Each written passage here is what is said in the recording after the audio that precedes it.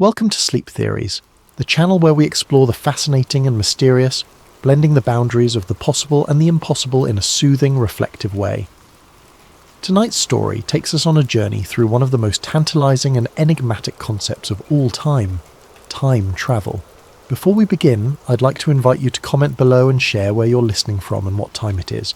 It's incredible to see how these stories bring us together from across the world, and if you enjoy our calming explorations of the unknown, don't forget to subscribe to Sleep Theories. Now, settle in, find a comfortable position, and let your imagination drift as we begin tonight's tale. Liam Mercer had always prided himself on being a man of reason. In a world teeming with chaos and half-truths, he found comfort in the certainty of logic. He lived by it, letting it guide his every decision. His colleagues joked that he was the go-to guy for answers, the one who could debug a computer and a bad day with the same steady, pragmatic approach. To Liam, every problem was a puzzle, every puzzle had a solution, and no solution required jumping to far-fetched conclusions. His mornings were as structured as his mindset. Liam woke at 7 a.m. sharp to the buzz of an alarm that never once needed snoozing. He brewed a single cup of dark roast coffee, black with no sugar, just the way he liked it, and scanned the news on his tablet. World events, tech updates, local weather, everything was absorbed with the detached interest of someone who preferred facts over opinions. No drama, no conspiracies, just data. His apartment was an extension of this philosophy. Neat, efficient, and minimal. Every piece of furniture served a purpose, and every cable was neatly tucked away. The walls were painted a cool grey, the shelves lined with books on coding, system architecture, and the occasional sci-fi novel he'd begrudgingly admit to enjoying. Even his closet was a study in simplicity, a palette of blues, greys and blacks that made getting dressed in the morning an effortless decision. Work was much the same. Liam arrived at the office 10 minutes early every day, greeted the receptionist with a polite nod, and slipped into his cubicle like clockwork. His desk was as organised as the rest of his life, a perfectly centred monitor, a keyboard free of fingerprints, and a small potted plant that added just the right touch of humanity to an otherwise sterile setup. He liked his job, though he wouldn't call it a passion. It was reliable, steady, and predictable. Everything Liam valued. What set Liam apart wasn't his skill with technology, though he was undeniably good at what he did. It was his unshakable practicality. While others speculated about the why behind a glitch or a crash, Liam focused on the how. Why did it happen? He didn't care much. How do you fix it? That was his concern. When his colleagues spun theories about potential causes, Liam simply rolled up his sleeves and got to work, his fingers flying over the keyboard with the kind of precision that only came from years of practice. Outside of work, Liam's life was equally unremarkable, though not unpleasant. He frequented the same coffee shop every Saturday, ordered the same latte, and sat in the same corner booth. He enjoyed hiking the nearby trails, though he always stuck to the marked paths. His social circle was small but reliable, consisting of a few old friends who shared his preference for board games over bar hopping, and debates about movie plot holes over small talk. To anyone observing from the outside, Liam's life might have seemed dull, but to him it was exactly as it should be. He didn't crave adventure or intrigue. He didn't need the thrill of the unknown. His world was orderly, his days predictable, and he liked it that way. If there was one thing Liam disliked, it was chaos. Anything that disrupted the carefully constructed rhythm of his life, and that's why the events that followed were so profoundly unsettling. Liam Mercer was a man who believed in the tangible, the explainable, and the logical. But as he would soon discover, not everything in life could be so neatly categorized. Sometimes, the answers defied explanation, and the questions were bigger than he ever imagined. Liam's palms felt clammy as he typed, trying to maintain a facade of normalcy. He glanced at the technician, whose sharp gaze lingered on the screen for a beat too long. Liam could feel his pulse thundering in his ears, each second stretching out as if time itself were conspiring against him. He resisted the urge to wipe his hands on his jeans, knowing any sign of nervousness could draw attention. "Good," the technician said curtly, crossing his arms. "Management doesn't like delays." Liam forced a small nod and turned back to the server. He clicked through the routine diagnostic checks, his mind racing in 1,000 different directions. He couldn't unsee what he'd just uncovered. Those diagrams, the logs, the video, it was real. It had to be. Every instinct told him this wasn't just some elaborate prank or experimental concept. The level of detail, the complexity of the data, it was unlike anything he'd encountered in his years of IT work. He glanced at the technician again, his peripheral vision catching the way the man's posture was just a bit too rigid, his fingers tapping a slow rhythm against his arm. Liam kept his movements deliberate, steady, as he pretended to work through the final steps of the server repair. His internal clock told him he'd been in the room too long. Suspicion was the last thing he needed right now. "I'll need a few more minutes," Liam said, keeping his voice neutral. The encryption was layered in a way I didn't expect. The technician's brow furrowed slightly, but he didn't respond. Instead, he leaned against the doorframe, his watchful eyes never leaving Liam. The tension in the room felt suffocating, like an invisible weight pressing down on him. Liam couldn't help but wonder if the technician knew, or at least suspected, what he'd seen. As Liam finished the diagnostics, his thoughts churned. What should he do next? If he left the files alone, he might walk away without further incident. But if this information was as significant as it seemed, was it ethical, or even safe, to pretend he hadn't seen it? He wanted answers, but more than that, he wanted to ensure that whatever this technology was, it wouldn't endanger anyone. "I'll test the backup now," Liam said, his tone as professional as he could muster. He navigated to a safe, generic set of files to perform a routine integrity check. Outwardly, it appeared as though he was tying up loose ends, but inwardly, he was formulating a plan. He couldn't risk trying to extract any of the files here. He was being watched too closely. But if he could memorize key terms or details, perhaps he could research them later. He risked a glance at the technician. The man's eyes had drifted to his phone, his focus momentarily elsewhere. It was a small window of opportunity, but Liam didn't dare waste it. He opened the diagnostic console and quickly typed a few innocuous-looking lines of code, embedding a simple keylogger that would give him remote access to the server once he was off-site. He knew it was a gamble. If anyone noticed the intrusion, it could blow his cover. But the curiosity burning inside him outweighed the risk. "There," Liam said, his voice steady. "The server's stable now. You shouldn't have any more issues." The technician stepped forward, glancing at the monitor. "Good. I'll need you to file a report before you leave. Standard protocol." "Of course," Liam said, already standing and gathering his tools. He kept his expression neutral, even as his mind screamed at him to leave as quickly as possible. The technician escorted him to a small office where he was handed a clipboard with a form to fill out. The questions were standard: details of the issue, steps taken to resolve it, and confirmation of the server's restored functionality. Liam filled it out meticulously, careful not to let his handwriting betray his nerves. When he handed it back, the technician skimmed it briefly before giving a curt nod. "You're clear to go," he said, gesturing toward the exit. Liam forced a smile. "Thanks, let me know if anything else comes up." The walk back through the building felt interminable. He passed through the same security checkpoints, presenting his ID and signing out as required. Every step felt heavier than the last, his stomach twisting with the knowledge of what he'd seen and what he'd done. By the time he reached his car, his hands were trembling. He fumbled with the keys, taking a deep breath to steady himself before sliding into the driver's seat. The drive home was a blur. His thoughts swirled like a storm, replaying the images on the screen, the strange terminology, the vanishing man in the video. He couldn't shake the feeling that he'd just opened a door he was never meant to see, let alone step through. And yet, part of him was exhilarated. If this technology was real, it could change everything: history, science, even the very fabric of existence. But as he pulled into the driveway of his modest apartment complex, a flicker of doubt crept in. What if someone had noticed? What if the technician had seen through his act or the keylogger was detected? He shook his head, trying to dismiss the thoughts. He had done everything carefully, methodically. There was no reason to think anyone would suspect him. Or so he told himself. As he locked the car and headed inside, Liam's eyes darted toward the street. A black sedan sat parked a few houses down, its windows tinted too dark to see through. It wasn't a car he recognised, but it could have been anyone. A neighbour, a visitor, even a passing stranger. And yet, As he climbed the stairs to his apartment, he couldn't shake the feeling that he was being watched. The rest of the day passed in a haze.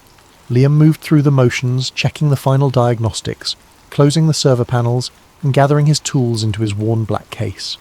On the surface, everything appeared normal, but inside his thoughts churned relentlessly. The images of those diagrams and the grainy video of the man disappearing into thin air replayed over and over in his mind like a movie he couldn't turn off. The words temporal displacement protocols echoed in his head, accompanied by a gnawing sense of unease. He couldn't stop questioning what he'd seen. Were the files real? Were they some kind of advanced simulation or classified experiment? And if they were real, why were they stored on a server so poorly maintained that someone like him had to repair it? The whole situation felt wrong, like a puzzle where none of the pieces should fit but somehow did. Liam knew one thing for sure. What he'd stumbled upon wasn't meant for his eyes. As he exited the server room, the lab's technician gave him a curt nod, but Liam noticed the man's eyes lingered a moment too long on the flash drive peeking out of Liam's case.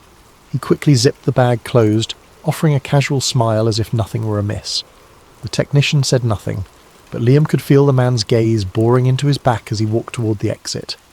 The process of leaving the lab was just as tedious as entering it. He passed through checkpoint after checkpoint, presenting his ID and signing forms at each stop. His palms were clammy, and he forced himself to remain calm, to keep his movements slow and deliberate. Each guard seemed to scrutinize him just a little more than they had that morning, their eyes lingering on his badge or scanning his bag with what felt like extra care. Liam reminded himself to breathe. They had no reason to suspect him, no way of knowing he'd accessed the files. He had done his work, fixed the problem, and left the lab as instructed. At least, that's what it looked like. Finally, after what felt like an eternity, Liam stepped out into the crisp late afternoon air. The sun was beginning to dip below the horizon, casting long shadows across the parking lot. He inhaled deeply, the scent of rain in the distance cutting through his spiralling thoughts. His car was parked in the far corner, away from the other vehicles. As he approached it, the flash drive in his bag seemed to grow heavier, its weight pressing against his mind. Was it a mistake to take it? Should he have left everything behind and walked away? The questions swirled, unanswered, as he climbed into the driver's seat and started the engine. The drive home felt surreal, the hum of the car blending with the noise in his head. He replayed the events in his mind, searching for signs he might have missed. An offhand comment from the technician, the guarded glances of the security staff. Did they know? Could they suspect? Or was he simply being paranoid? Liam glanced at the flash drive resting on the passenger seat, its plastic casing catching the fading light. The small device felt like a ticking time bomb, its contents holding answers he wasn't sure he wanted. But he couldn't ignore it. Not now. Not after what he'd seen. His logical side told him to destroy it, to rid himself of the evidence and pretend none of this had ever happened. But the part of him driven by curiosity, by the need to understand, won out. By the time he pulled into his apartment complex, dusk had settled over the city. Liam parked his car in its usual spot, pausing for a moment to scan the lot. Most of the spaces were empty, the faint glow of porch lights illuminating a handful of vehicles. His eyes lingered on a black SUV parked near the entrance, its windows tinted so dark they reflected the dim streetlights. It could have been anyone's car, but something about it made him pause. He shook his head, dismissing the thought as paranoia, and grabbed the flash drive before heading inside. In the safety of his apartment, Liam set his tools down and locked the door behind him. The silence was heavy, broken only by the faint hum of his refrigerator. He stood in the entryway for a moment, clutching the flash drive in his hand before heading to his desk. His laptop sat waiting, the screen dark but ready. He hesitated, the weight of what he was about to do settling over him like a shroud. Liam placed the flash drive on the desk and stared at it, his heart pounding in his chest. The questions that had haunted him all afternoon now seemed louder, more insistent. What had he gotten himself into? And what would happen if he kept going? He didn't know the answers, but he knew one thing for certain. There was no turning back now. That night, alone in his apartment, Liam opened the files again. He pored over the data, the calculations, the logs of temporal excursions. There were entries describing experiments with objects, sending a coin or a watch back in time, observing changes in its condition. Some logs mentioned people, though the details were vague. One entry caught his attention. Subject failed to return. Possible instability in the temporal anchor. Liam shuddered, the weight of what he was reading pressing down on him. Over the next week, Liam became consumed by the discovery. He barely ate, barely slept, his mind racing with the implications of what he had found. If time travel was real, it explained so much. Historical anomalies, unexplainable artifacts, sudden shifts in technology. But it also raised terrifying possibilities. Could the government be manipulating history, altering the past to shape the future? Liam's paranoia grew. He noticed a black SUV parked outside his building for 3 consecutive nights. His phone started acting strange, random glitches and dropped calls. One evening he returned home to find his apartment door slightly ajar. Nothing seemed out of place, but he couldn't shake the feeling that someone had been there. The breaking point came when he received a package in the mail, unmarked and wrapped in plain brown paper. Inside was a single note, typed in bold letters. "Stop digging." Liam's hands shook as he stared at the words. He knew he should let it go, destroy the files and pretend he'd never seen them. But something inside him wouldn't let him walk away. The world deserved to know the truth.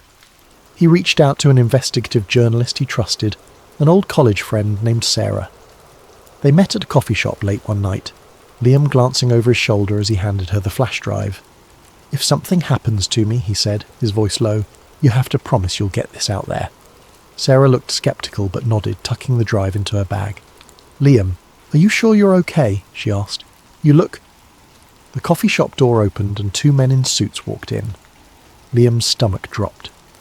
"We need to go," he whispered, grabbing Sarah's arm. But before they could move, the men approached their table. "Mr. Mercer," one of them said, his tone flat and authoritative, "we need you to come with us." Liam's mind raced, his instincts screaming at him to run, but it was too late. The men seized his arms, their grip firm but not violent. Sarah protested, but one of the men fixed her with a cold stare. "This doesn't concern you," he said. As they led Liam out of the coffee shop and into the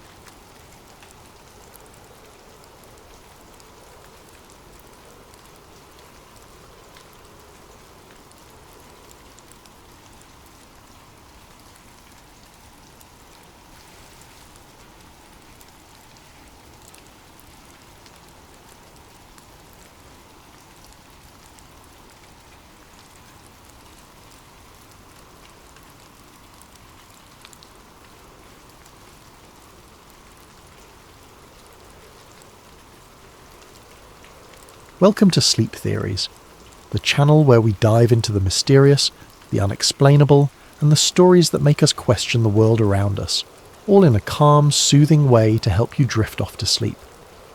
Tonight, we're exploring a tale inspired by one of the most controversial conspiracy theories of all time, the idea that the moon landing was staged. Imagine accidentally stumbling upon proof of such a hoax, and the risks you'd face in trying to expose it.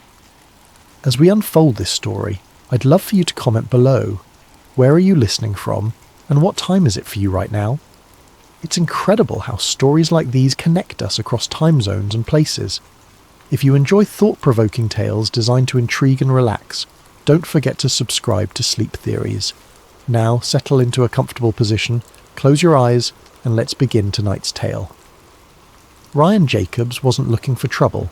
Trouble, it seemed, had a way of finding him. At 32, Ryan lived a relatively quiet life.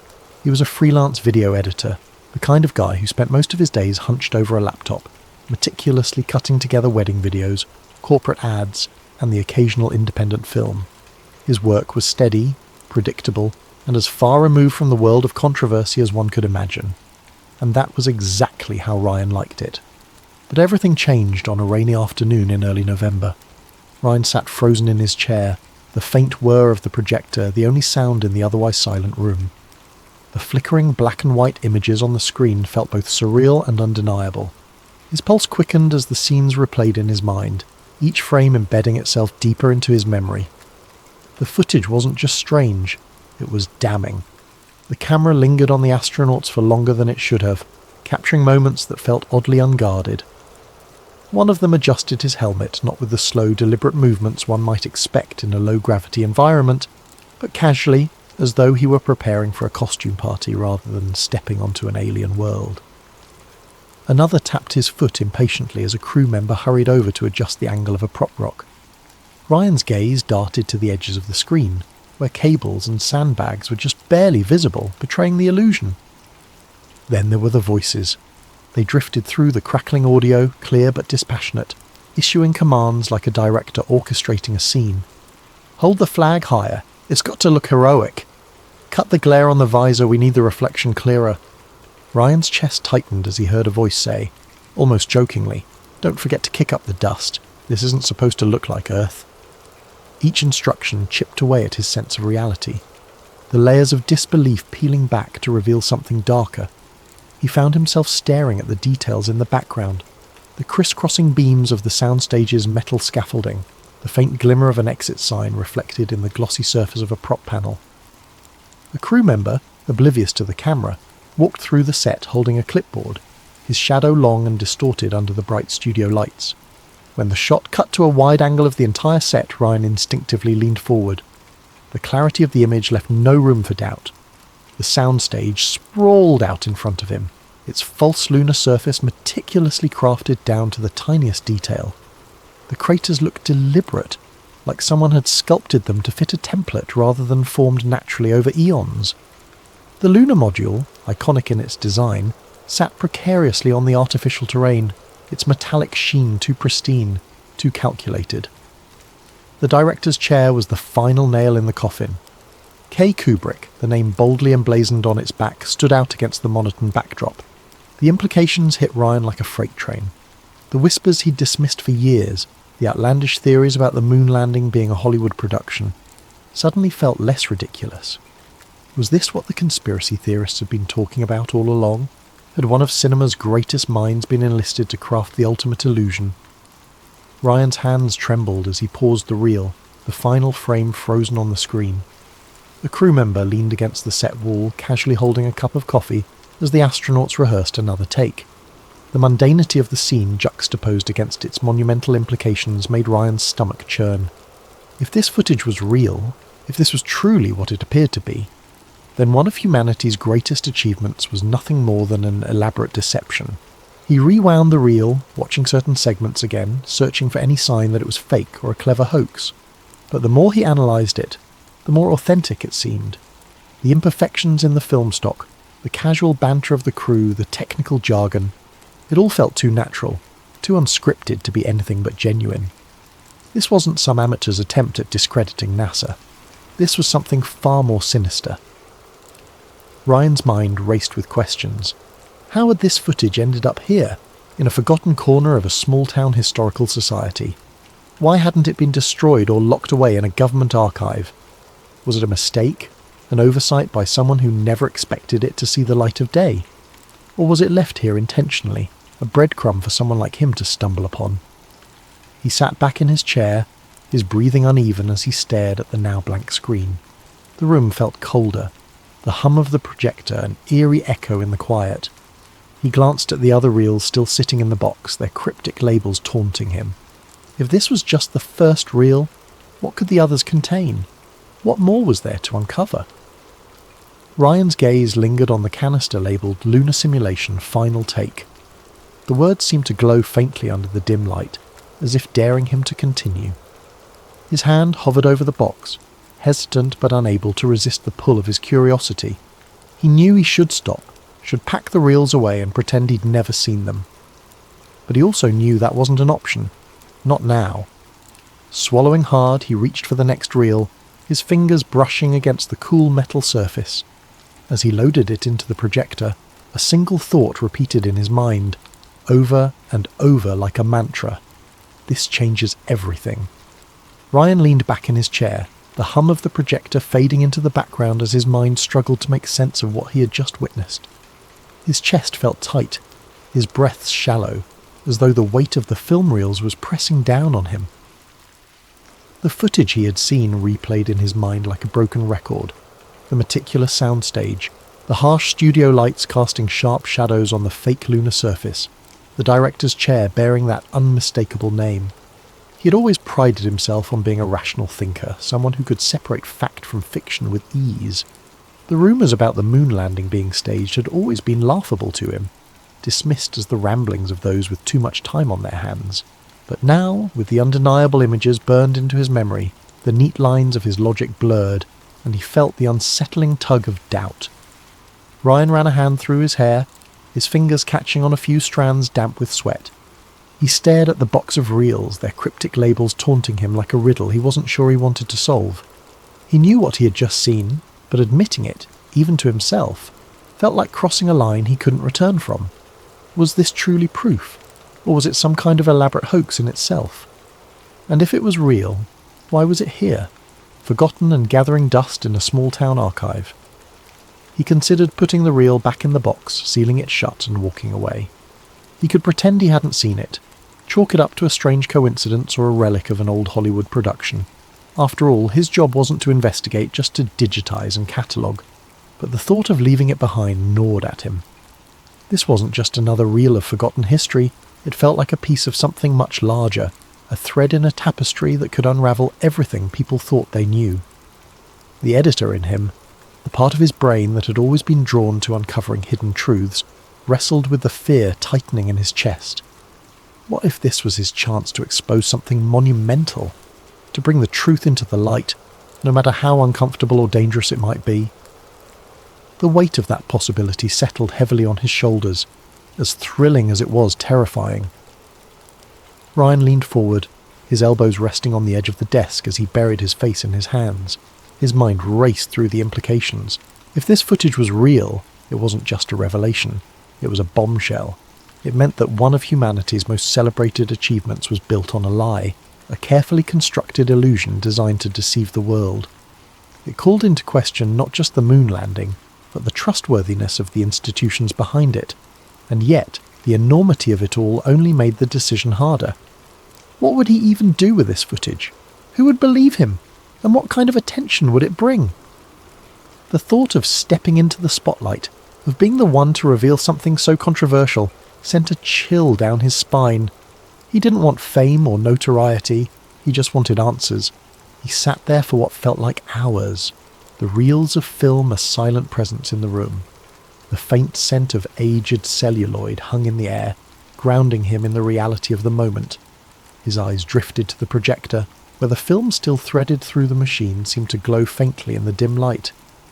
The temptation to watch it again, to analyse every frame for something he might have missed, was almost overwhelming. But the thought of pressing play again filled him with equal parts curiosity and dread. The more he replayed it in his mind, the more questions it raised, and with each question came a mounting sense of unease. What if this footage was never meant to be seen? What if it had been hidden here intentionally, discarded like a secret too dangerous to keep but too damning to destroy? The room seemed to close in around him, the shadows stretching longer as the day wore on.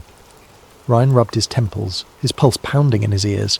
He knew there was no going back now, not after what he had seen. Ignoring it wasn't an option, no matter how much simpler it might have been.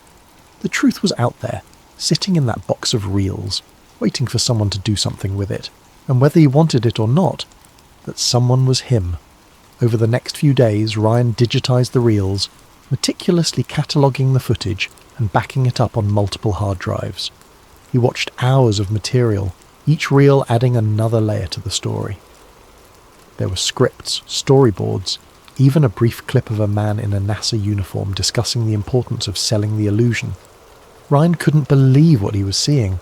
If this footage was real, it would change everything the world thought it knew about one of humanity's greatest achievements. But as the week went on, Ryan began to notice things. Small at first, but unsettling. A black SUV parked across the street from his apartment for hours on end. Strange clicks on his phone line during calls. His internet connection slowing to a crawl every time he tried to upload the files. He tried to convince himself it was paranoia, the result of spending too much time watching the reels, but deep down, he knew better. The first real scare came late one night.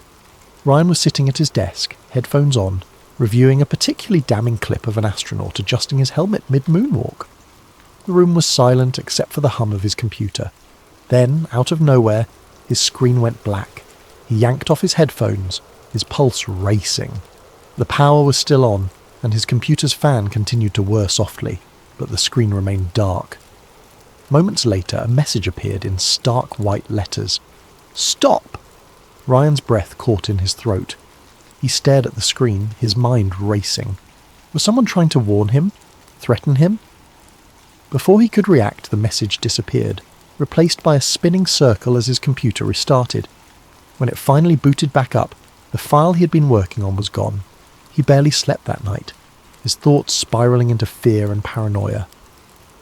The next morning he noticed the black SUV again, idling at the corner of his street. This time he was sure it wasn't a coincidence. Ryan decided to act. He copied the footage onto multiple drives, hiding them in different places, one in his closet, another in a safety deposit box at the bank, and a third mailed to a friend in another state. He reached out to a journalist he trusted, a woman named Claire who had a reputation for taking on controversial stories. They agreed to meet in a crowded cafe downtown, where Ryan showed her snippets of the footage on his laptop. Claire's reaction was immediate. Her face paled as she watched, her hands trembling as she adjusted her glasses. "Ryan," she said, her voice barely above a whisper, "do you know what this means? If this is real, if this gets out—" "It has to get out," Ryan interrupted. "People deserve to know the truth." But Claire looked hesitant. "You don't understand," she said. "This isn't just some cover-up. If what you're saying is true, the people behind this won't just let it slide. They'll do whatever it takes to keep it quiet." Ryan nodded. He had already begun to realise the extent of what he was up against, but knowing didn't make it any easier. The next few days were a blur. Claire agreed to help him investigate further, using her connections to verify the authenticity of the footage. But as they worked, the pressure mounted. Ryan's apartment was broken into, nothing stolen, but everything rifled through. His phone buzzed constantly with unknown numbers, the calls ending in silence when he answered, and every time he looked over his shoulder, he saw the same black SUV parked just out of sight. Ryan's paranoia grew. He stopped sleeping, his nerves fraying with each passing hour. He couldn't shake the feeling that someone was watching him, waiting for him to slip up. Even Claire began to worry, urging him to lay low while she handled the story. Then, one night, Ryan's worst fear came true. He was driving home from Claire's office when he noticed headlights behind him, too close and too persistent to be another commuter. He turned onto a side street, then another, his heart racing as the car followed him. Panic set in, his hands gripping the wheel so tightly his knuckles turned white. He didn't go home that night. Instead, he checked into a cheap motel on the outskirts of town, paying in cash and parking his car out of sight. He spent the night staring at the door, half expecting it to burst open at any moment. The hard drive with the original footage was in his bag, his last line of defence against the shadows closing in around him. By morning, Ryan knew he couldn't keep running forever. He contacted Claire, arranging to meet her at a secure location to hand over the footage. But when he arrived, she wasn't there. Instead, he found a note taped to the inside of the cafe door. "Trust no one. They're watching me too." Ryan's stomach dropped. He knew he was out of options. Alone and terrified, he boarded a bus to a city halfway across the country, the hard drive hidden in a pocket sewn into his jacket. He didn't know where he was going or how he'd expose the truth, but one thing was certain: the secret he carried was too important to bury. Thank you for joining us on Sleep Theories. As you drift off tonight, let this story remind you of the fine line between truth and deception, and the courage it takes to uncover what lies beneath. Sleep well, and sweet dreams.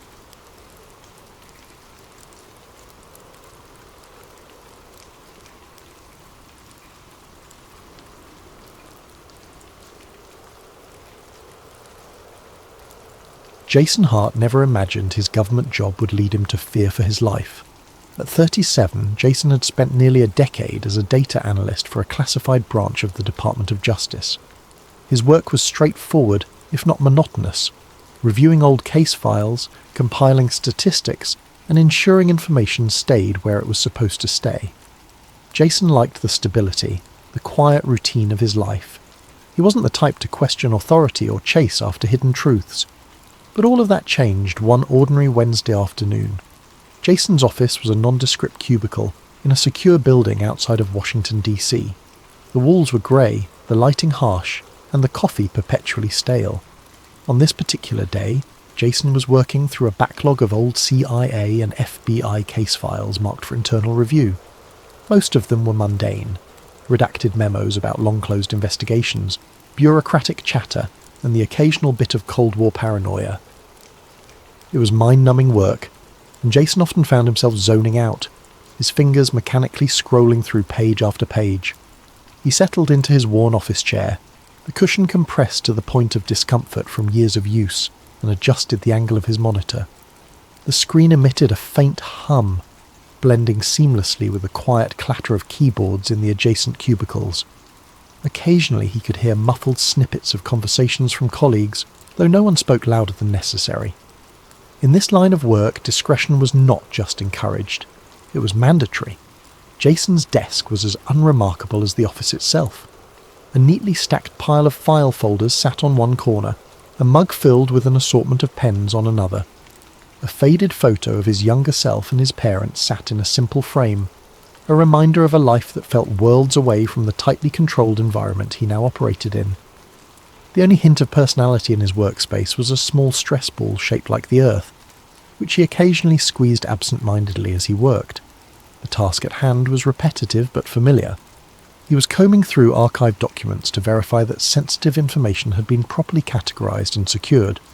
Each file was a window into the past, though most were dull snapshots of bureaucracy, records of mundane investigations, outdated protocols, and procedural updates long since rendered irrelevant. Yet every so often, a document would catch his eye, something slightly out of place, an odd phrasing or a name that didn't seem to belong. That was part of what made Jason good at his job. He had a knack for spotting anomalies, the little details others might overlook. It wasn't that he was overly curious, he simply liked order, and inconsistencies were like splinters in his otherwise tidy mental framework. Today, however, the files seemed particularly unremarkable, and his mind began to wander. He glanced at the clock on the wall, its second hand ticking steadily toward lunchtime. Time always seemed to move slower in this building, as if the walls themselves conspired to stretch the hours. Jason sighed and took a sip from his coffee mug, wincing at the lukewarm bitterness. He made a mental note to brew a fresh pot later, though he knew he probably wouldn't. Routine had a way of dulling even the smallest ambitions. As his gaze drifted back to his screen, he noticed a folder he hadn't seen before. It wasn't unusual for files to appear unexpectedly. Sometimes supervisors added tasks without warning, assuming analysts would simply get to them in due course. Still, the folder's title struck him as odd. Confidential, Special Review. Most of the files he dealt with were part of larger collections, with clear naming conventions that reflected their contents.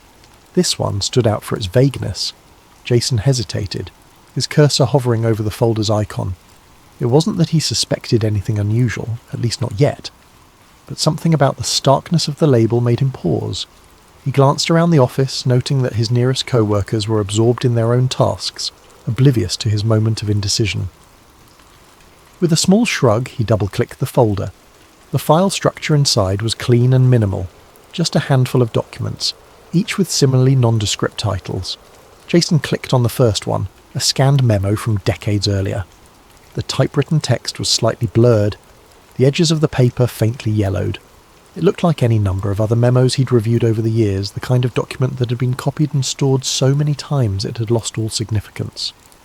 Yet, as he began to read, he noticed something unusual. The memo referenced a high-priority operation involving multiple agencies, but it lacked the usual bureaucratic jargon. The language was blunt, almost conversational, which was rare in official communications. Jason leaned closer to the screen, his brow furrowing as he scanned the rest of the document. It was vague, but there were mentions of directives from the highest level, and sensitive outcomes requiring absolute discretion. Jason's instincts kicked in, a flicker of unease sparking in the back of his mind. He couldn't quite put his finger on it, but something about the tone felt wrong. He reached for his stress ball, squeezing it absent-mindedly as he reread the memo. A nagging thought formed in his mind. Maybe this was more than just an old, unimportant file. He moved on to the next document, his curiosity now fully engaged. As the page loaded, Jason adjusted his glasses and prepared for another round of bureaucratic monotony. But the more he read, the more a strange sensation began to creep over him, a sense that he was venturing into territory he wasn't meant to see. But one file caught his attention. The folder was marked Top Secret, Operation Patriot. The name meant nothing to him, but the subheading grabbed his curiosity. Dallas Contingency Planning, November 1963. Jason felt a chill creep up his spine as he opened the file. He'd always been fascinated by the JFK assassination, though he'd never believed the wilder conspiracy theories. But this file, buried deep in the system, seemed to suggest there was more to the story. The first few pages were innocuous. Logistics, travel plans, and memos about security protocols. But as he scrolled further, the tone shifted. Jason's eyes widened as he read a memo from a high-ranking official detailing the need for absolute control over the narrative in the event of a Dallas incident. The document referenced individuals with code names and included phrases like plausible deniability and coordinated disinformation efforts. Jason leaned closer to his screen, his heart pounding. The language was vague enough to avoid outright accusations, but the implications were clear. This wasn't about protecting the president. It was about preparing for the fallout from his death. He hesitated for a moment, his fingers hovering over the keyboard. He knew he shouldn't dig any deeper. His clearance allowed him access to these files, but reading them and understanding them was another matter entirely. But his curiosity burned too brightly to ignore. He opened the next document. This one was worse. It was a transcript of a conversation between two officials, one of whom was labelled Director. The dialogue was chilling in its frankness. Are the assets in place? Yes, Dallas is secured. The fall guy is ready. Good. This has to look clean. No loose ends. Jason's stomach churned. The fall guy? They were talking about Lee Harvey Oswald, weren't they? He read further, finding references to altered ballistics reports, instructions to remove inconvenient witnesses, and even plans to intimidate local law enforcement into silence. The more he read, the clearer it became. This wasn't speculation or theory. This was a roadmap for covering up a murder. Jason pushed his chair back, his heart racing. He glanced around the office, half expecting someone to appear and yank him away from his desk. But the room was quiet, the hum of computers and faint rustle of papers the only sounds. He took a deep breath, trying to steady himself. This couldn't be real, could it?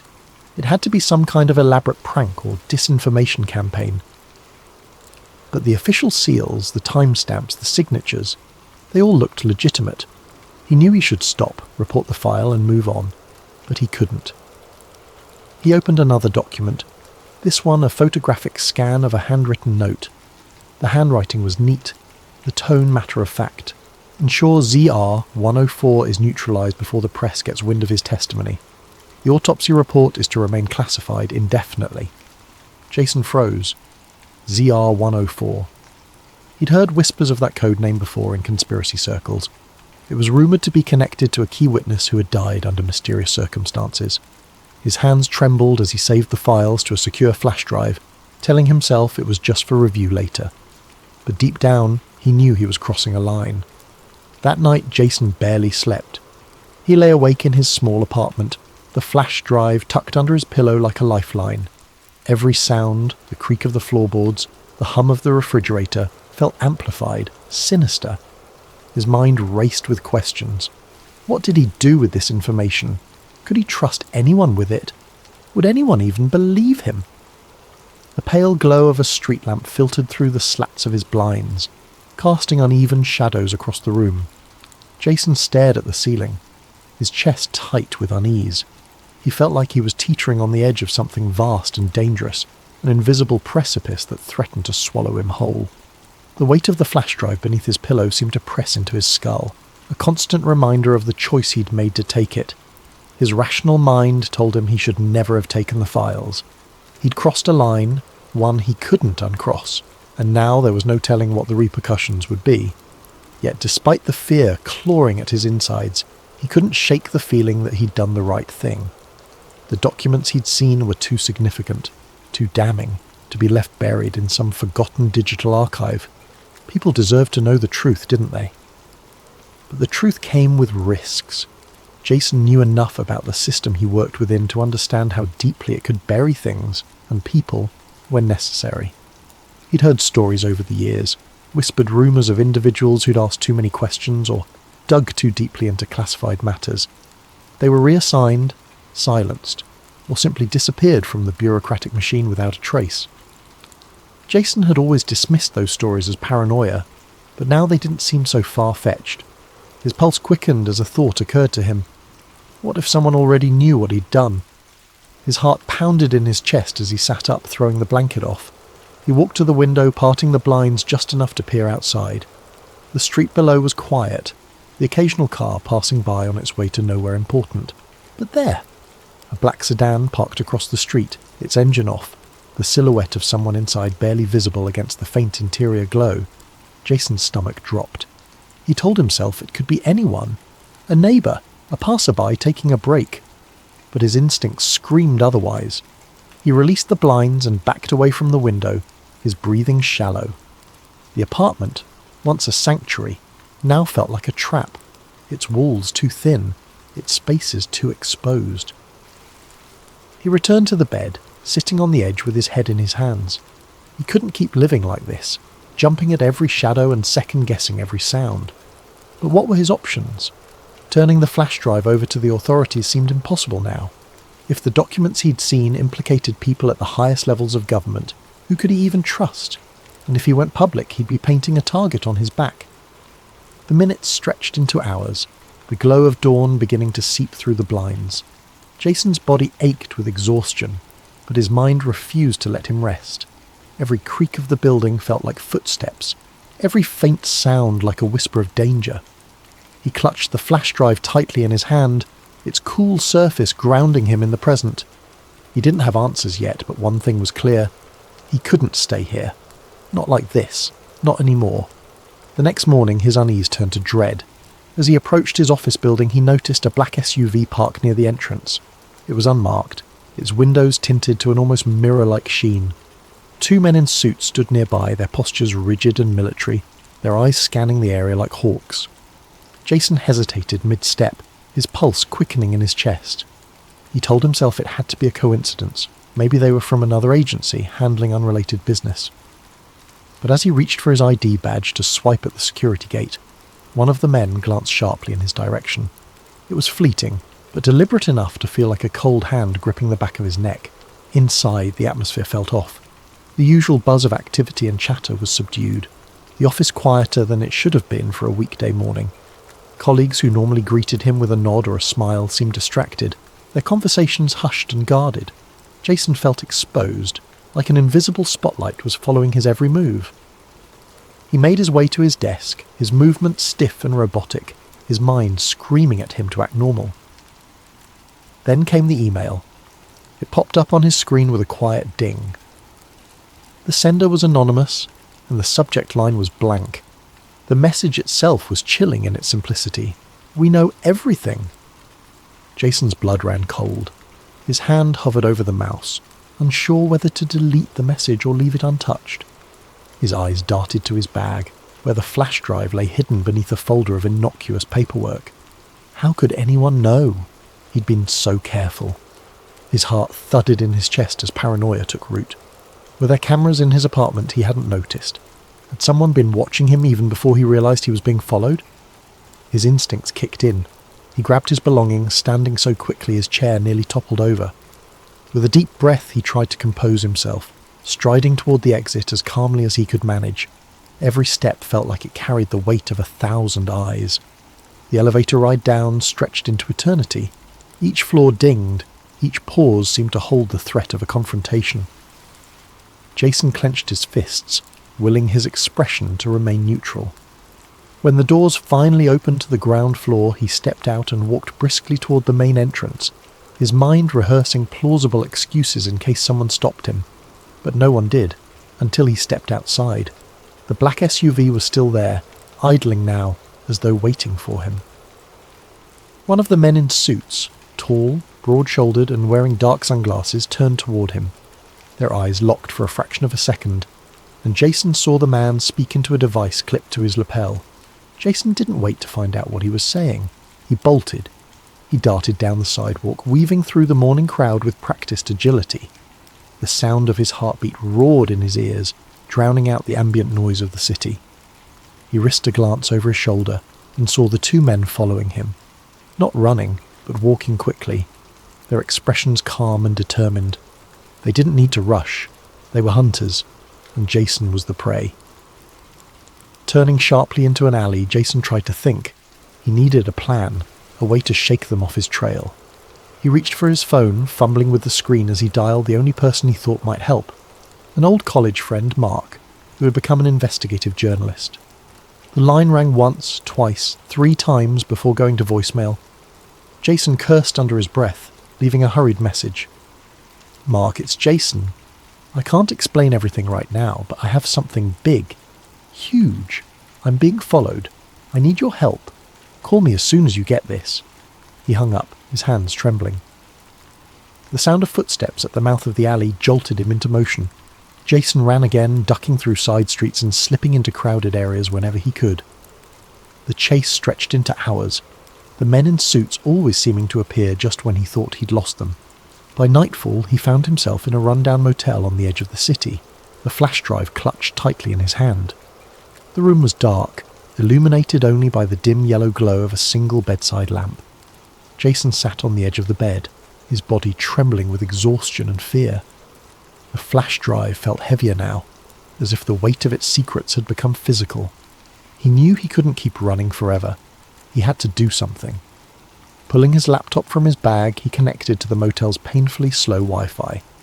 He opened an encrypted email service and began typing furiously, attaching the files one by one. He sent them to every journalist, whistleblower organisation, and trusted contact he could think of. Each email felt like a small victory, but also a step closer to an inevitable reckoning. As the last email sent, Jason leaned back, exhaling shakily. For the first time in days, he felt a flicker of relief, but it was short-lived. A faint hum reached his ears, growing louder with each passing second. Jason froze, his eyes darting to the window. He peeked through the curtains and saw it. The black SUV, parked under a flickering streetlight. The engine idled, its presence an ominous reminder that his time had run out. Jason's pulse quickened as he turned off his laptop, shoving it back into his bag along with the now empty flash drive. He couldn't stay here. He had to move. But as he grabbed his belongings and reached for the door, he heard footsteps approaching the room. They were slow, deliberate and unhurried, the sound of people who already knew they had won. Jason backed away from the door, his breath coming in shallow gasps. His eyes darted around the room, searching for an escape, but there was none. The faint knock on the door was almost polite, but it carried a weight that made Jason's knees weak. "Mr. Hart," a voice called from the other side. It was calm, even friendly, but Jason could hear the edge beneath it. "We just want to talk." Jason didn't answer. His mind raced, torn between surrendering and whatever slim chance he might have at escape. The knock came again, firmer this time. "Open the door, Mr. Hart. You've made things very complicated for yourself." Jason swallowed hard, his back pressed against the far wall of the room. He didn't move, didn't breathe. The silence stretched, the tension in the air thick enough to choke on. And then, with a crash, the door splintered open. The last thing Jason saw was the silhouette of a man stepping through the doorway, a glint of something metallic in his hand. And then, the world went dark. Thank you for joining us on Sleep Theories. As you drift off tonight, let Jason's story remind you that the pursuit of truth often comes at a price, and sometimes the greatest stories are hidden in the places we least expect. Sleep well and sweet dreams.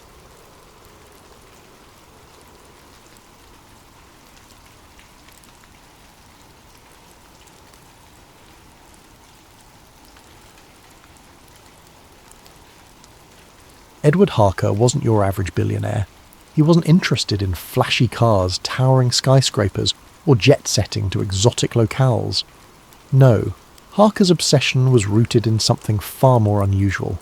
From the outside, he was a tech magnate, a man who'd built an empire of innovations that transformed industries and amassed him unimaginable wealth. But behind closed doors, he harboured a secret fascination, an unshakable belief that the earth was flat. This wasn't just a passing curiosity or the idle musings of a man with too much time on his hands. For Harker, it was a conviction that had taken root in the deepest recesses of his mind, growing steadily over the years. It had started innocently enough, with late-night internet searches and debates in obscure online forums. But what began as a hobby had spiraled into a full-fledged obsession that consumed him. He wasn't just interested in proving the theory. He was determined to unravel the greatest deception he believed humanity had ever faced. Harker's sprawling estate in the countryside became his sanctuary for this quest. Behind the gates, nestled among manicured gardens and futuristic laboratories, he built a personal library dedicated to the subject. Shelves groaned under the weight of ancient atlases, declassified government documents, and obscure scientific treatises. Maps from centuries past covered his walls, their faded lines and inscriptions serving as a testament to the worldviews of a forgotten era, an era he believed held more truth than the polished narratives of modern times. He would sit for hours in his dimly lit study, his fingers tracing the lines of a 15th century map that depicted a flat Earth surrounded by an unbroken ring of ice. The details were striking.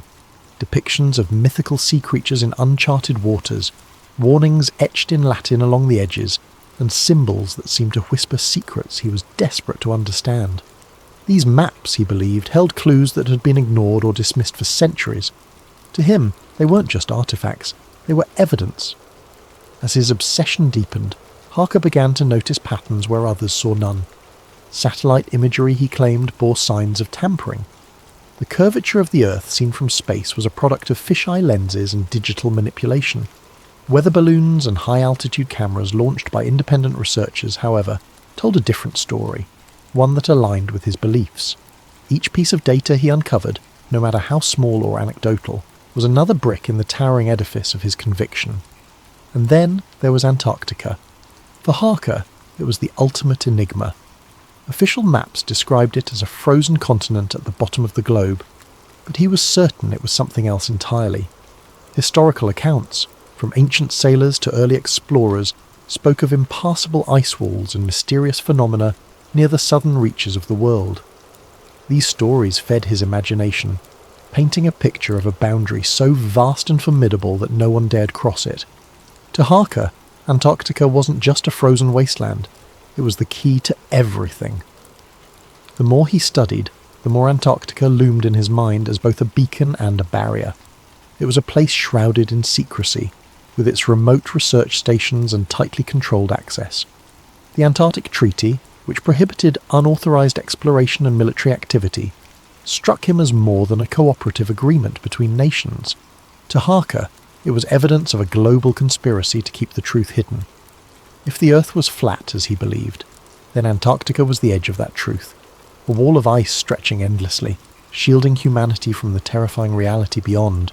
But Harker wasn't content to theorize. For all his books, maps, and meticulously compiled research, he lacked the one thing he craved most: proof. He wanted to see the edge of the Earth with his own eyes, to document it, to expose the lie to the world, and he had the means to do it.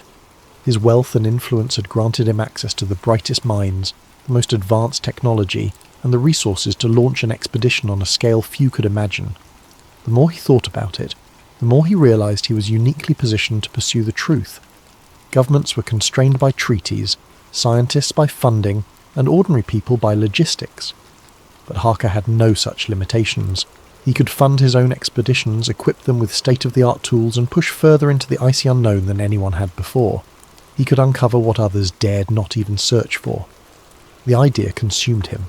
It wasn't just about proving the flat Earth theory. It was about vindication, about being the one man bold enough to challenge centuries of dogma. The thought thrilled him, even as it filled him with an undercurrent of unease. Deep down, he knew the journey would be perilous, both physically and reputationally. But the stakes only made it more irresistible. In the quiet moments, late at night in his study, he would stand before a massive map of Antarctica pinned to the wall. Its stark, featureless expanse stared back at him, daring him to venture into its depths, and every time he looked at it, he felt the same electric pulse of determination. If the edge of the Earth truly existed, he would find it, and nothing, not the icy terrain, not the skepticism of the world, not even the possibility of failure, would stop him. It started small. He funded a series of private expeditions to Antarctica, hiring teams of seasoned explorers, scientists, and adventurers. Their mission was simple: document what lay beyond the ice, capture evidence of what the world had been told didn't exist, and bring back irrefutable proof. Each team was outfitted with cutting-edge technology, GPS systems, satellite communication devices, drones, and even experimental ice-penetrating radar. Money was no object. Harker spared no expense, convinced that if he gave these expeditions every possible advantage, success was inevitable. But none of the teams returned. The first group seemed to vanish into thin air. For weeks they sent regular transmissions filled with data and updates, their voices crackling with excitement as they described the surreal beauty of the icy landscape and their progress deeper into the frozen expanse. And then, without warning, the signal stopped. Search efforts were launched, but the desolation of Antarctica made the task nearly impossible. The rescue teams found no sign of the explorers, no abandoned camps, no wreckage, not even a single piece of discarded equipment. It was as if the ice had swallowed them whole. Harker was shaken but undeterred. He doubled down, convinced that the first team had fallen victim to the harsh, unpredictable conditions. This time he hired an even more experienced group, one that included former military personnel, climatologists and survival experts. Their preparations were meticulous. They carried weeks' worth of supplies, redundancies for every piece of equipment, and specialised training in Antarctic navigation. For a time, it seemed like they were making progress. The transmissions came regularly, filled with reports of treacherous terrain and weather conditions. Then, just like before, silence. Another team gone, as though the icy continent itself had consumed them. The third expedition was the most ambitious yet. Harker personally oversaw every detail, from the selection of the team to the design of their equipment. He incorporated lessons learned from the previous failures, adding more robust communication systems, heavier vehicles, and even aerial reconnaissance drones. He was determined to leave nothing to chance. This time, they were going to make it. This time, they were going to succeed. But the third team also disappeared. Their last transmission was garbled, frantic, and cut short mid-sentence. The rescue operation that followed was exhaustive, involving some of the most advanced technologies available, but the result was the same. Nothing. No bodies, no wreckage, no answers. The losses were staggering. Dozens of lives, millions of dollars in equipment, and months of planning, all gone without explanation. The disappearances began to attract attention from the media, with sensational headlines speculating about the dangers of Antarctica and questioning Harker's obsession. But it wasn't just the public that started to doubt him. His board of advisors grew increasingly concerned. They called emergency meetings, their voices filled with frustration and fear as they begged him to stop. "It's madness, Edward," one of them said during a tense gathering in his estate's conference room. 3 expeditions, 3 failures. How many more lives are you willing to risk? "You're throwing money into a void," another added, shaking his head. "Whatever you think is out there isn't worth this. It's time to let it go." But Harker couldn't let it go. He wouldn't. To him, the disappearances weren't just tragedies, they were proof.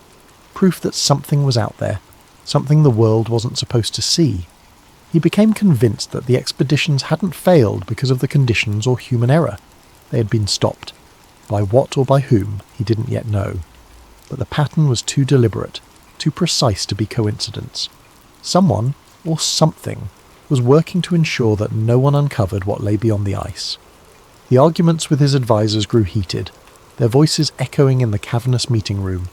They pleaded with him to see reason, to consider the mounting losses and the toll his obsession was taking. But Harker had long since crossed the line from determination to fixation. The evidence was all around him, he argued. The disappearances, the sudden silences, the complete lack of wreckage. "You don't understand," he told them, his voice steely. "This isn't failure, it's interference, and it's all the more reason to press on." His advisors exchanged uneasy glances. They had seen Harker driven before. His ambition was what had built his empire. But this was different. This was a man consumed by something he couldn't let go, no matter the cost. They warned him, some even threatening to resign if he continued. But Harker's resolve was unshaken. He was too close, too certain that the answers he sought were within reach. And so he made a decision that shocked even those who knew him best. If no one else could succeed, then he would lead the next expedition himself. "I'm going," he announced one evening, his voice calm but resolute. "If I want answers, I need to find them myself." The preparations for Harker's journey were exhaustive. He assembled a team of the best and brightest: glaciologists, cartographers, survival experts, and a handful of trusted security personnel. They were given the finest equipment money could buy: custom-built snow vehicles, high-tech communication gear, and enough provisions to last months. Harker spared no expense, determined that this expedition would succeed where the others had failed. Their departure was shrouded in secrecy, a cloak of anonymity drawn tightly around every detail of the mission. No announcements were made, no social media posts leaked. The group boarded a private jet in the dead of night, their destination listed as a vague research operation. Even the crew piloting the aircraft had been sworn to silence, signing ironclad non-disclosure agreements. Harker had made it clear to everyone involved: if word of their mission got out, they would likely never make it past the runway. The team's journey began at a remote and rarely used base on the edge of Antarctica, far from the bustling hubs of international research stations. The facility was little more than a cluster of prefabricated buildings and a small airstrip, barely visible against the backdrop of endless white. It had been chosen for its isolation, ensuring that no curious eyes would be watching. Supplies were unloaded quickly, their crates marked only with cryptic codes to obscure their true contents. Harker moved among the team, his presence both inspiring and intimidating, a mix of quiet determination and restless energy. He didn't trust anyone outside their circle, not the media, not the international coalitions that regulated Antarctic expeditions, not even the scientists who claimed to champion transparency and discovery. To Harker, they were all potential agents of the conspiracy, complicit in maintaining the illusion of a spherical Earth. His paranoia, once a quiet undercurrent, had become an undeniable force driving every aspect of the operation. The team's morale was an uneasy blend of excitement and trepidation.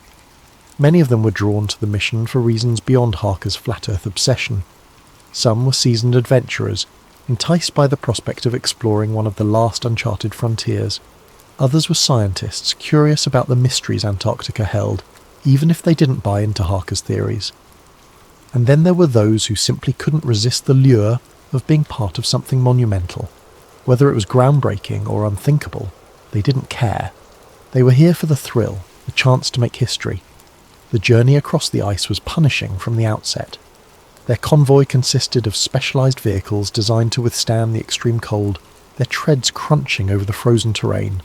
Temperatures plunged to levels most of the team had never experienced, the bitter cold seeping into every crack and crevice of their gear. Even the most advanced thermal clothing struggled to keep them warm, and frostbite became a constant threat. The wind was relentless, a deafening roar that seemed to come from all directions at once. Gale-force gusts whipped up blinding sheets of snow, reducing visibility to a few feet at times. The vehicles moved in a slow, deliberate line, their headlights cutting through the swirling white like ghostly beacons. Inside the cabs, the team huddled in their seats, their breath fogging the windows as they exchanged worried glances. Harker, however, seemed unfazed. He sat in the lead vehicle, poring over maps and charts illuminated by the dim glow of a laptop screen. The coordinates he had spent years calculating were burned into his mind, a sequence of numbers he believed would lead them to the truth. He spoke sparingly, his focus unyielding, his intensity filling the small space like a palpable force. Whenever doubt crept into the minds of the team, they only had to glance at him to remember why they were there. His belief was a fire that refused to be extinguished, no matter how harsh the conditions. The landscape was both breathtaking and oppressive. Vast fields of snow stretched endlessly in every direction, broken only by jagged ridges of ice and the occasional towering glacier. The sky above was a pale grey expanse, blending almost seamlessly with the ground below, creating a disorienting sense of endlessness. It was beautiful in a way that defied description, but it was also utterly inhospitable, a reminder of the unforgiving nature of the continent they had dared to challenge. Days blurred into nights, though the sun never truly set this far south. It hovered low on the horizon, casting long, eerie shadows that danced across the ice. The team worked in shifts, battling exhaustion, as they set up and dismantled camps with mechanical efficiency. Sleep came in fits and starts, interrupted by the howling wind or the groaning of the ice beneath them. Meals were quick and utilitarian, eaten in silence as each member wrestled with their thoughts. The weight of the journey began to take its toll. Equipment froze and failed in the extreme cold, forcing the team to make constant repairs. The isolation pressed heavily on their minds, the endless white stretching out like a void that threatened to swallow them whole. Conversations grew sparse, replaced by the hum of engines and the crunch of snow underfoot. The only constant was Harker, his unwavering conviction pushing them forward, even as doubts festered in the back of their minds. But for all the hardships, there was a growing sense of anticipation. As the team pressed deeper into the icy expanse, following Harker's carefully plotted course, they began to notice subtle changes in the terrain. The ice seemed to grow denser, its surface more reflective, almost like glass. The air grew colder still, the wind sharper, as though they were nearing some invisible threshold. Harker was convinced they were close. He spent hours staring at the horizon, his breath fogging in the frigid air, his eyes scanning for the faintest sign of what he believed lay beyond. Each day brought them closer to the coordinates he had marked, and with every mile his excitement grew. For the rest of the team, the journey was grueling, but for Harker, it was exhilarating. He was on the brink of discovering what he had devoted his life to proving, or so he believed. The initial shock of the encounter was paralyzing. The team, hardened by weeks of grueling travel and adversity, now sat in stunned silence within the confines of the armoured transport. The vehicle's interior was dark, lit only by the faint glow of control panels near the front. The hum of the engine and the rhythmic crunch of snow beneath the tyres were the only sounds, amplifying the oppressive tension that hung over them like a suffocating shroud. Harker sat closest to the door, his fists clenched tightly in his lap. His eyes were locked on the metal walls, his mind replaying the moment they'd been surrounded. He could still hear the commanding tone of the soldier, the cold finality in his voice. Harker's vision blurred with frustration and fury. How could they have been so close, only to be intercepted like this? Every step of the journey had led to that moment, to the edge of the earth, and now that truth had been yanked away from him like a cruel joke. The rest of the team exchanged nervous glances, their faces pale and drawn. Some of them whispered in hushed tones, their words too faint to catch. Others stared at the floor, their expressions a mix of fear and disbelief. The moments of strange sightings, the malfunctions, and the eerie silence of the ice, everything now seemed to point to an orchestrated effort to keep them away. But why? The questions loomed larger than ever, filling the cramped space of the transport like a tangible weight. "Do you think they're taking us to a base?" one of the team members finally whispered, breaking the silence. "Maybe," another replied, his voice shaky. "Or worse." Harker turned toward them sharply, his voice cutting through the tension. "They won't stop us," he said, his tone resolute. "Whatever they're trying to hide, they know we're close. That's why they're doing this." A scientist on the team, a woman who had been skeptical of Harker's theories from the start, shook her head. "You don't get it, do you?" she said, her voice trembling with a mix of fear and anger. "We're not close to anything. We're prisoners now. They'll make sure we never see the light of day again." "Enough," Harker snapped, his eyes blazing. "They're trying to scare us, to make us doubt what we've seen. But we've seen it. That wall, whatever it is, they can't erase that from our minds." The scientist fell silent, but her expression didn't soften. The others avoided eye contact, unwilling to take sides in an argument that felt futile in the face of their current reality. The transport jostled them roughly as it climbed over uneven terrain. Hours passed, though it was impossible to know how many. The absence of windows left them disoriented, cut off from the world outside. Harker couldn't tell if they were being taken deeper into the ice or back the way they had come. Every lurch and bump of the vehicle sent waves of anxiety through the team, the uncertainty gnawing at their already frayed nerves. Finally, the vehicle came to a stop. The engine idled for a moment before cutting off, leaving a profound silence that seemed almost deafening. Harker's heart pounded as he heard the faint sound of boots crunching in the snow outside. Voices murmured, muffled by the thick walls, and then the door swung open with a metallic groan. Blinding light flooded the transport, and the team squinted against the harsh glare. Figures loomed in the opening, silhouetted against the icy landscape. The soldiers' black uniforms and visors gave them an almost inhuman appearance, as though they were machines rather than men. "Out!" barked one of the soldiers, his voice sharp and commanding. The team hesitated for a split second before complying. One by one, they climbed down from the transport, their movements slow and stiff after hours of confinement. The cold hit them like a slap, the biting wind cutting through their layers of clothing. Harker was the last to step out, his jaw clenched as he scanned the surroundings.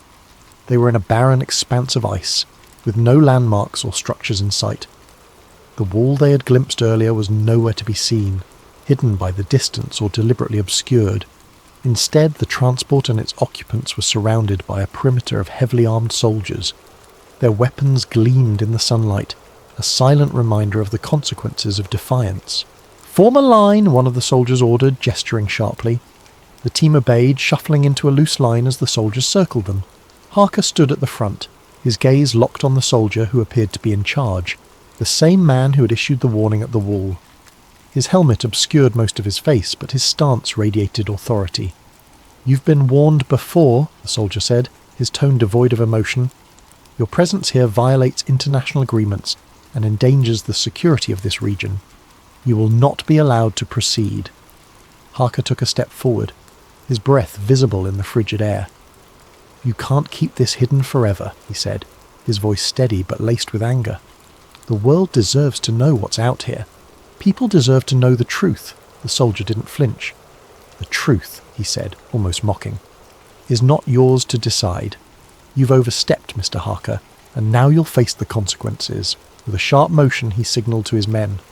The soldiers stepped forward, their movements precise and synchronized.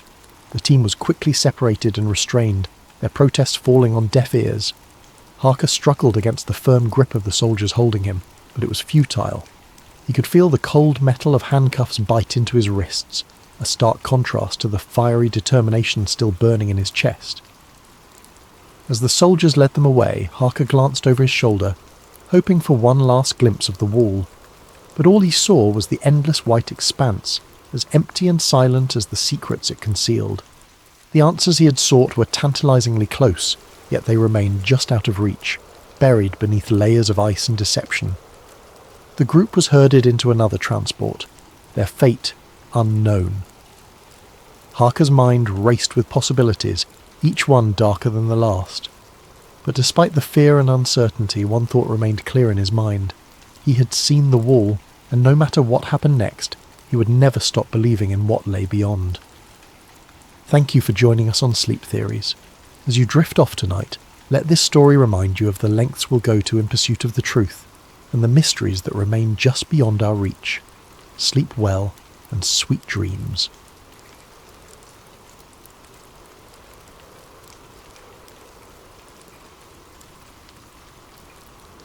I sat back in my chair, the weight of the revelation pressing against my chest like a physical force. The folder's contents spilled out across my desk, a chaotic mess of paper and mystery, but my mind kept circling back to the photographs. They were haunting. The figures in the images wore expressions of guarded focus, their postures rigid, as if they knew their work was being watched, or worse, judged. I found myself drawn to the machinery in the background. It wasn't the clunky, rugged equipment I'd come to associate with early space exploration. No, this was sleek, sophisticated, almost futuristic, like something plucked from a science fiction novel. I picked up one of the photos and held it closer to the light. The scientist stood in front of a massive cylindrical object, its surface smooth and unmarked except for a faint emblem that looked like a fusion of the NASA logo and a Cyrillic design. My breath caught in my throat. If this was real, it meant something extraordinary, something the world had never been told.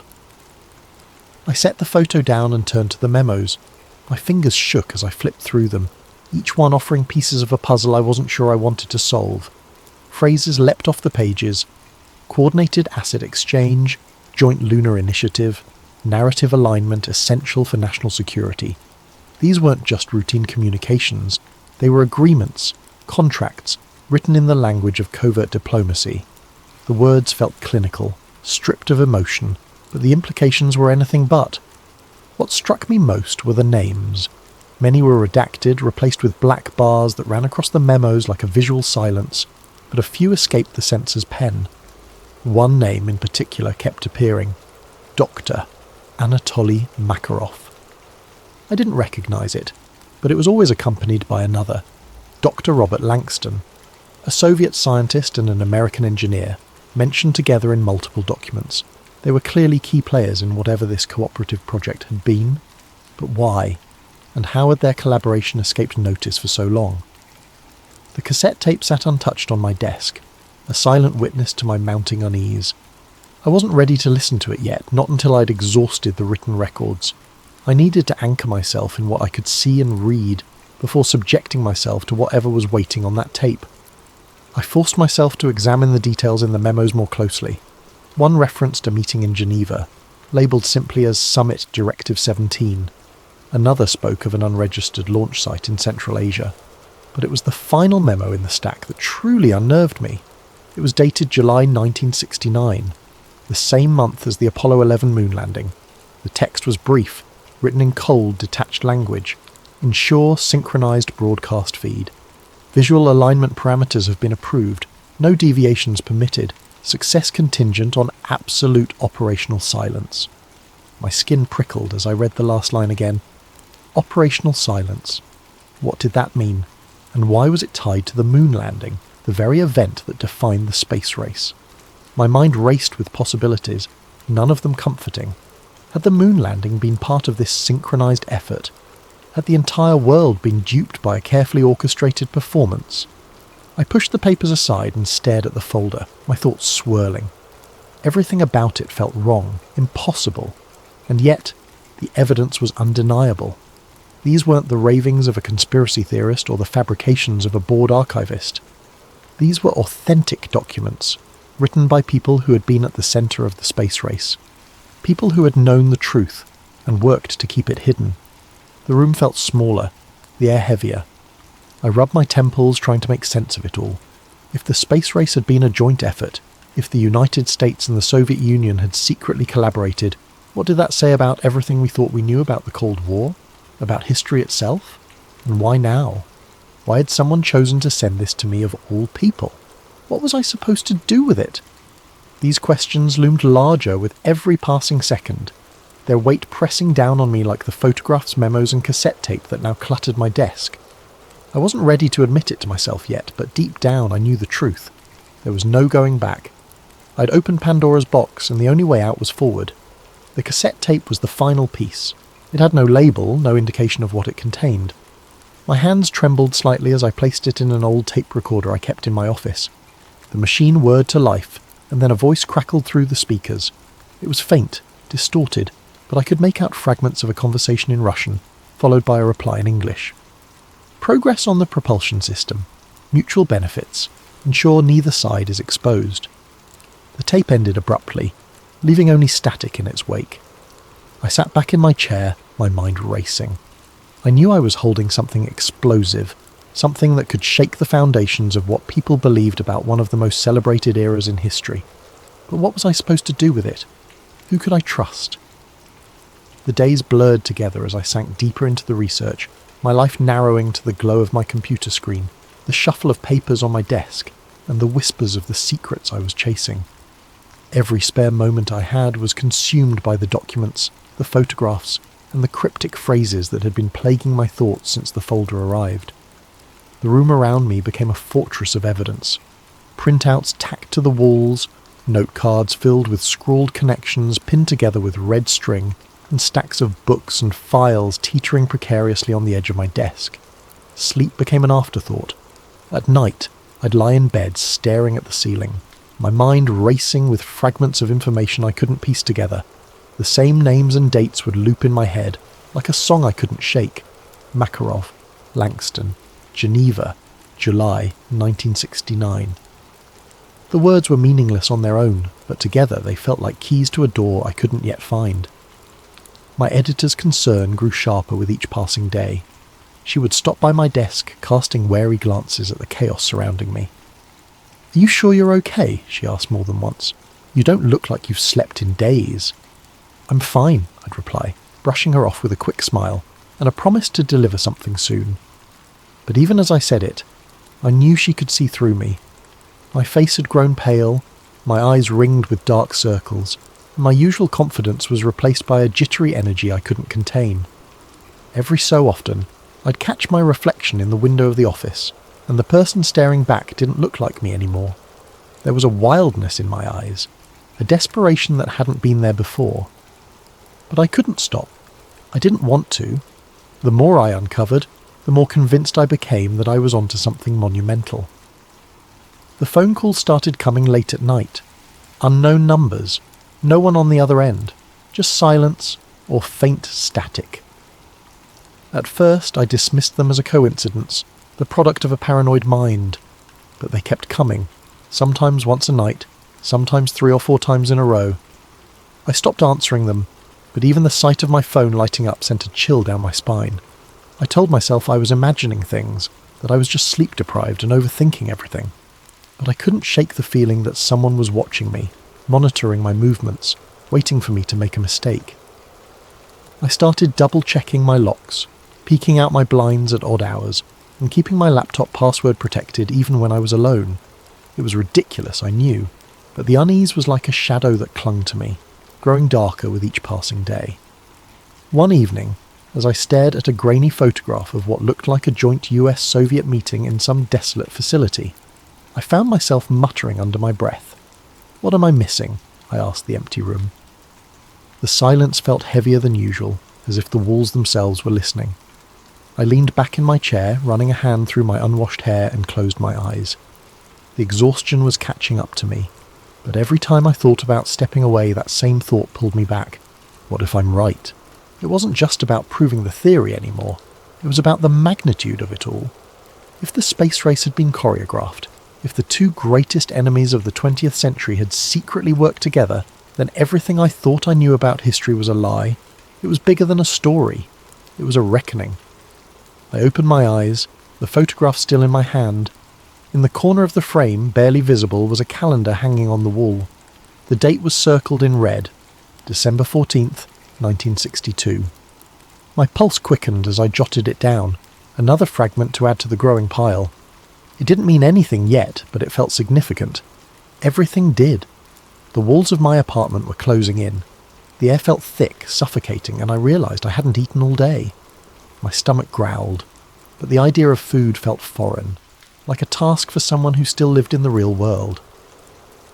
I shoved the photograph into the folder and stood, pacing the room in restless circles. "You're losing it," I said aloud, my voice sharp in the quiet. But even as I said it, I knew I wouldn't stop. I couldn't. This was bigger than me now. The tipping point came when I received a second package. This one was smaller, just a single envelope with no return address. It arrived early in the morning, slipped through the mail slot while the city was still waking up. The envelope was unremarkable, plain and beige, but the weight of it in my hands was enough to send a jolt of adrenaline through me. My fingers trembled as I opened it, sliding out a single photograph. The image was clearer than the grainy black and white photos from the first package. This one was in colour, crisp and recent. It showed a man in his 60s sitting at a small table outside a cafe. He was dressed in a simple grey coat, a scarf draped loosely around his neck. A newspaper lay folded in front of him, next to a cup of coffee. He looked ordinary, almost forgettable, just another face in the crowd.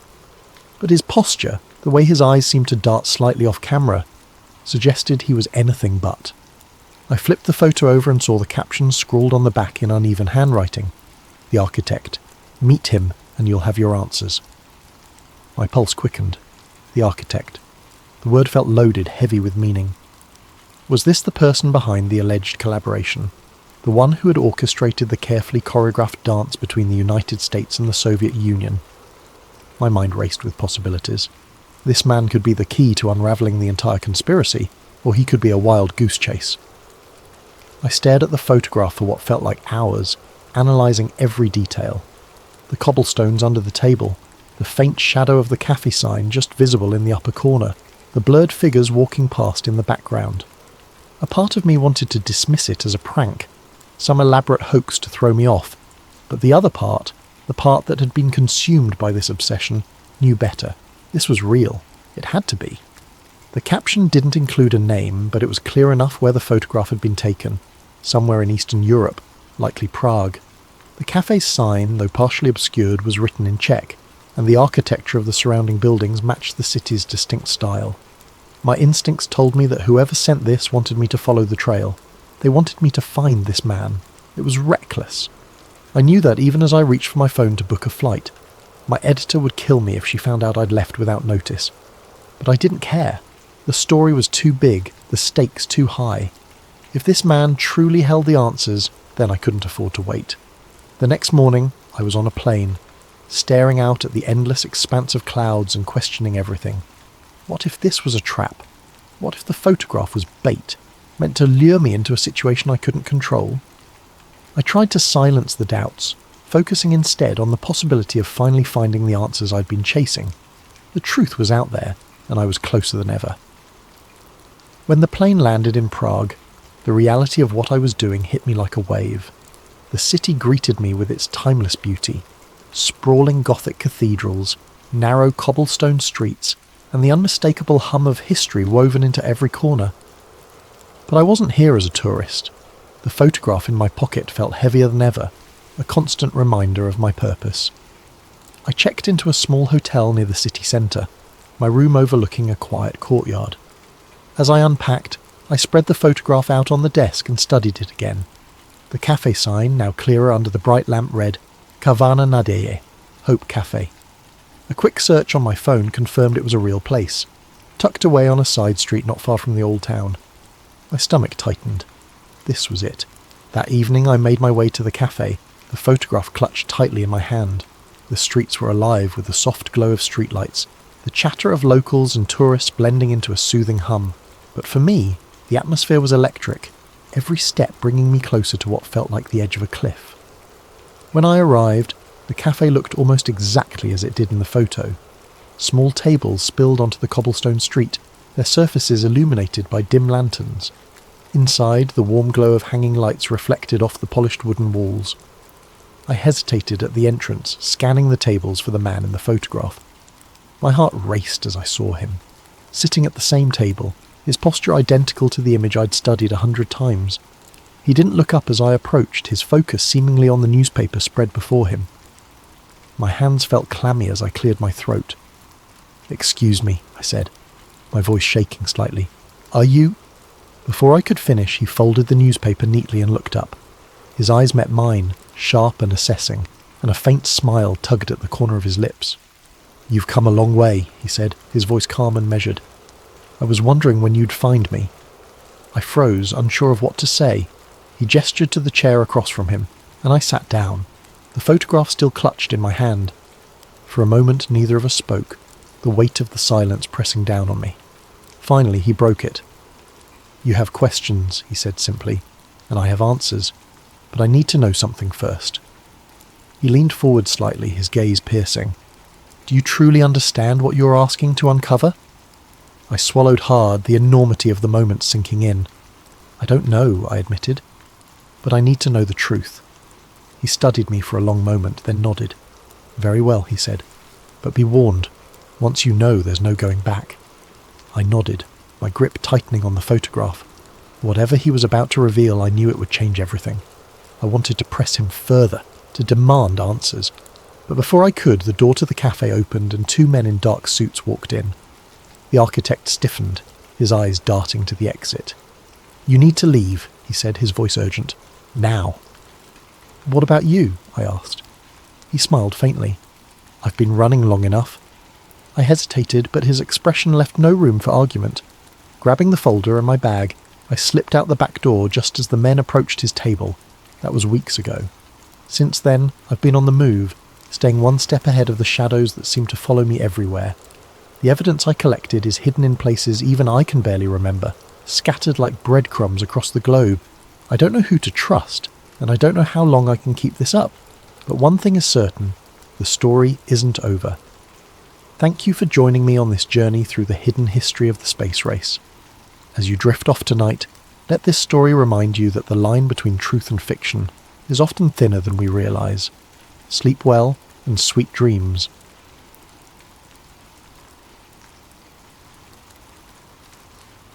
Jake Wilder wasn't a man you'd peg as the curious type. He lived a quiet, unassuming life in the suburbs, working as a freelance videographer. His days were a mix of editing wedding videos, filming promotional content for small businesses and the occasional passion project. It wasn't glamorous, but it paid the bills, and Jake liked the freedom that came with it. He didn't need excitement or intrigue. His life was simple, predictable, and most importantly, safe. Jake's routine was one of steady monotony, and he preferred it that way. He enjoyed the hum of his editing software late into the evening, the predictable satisfaction of piecing together footage until it became a polished narrative. His small apartment was a reflection of his orderly world. Shelves neatly lined with camera equipment, stacks of meticulously labelled hard drives, and a corkboard above his desk cluttered with sticky notes about deadlines and client requests. Life wasn't thrilling, but it was his, and it was under control. But all of that changed one fateful weekend in early spring. Jake had been hired to film a corporate retreat at a luxury hotel tucked away in the mountains. These types of gigs had become a staple of his workload. Simple, well-paying assignments that didn't ask too much of him. His job was to capture team-building exercises, keynote speeches, and a few candid moments that could later be used in promotional materials. It was the kind of work that didn't require much creativity, but it was easy money. And in Jake's world, easy money was a good thing. The email with the job details had come a week earlier, sent by an event planning company he'd worked with a handful of times before. The instructions were simple: arrive Friday morning, set up, and be ready to start filming by noon. Meals and accommodations would be provided, along with a generous day rate that made the 2-hour drive worth it. Jake hadn't hesitated to accept. The event sounded routine, and the chance to spend a few days in a mountain resort, even if he was working, was a welcome change from his cramped apartment. When he arrived at the hotel, he was immediately struck by its grandeur. The building was a sprawling, opulent estate, its architecture reminiscent of an old-world European castle, with towering spires and ivy-covered stone walls. The driveway was lined with neatly trimmed hedges, and the valet attendants moved swiftly between the luxury cars pulling in and out of the circular drive. It was the kind of place that radiated exclusivity, and Jake couldn't help but feel a little out of place in his beat-up sedan. Still, he was used to navigating high-end events, and he approached the assignment with his usual professionalism. Jake parked in the designated staff lot, and carried his equipment through a side entrance, following the directions he'd been given. Inside, the hotel was even more impressive. The lobby was a symphony of marble and crystal, with a grand chandelier hanging from the vaulted ceiling, and a fireplace crackling warmly at one end. The air smelled faintly of fresh flowers and polished wood, and a soft classical melody played in the background. Jake checked in with the event coordinator, a brisk but polite woman named Lauren, who handed him a detailed schedule and pointed him toward the conference hall where the first session would take place. "We'll need a mix of wide shots and close-ups," she said, barely pausing as she scanned her clipboard. "The CEO will be speaking this afternoon, so make sure you're set up early. We don't want any hiccups." Jake nodded, already mentally planning his setup. He wheeled his equipment cases through the halls, taking note of the layout and making mental notes about lighting and angles. The hallways were wide and impeccably clean, the kind of place where even the smallest detail seemed deliberate. He passed other staff members setting up tables, arranging floral centerpieces, and adjusting the positions of chairs. Everyone moved with a sense of urgency but also precision, as though they'd done this 100 times before. The conference hall itself was massive, with floor-to-ceiling windows that offered a breathtaking view of the surrounding forest. Jake took a moment to appreciate the scenery before getting to work. He set up his camera on a tripod near the back of the room, ensuring he had a clear view of the stage and the audience. He adjusted the lighting, tested the audio levels, and double-checked his backup equipment, a habit he'd developed after too many near disasters early in his career. The morning passed quickly as Jake captured establishing shots of the hotel and its grounds. He filmed the attendees mingling over coffee, their conversations a hum of polite laughter and introductions. The participants were a mix of middle-aged professionals, all impeccably dressed in tailored suits and sleek business attire. Jake noticed how many of them carried an air of confidence, the kind that came from years of climbing corporate ladders. As he worked, Jake found himself enjoying the rhythm of the day. The work wasn't challenging, but there was something satisfying about capturing the right moments and framing them just so. He knew these kinds of gigs were what kept his bills paid, and he was good at them. By the time lunch rolled around, he had already collected enough footage to feel confident about the final product. He grabbed a quick bite from the buffet, a spread of artisanal sandwiches and fresh salads that put his usual lunch of instant ramen to shame. After eating, he returned to the conference hall to prepare for the afternoon session. Everything about the day felt smooth, predictable, just the way Jake liked it. But as he stood at the back of the room, adjusting his focus and framing the stage, something caught his attention. A group of men in dark suits entered the hall through a side door, moving with quiet purpose. They weren't part of the event staff or the attendees. Jake was sure of that. Their suits were sharper, their demeanour more formal. They moved like they belonged there, yet there was an air of secrecy about them. Jake watched as they exchanged brief words with Lauren, the event coordinator. She nodded curtly, her expression unreadable, and gestured toward the far end of the hall. The men walked in that direction, disappearing behind a set of heavy double doors. Jake's curiosity flickered, but he shook it off. It wasn't his business, and he had work to do. Still, the image of those men lingered in his mind as he went about his tasks. Something about the way they moved, the way Lauren had reacted to them, it was different. Not alarming exactly, but different. Jake told himself to focus on his job, reminding himself that corporate retreats often attracted VIPs. He'd seen his share of high-level executives and private security over the years. This was probably nothing out of the ordinary, or so he thought. What had started as an ordinary day, a simple job in a beautiful location, was beginning to feel like something more. Jake didn't know it yet, but the events of that weekend would unravel everything he thought he knew about the world, and his life, once so predictable, was about to take a turn he never could have imagined. The first oddity came on his second day at the hotel. Jake was heading back to his room after a long day of shooting, his camera bag slung over one shoulder, and his mind already on the edits he planned to tackle later that night. As he passed through the lobby, he noticed a group of men in dark suits clustered near the side entrance. They weren't staff, Jake could tell immediately. They lacked the friendly demeanour and polished smiles of the hotel employees. Instead, these men moved with a quiet but unmistakable sense of authority, their presence commanding attention without a word. Their voices were low, their conversations clipped, as they murmured into discreet earpieces. Jake couldn't make out what they were saying, but their body language told a story of urgency and precision. Each man stood straight, their eyes scanning the room with practiced subtlety. Jake slowed his steps, feigning a casual stretch as he observed them. His gaze drifted toward the side entrance, where several black SUVs were parked in a neat row. The vehicles were unmarked, their windows tinted so dark they reflected the towering pine trees outside like polished obsidian. Jake's curiosity flickered to life. He had seen his share of private security over the years, bodyguards for wealthy clients or high-ranking executives, but this felt different. There was a weight to the atmosphere, an intensity that he couldn't quite put his finger on. He lingered in the lobby for a moment longer, pretending to check his phone while he watched the group out of the corner of his eye.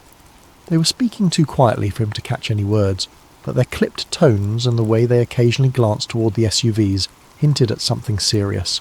He told himself it wasn't his business, and continued toward the elevator, his footsteps echoing faintly against the marble floor. But even as the doors closed behind him, the scene in the lobby lingered in his mind. Who were those men? And what kind of event required such heavy-handed security? The following day, Jake's suspicions grew. It began subtly, with the arrival of a new group of guests in the late morning. He was setting up his equipment in one of the conference rooms when he noticed them entering through a side hallway. There were about a dozen of them, men and women alike, each impeccably dressed in tailored suits and designer shoes. They walked in pairs, their movements purposeful, their voices hushed. Jake couldn't hear what they were saying, but the tension in their interactions was palpable. They weren't laughing or making small talk like the other attendees. Instead, they exchanged glances that seemed loaded with unspoken meaning. Jake stepped behind his tripod, using it as a cover to watch them more closely. He noticed small details that made his pulse quicken. The way some of them carried slim, leather-bound portfolios, their hands clutching them tightly as though they contained something invaluable. Others had briefcases or messenger bags, their edges worn but meticulously clean. They moved as a unit, their pace synchronized, as if they had done this 100 times before. His gaze followed them as they disappeared through a set of heavy double doors near the back of the conference wing. The doors bore no signs or markings, just a keypad and a small circular camera mounted above. Jake hadn't noticed that section of the building before, and the sight of it sent a faint ripple of unease through him. What kind of meeting required such secrecy? And why weren't these people listed on the event schedule? As the day went on, more arrivals trickled in. Jake noticed the same patterns: muted conversations, guarded expressions, and an almost palpable air of importance. He spotted a woman in her early 40s, her hair perfectly styled, wearing a navy suit that screamed custom tailoring. She clutched a small tablet to her chest as she spoke in low tones to a man who looked to be in his 60s, his silver hair combed neatly back. They exchanged only a few words before the man glanced around, his eyes darting across the room as if checking for eavesdroppers. Jake instinctively turned his head, pretending to focus on adjusting a lens. The same SUVs were still parked outside when he stepped out to grab a quick lunch. He lingered near the entrance, pretending to check his phone as he observed the drivers. They were all dressed in identical black suits, their faces expressionless as they stood near the vehicles. One of them leaned against the hood of an SUV, his earpiece glinting faintly in the sunlight. Jake couldn't shake the feeling that their presence was more than just precautionary. It was deliberate, calculated. By the evening, the hotel's atmosphere had shifted entirely. The once relaxed ambiance of a corporate retreat had been replaced by something more subdued, almost heavy.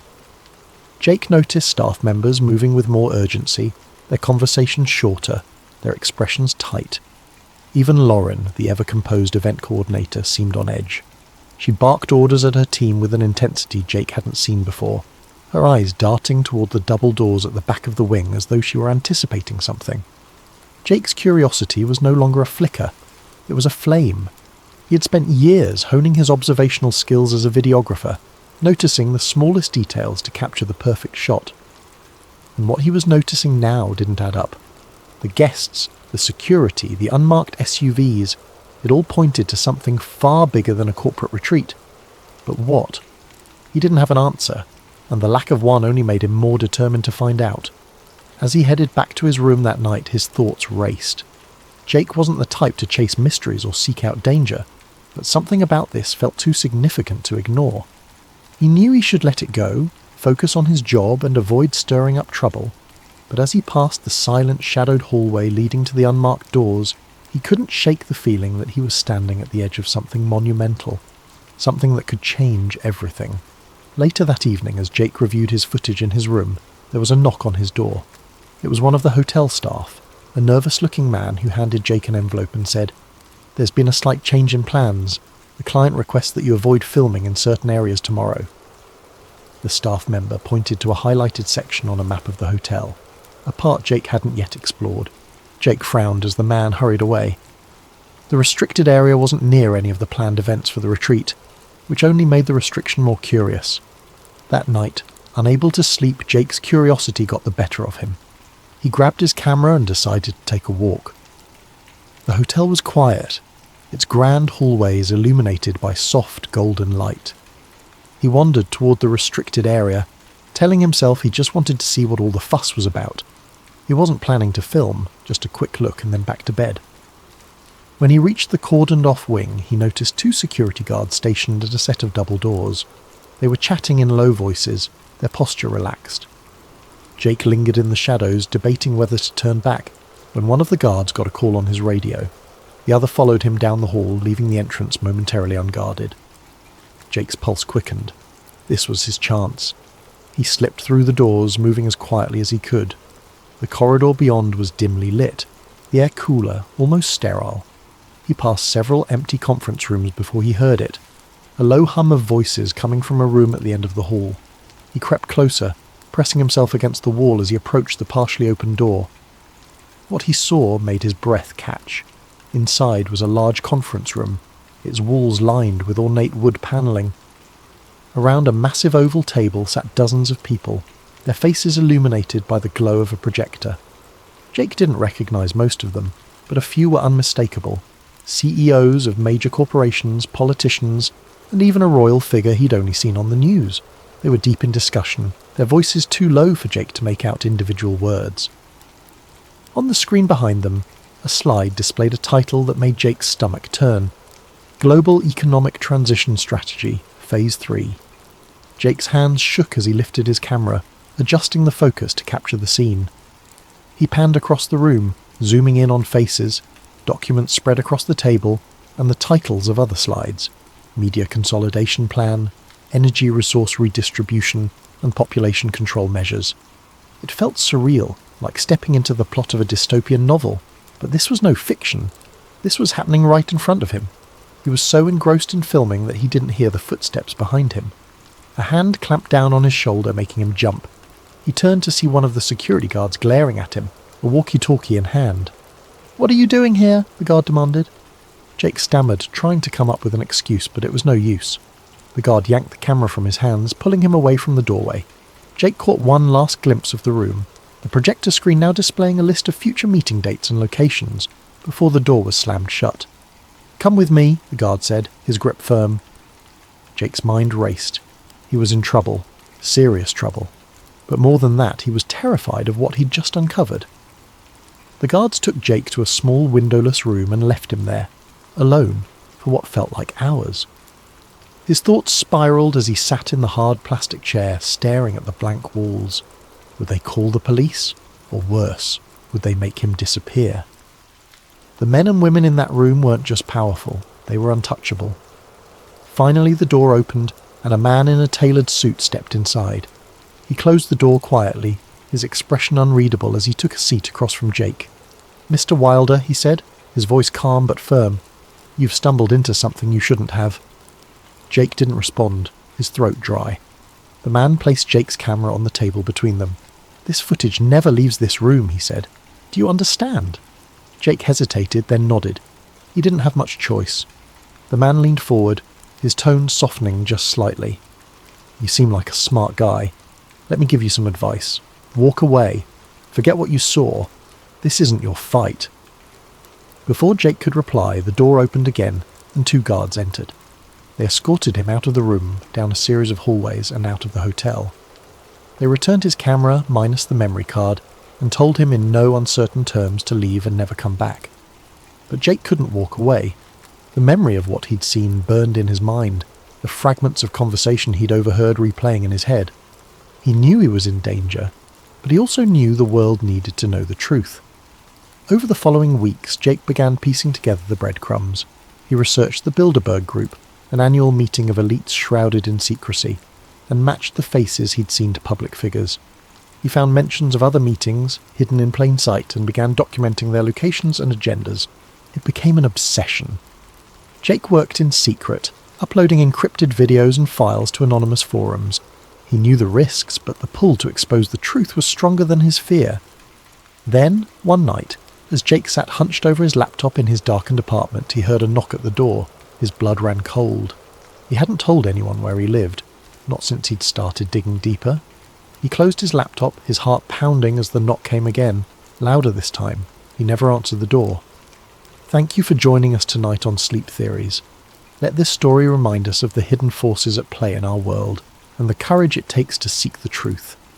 May your dreams be filled with curiosity and wonder, and may you sleep soundly knowing that even the darkest mysteries can be brought to light. Sweet dreams, and good night.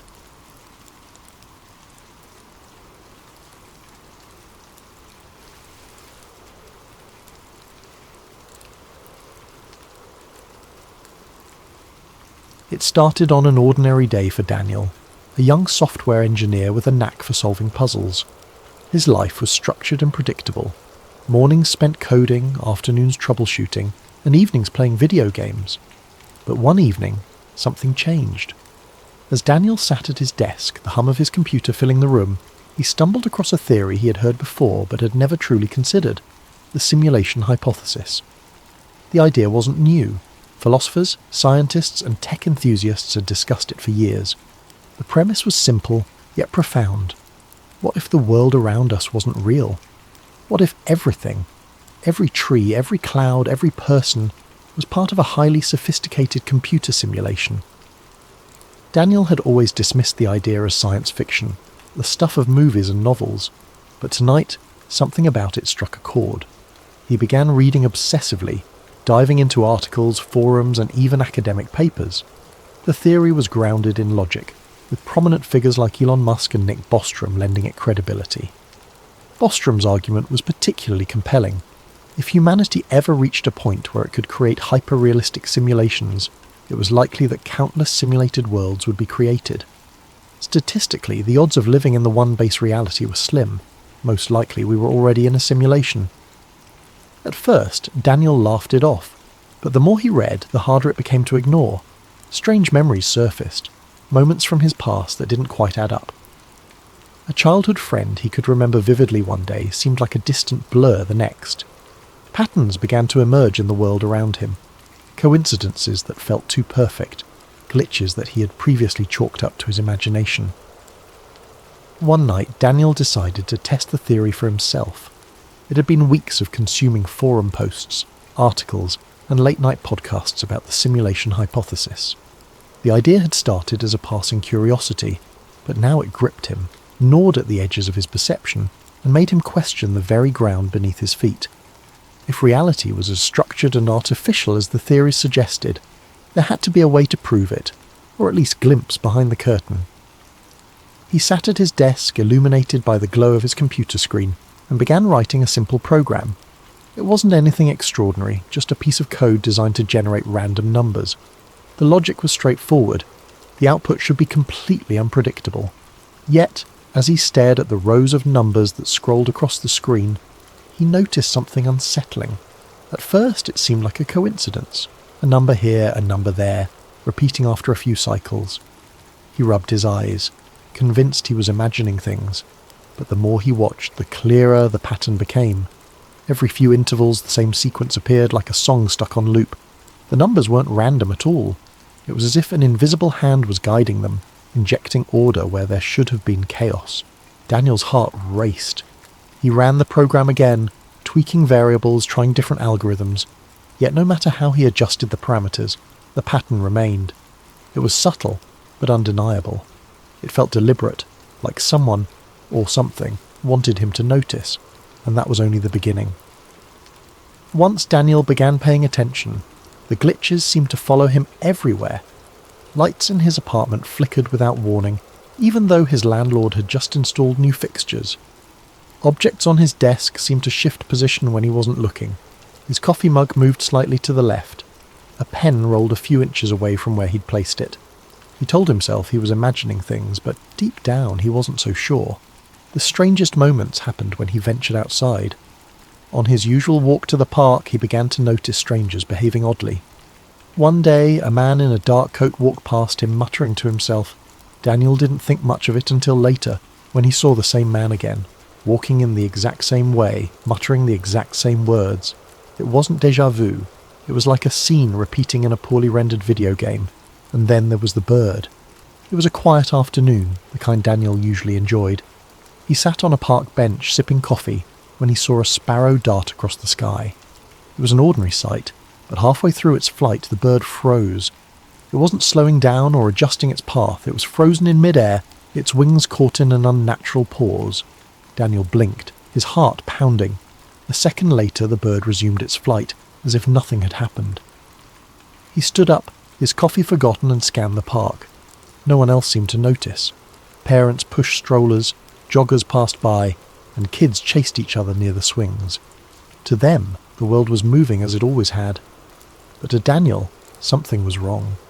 The bird's pause had lasted only a fraction of a second, but it was enough to shatter his sense of normalcy. He began to see these glitches everywhere. A car parked on the street blinked out of existence for a moment, only to reappear in the same spot as if nothing had happened. Digital clocks glitched, showing impossible times, 4:73 a.m. or 25:01 p.m., before correcting themselves. Even conversations with strangers felt scripted. A cashier at the grocery store repeated the same phrase twice, word for word, with the same intonation and rhythm, as though she had been reset mid-sentence. Daniel couldn't escape the feeling that the world around him was unravelling. Or perhaps it wasn't unravelling. It was revealing itself layer by layer, as if daring him to dig deeper. As weeks passed, Daniel's obsession consumed him, like a fire spreading through dry wood. What had started as a casual curiosity about simulation theory had evolved into an all-encompassing fixation. His once tidy apartment now resembled a war room. Walls covered in hastily scribbled notes, strings of red yarn connecting photographs and diagrams, and stacks of open books teetering precariously on every available surface. The soft glow of computer screens illuminated the chaos, their hum a constant background noise as Daniel delved deeper into his quest for answers. Friends had stopped reaching out, their texts and calls ignored until they dwindled into silence. Daniel barely noticed. His world had narrowed to a singular purpose, to prove that reality was not what it seemed. Days and nights blurred together as he scoured the internet for clues, digging through obscure forums, listening to late-night podcasts, and watching grainy videos of supposed glitches in the Matrix.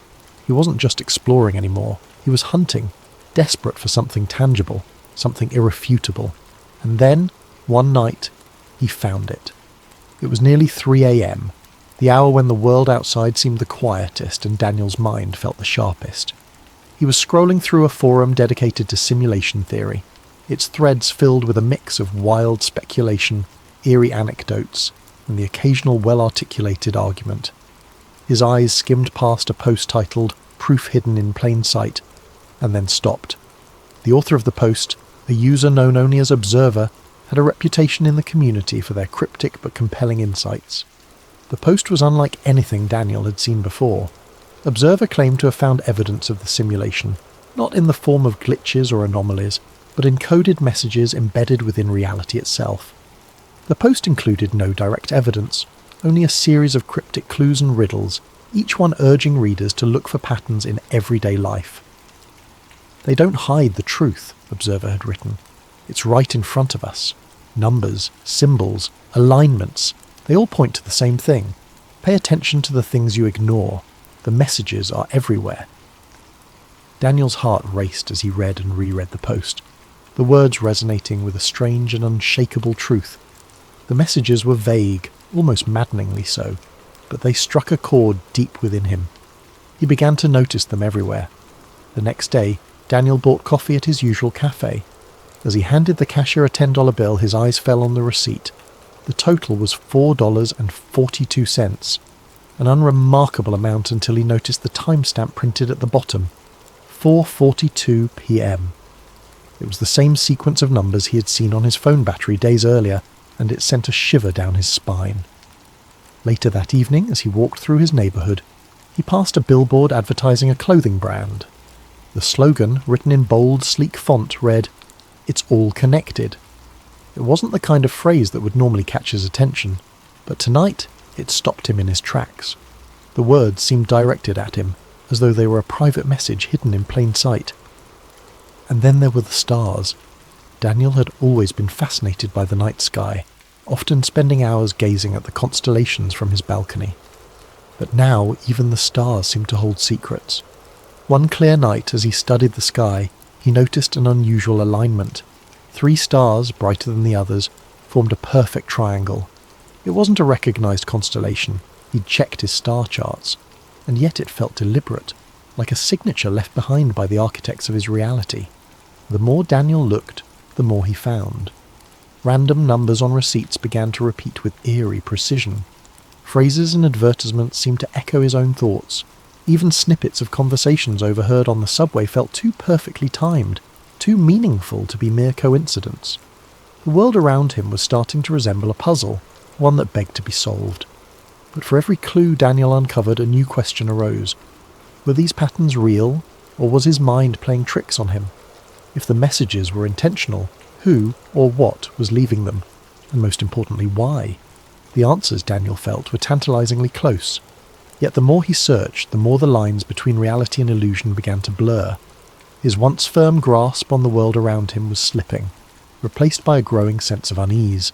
Somewhere, buried within the fabric of existence, he was certain the truth awaited him. All he had to do was find it. Daniel couldn't shake the feeling that someone, or something, was watching him. At first it was subtle, a twinge of unease when he sat in front of his computer for too long, or the sense that shadows shifted slightly in his peripheral vision. But as days passed, the signs became impossible to ignore. His computer began behaving in ways that defied explanation. Files he hadn't touched would open on their own, random error messages would flash across his screen, and his webcam light flickered on for a few seconds at a time, though he had never enabled it. Each new glitch sent a shiver down his spine. He tried to rationalise it. Perhaps it was a software bug or malware. He ran scans, reinstalled programs, even replaced his webcam entirely. But the anomalies persisted, and with each one, the sensation of being observed grew stronger, like an invisible presence was scrutinising his every move. Then came the night everything changed. It was late, well past midnight. The quiet hum of the city outside was barely audible over the faint whir of Daniel's computer fan. He had been sifting through yet another obscure forum thread, his tired eyes scanning lines of cryptic text, when the screen suddenly went black. His fingers froze mid-typing, the room plunged into an unnatural silence. Even the gentle buzz of his desk lamp seemed to fade away. Before he could react, white text flickered onto the dark screen. The words were simple but chilling. "You're getting close." Daniel's breath caught in his throat. His pulse quickened as he leaned forward, his face illuminated by the eerie glow of the message. He stared at the screen, half expecting more text to appear, but none did. He tried to type something, anything, but the keyboard was unresponsive. The message remained for a few more moments before vanishing, leaving the screen blank once again. He sat back in his chair, his heart pounding in his chest.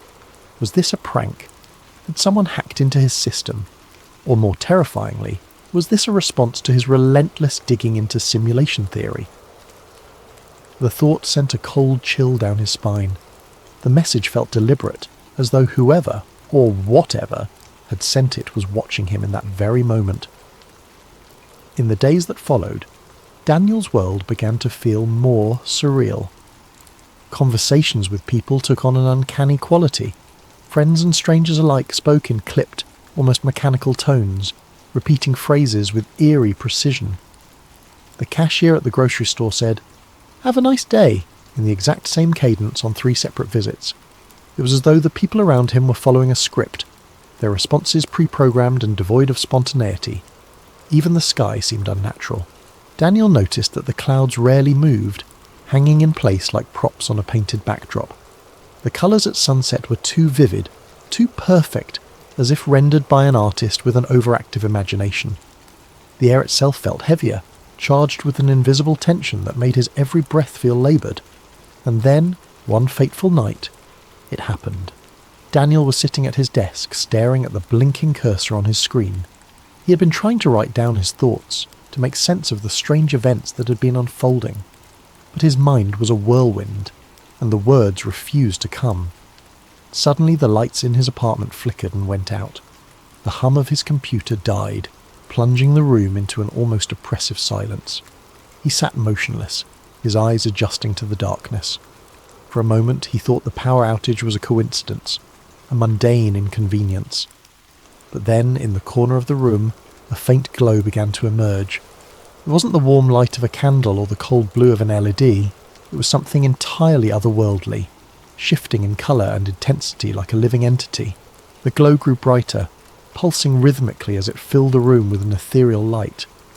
Daniel's breath hitched as he stood, his movements slow and cautious. Within the glow he began to see patterns, lines of cascading numbers and symbols, shimmering and shifting like the surface of a disturbed pond. These symbols moved too quickly to comprehend, but their presence felt purposeful, as though they were the very building blocks of reality itself. It was as if a veil had been lifted, exposing the intricate machinery that lay beneath the surface of his world. Daniel's chest tightened, his mind racing with questions and fears. Was this the truth he'd been searching for? Was he witnessing the raw code of the simulation? Or was his mind playing tricks on him, conjuring visions from the depths of his obsession? Compelled by a mix of terror and curiosity, Daniel reached out. His fingers trembled as they moved closer to the glowing mass.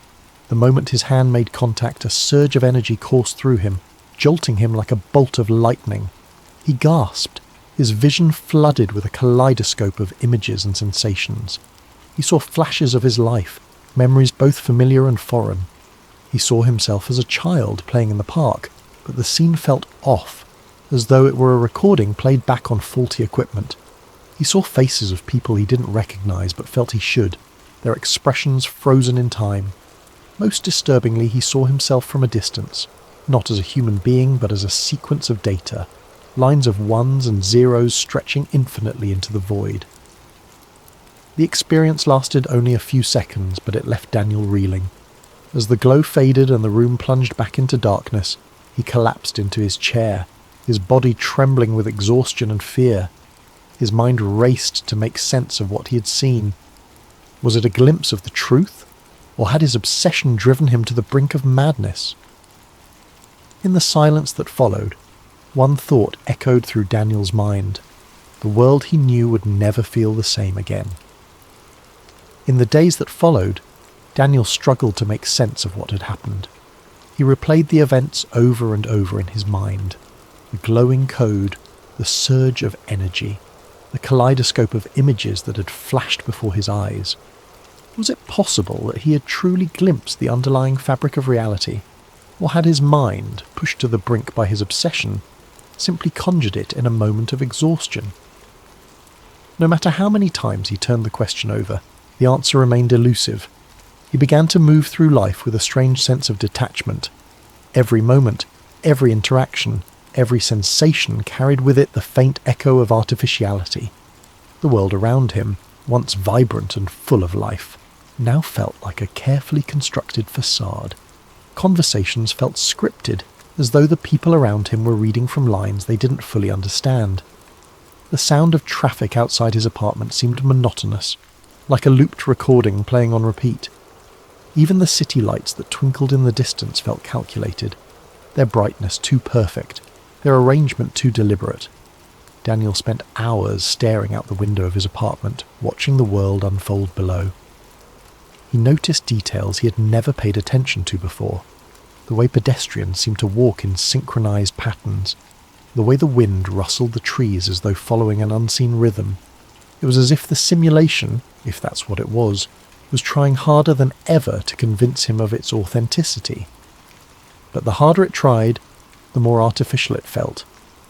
One evening, as he watched the sun set behind the city skyline, a strange calm settled over him. The colours of the sky, vivid oranges and purples fading into deep blue, felt impossibly beautiful, almost as if they had been painted just for him. And in that moment, Daniel realised something profound. Whether the world was real or simulated didn't matter. His experience of it was all he had, and it was no less meaningful for being uncertain. The laughter of a child playing in the park, the warmth of the sun on his skin, the taste of his favourite coffee, these things felt real. They brought him joy, comfort and connection, and perhaps that was enough.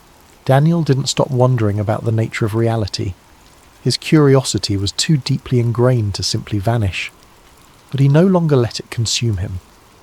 Instead, he began to focus on the things that grounded him, the friends he had neglected, the hobbies he once loved, the simple pleasures that made life worth living. If the world was a simulation, then it was a beautiful one, and he would cherish it for what it was. As he sat by his window that evening, the city lights twinkling in the distance, Daniel felt a sense of peace he hadn't known in months. The question of whether his world was real or fabricated faded into the background, replaced by a quiet acceptance of the mystery. Some truths, he realised, didn't need answers. Sometimes the beauty of the question was enough.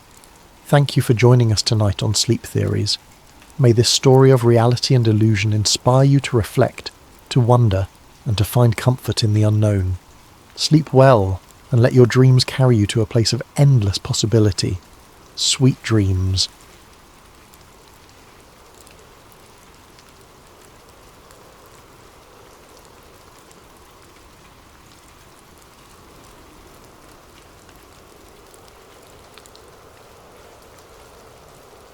Evelyn Harper never considered herself special. She lived in a small, quiet town on the edge of the Midwest, where the stars felt closer than the ground beneath her feet. A schoolteacher by day, Evelyn spent her nights in solitude, enjoying the tranquility her life offered. She often joked that her only companions were her books and the humming crickets outside her window. She liked it that way. It was simple, predictable.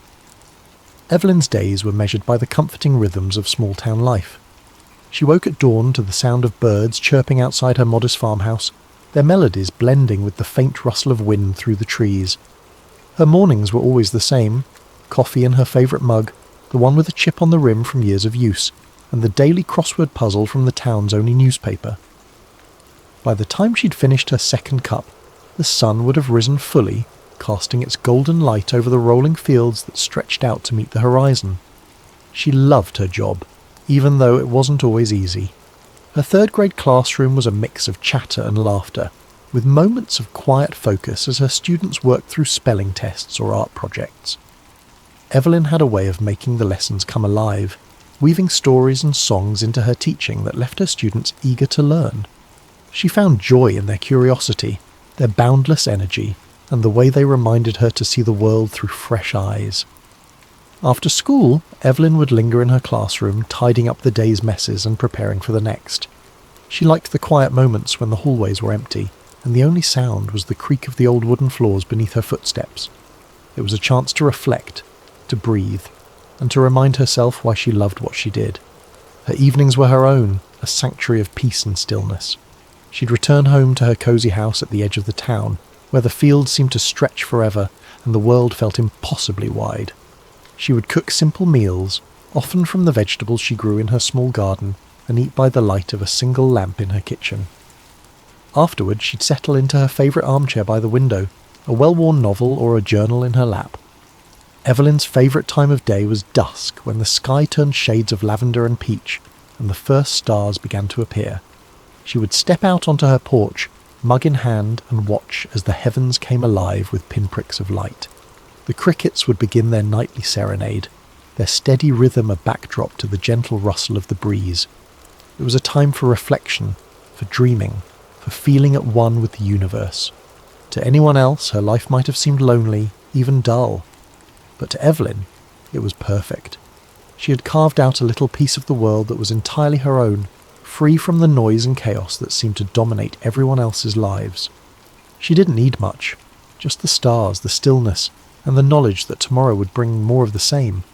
But as comforting as her routine was, there was always a faint undercurrent of restlessness, a whisper of something unspoken that tugged at the edges of her contentment. On certain nights, when the moon hung low and the world felt especially quiet, Evelyn would catch herself staring at the sky a little too long, wondering if there was something more. It wasn't a longing for adventure or change. She loved her life exactly as it was.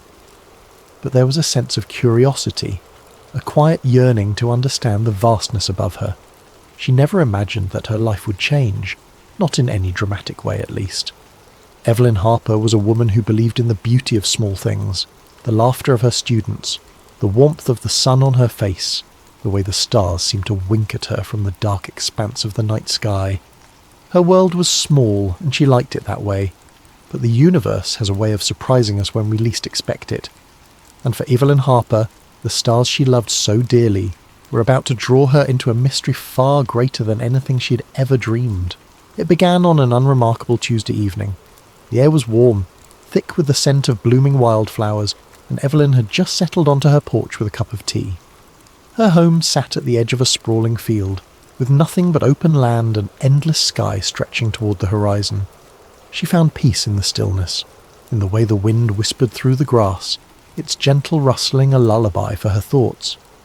But that night, the quiet felt different. There was an unease in the air, a stillness too deep, like the world was holding its breath, waiting for something to happen.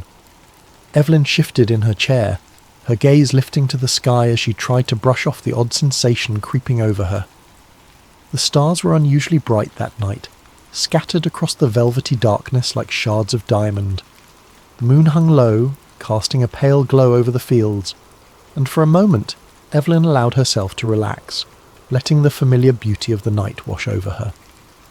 She sipped her tea, savouring the warmth as it spread through her chest, and listened to the crickets' steady song, their chirping a constant companion in her otherwise solitary evenings. But then the crickets stopped. It wasn't gradual. One moment, their symphony filled the air, and the next, there was nothing but silence. A deep, unnerving silence that seemed to press down on her, wrapping around her like a heavy blanket. Evelyn froze, her cup poised halfway to her lips. Her heart quickened as her eyes darted to the edge of the field, searching for the source of the disruption. It wasn't uncommon for the crickets to pause momentarily when a predator passed nearby, a fox perhaps, or a stray cat. But this felt different. The silence stretched on, growing heavier with each passing second. Setting her tea down with trembling hands, Evelyn leaned forward, her fingers gripping the armrests of her chair. She squinted into the darkness, her eyes scanning the horizon for any sign of movement. The wind had stilled, the grass no longer swaying in its gentle rhythm, as if the entire world had been frozen in place. A chill ran down her spine, and she pulled her shawl tighter around her shoulders, suddenly acutely aware of how exposed she was in the open air. And then she saw it.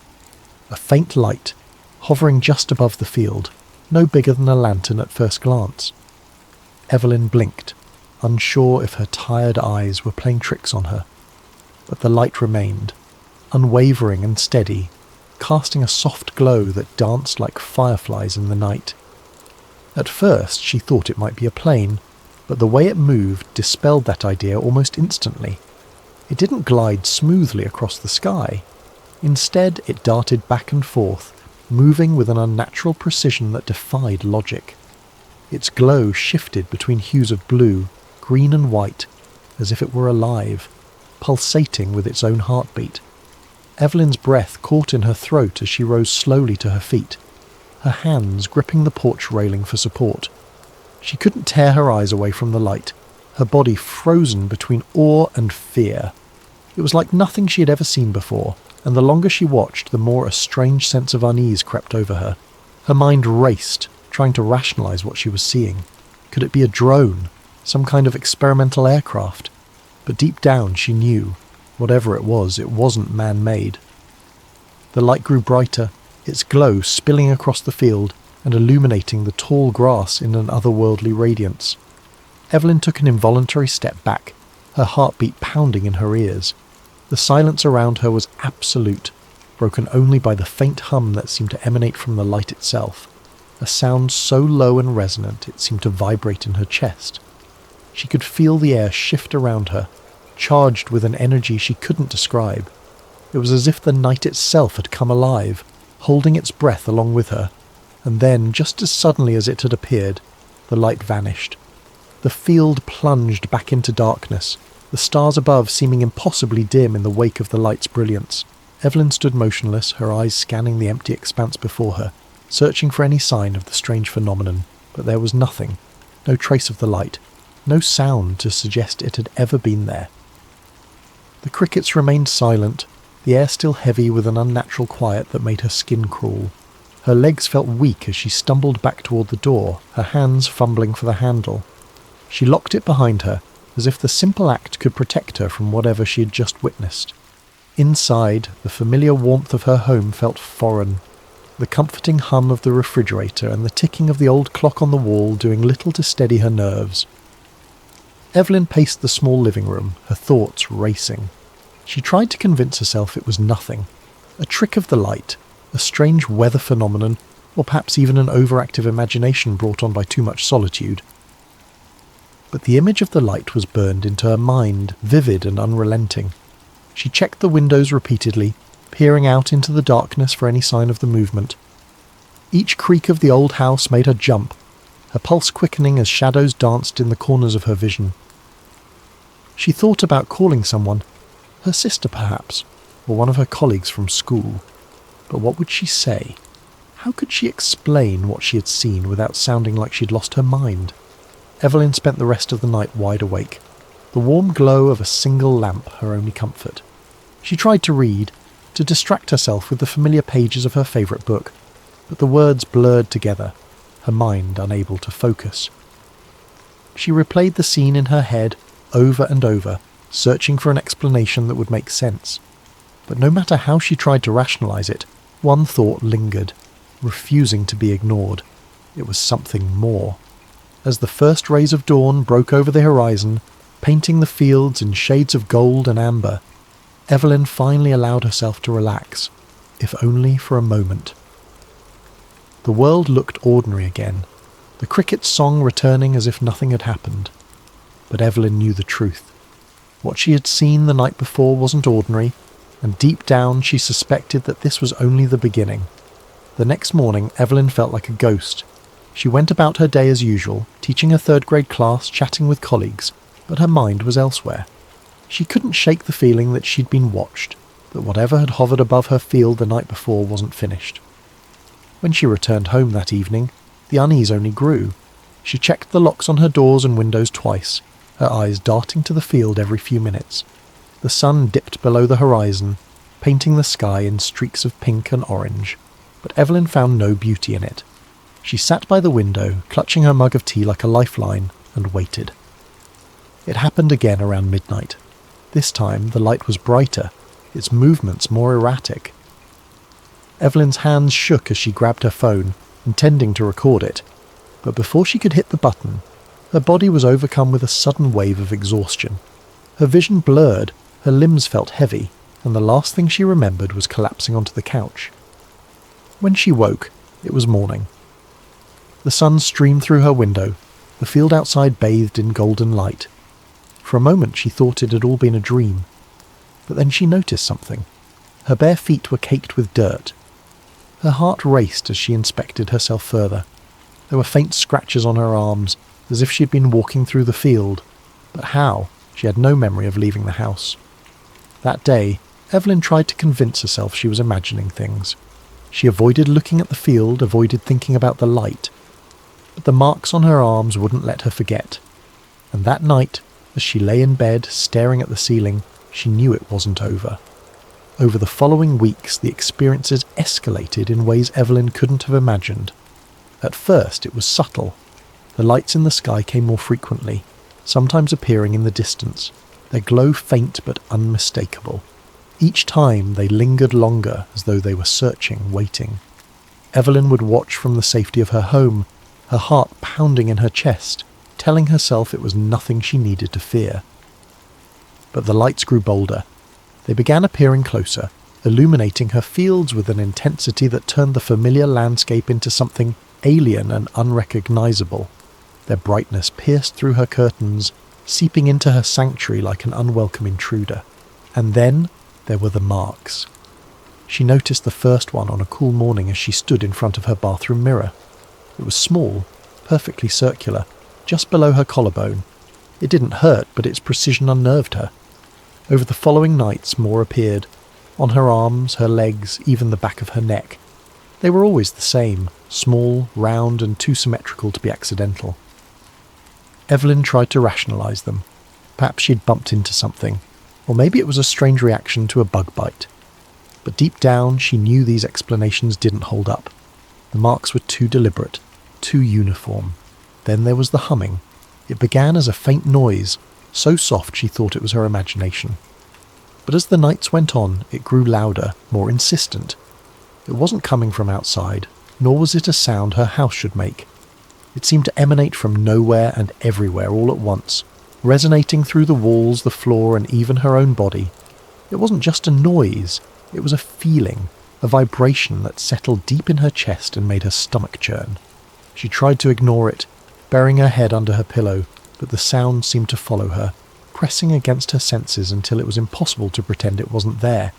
Her once tranquil home, the place she had cherished for its solitude and peace, had become a source of dread. Every shadow felt menacing, every sound suspicious. The cricket's song, once comforting, now seemed eerie when it returned, as though mocking her. The silence that followed the lights was worse, a suffocating stillness that made her feel as though the world outside had ceased to exist. She stopped going out onto her porch at night, afraid of what she might see.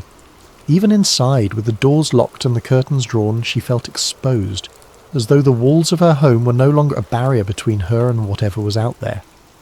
One particularly cold night, Evelyn sat curled on her couch, her hands gripping a flashlight. She had taken to keeping it with her at all times, a small, futile comfort against the growing darkness that seemed to creep into every corner of her life. She hadn't slept in days, her mind too alert, her body too tense. Her tea sat untouched on the coffee table, its steam curling into the dim light of the room. The humming had started again, faint at first, then gradually building in intensity.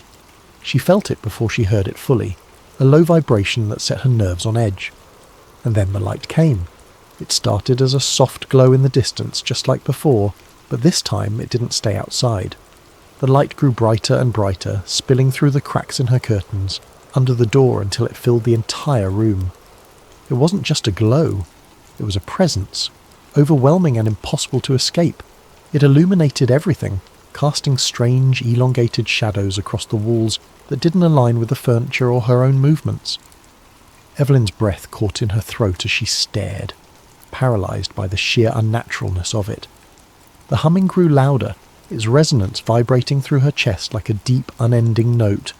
She gripped the flashlight tighter, her knuckles white as her eyes darted around the room, and that's when she saw them. Figures, faint and shadowy, emerged at the edges of her vision, as though they had always been there, waiting for the right moment to reveal themselves.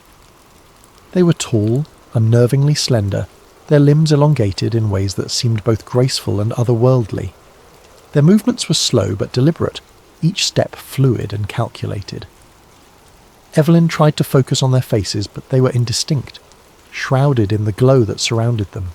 She couldn't tell if they were looking at her, but she felt their gaze, a heavy, suffocating pressure that made her heart race. Her instinct was to run, to scream, to do anything to break free of the terror that held her in place, but her body wouldn't obey. It was as if the air around her had thickened, rooting her to the spot. Her flashlight slipped from her hand, clattering to the floor with a dull thud, but she barely noticed. Her breath came in shallow gasps as she watched the figures move closer, their forms becoming sharper, more defined. Evelyn tried to scream, but no sound came out. Her throat constricted, her voice trapped by the overwhelming force of their presence. The humming reached a crescendo, so loud and so deep it felt like her very bones were vibrating. The light pulsed, brighter and brighter, until it was impossible to see anything but white. Tears streamed down her face, and her vision blurred as the pressure around her grew unbearable, and then everything went dark. When Evelyn woke, she was lying on her couch, the flashlight still on the floor beside her. The light was gone, the humming a distant memory. The room was eerily still. The only sound, the faint ticking of the clock on the wall. Her body ached, her limbs heavy as though she had been running for miles. She touched her neck and felt a new mark, cold and smooth, as if etched into her skin. Her mind raced, trying to piece together what had happened, but the memories were fragmented, slipping through her grasp like water through her fingers. The night had changed her. Evelyn Harker was no longer the same woman who had sipped tea on her porch, content with the quiet simplicity of her life. Something had been taken from her, or perhaps something had been left behind. And as she sat there in the dim light of her living room, staring at the empty field beyond her window, she knew one thing for certain. Whatever had happened that night, it wasn't over. When Evelyn woke, she was lying in her bed. The first thing she noticed was the silence. No humming, no crickets, just the faint ticking of the clock on her wall. She sat up slowly, her body heavy and sore, and noticed something on her nightstand, a small metallic object. It was unlike anything she had ever seen, its surface smooth and reflective, with intricate patterns etched into it. She didn't remember bringing it home, didn't remember much of anything. Her last clear memory was the light and the figures. Evelyn's life was never the same after that. The visits continued, though she stopped trying to fight them. She started keeping a journal, documenting every detail she could remember.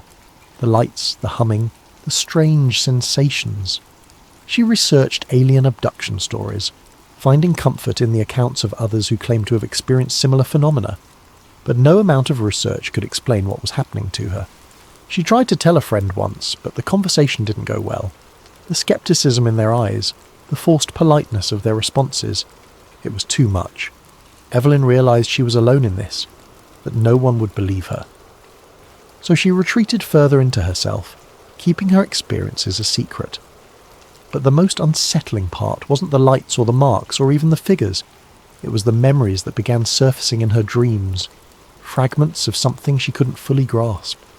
She saw herself lying on a cold metallic table, bright lights shining down on her. She felt hands, soft, delicate, touching her skin, heard whispers in a language she didn't understand. The dreams felt so real, so vivid that she often woke up gasping, her heart racing. Evelyn didn't know what they wanted or why they had chosen her, but as time went on, she began to feel a strange sense of acceptance.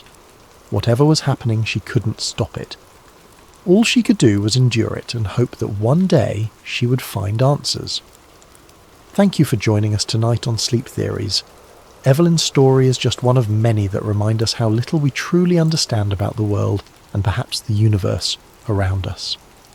May this tale of mystery and wonder lull you into a peaceful sleep, where the boundaries of reality and imagination blur. Sleep well and sweet dreams. Charlie Grayson was an ordinary guy with an ordinary job.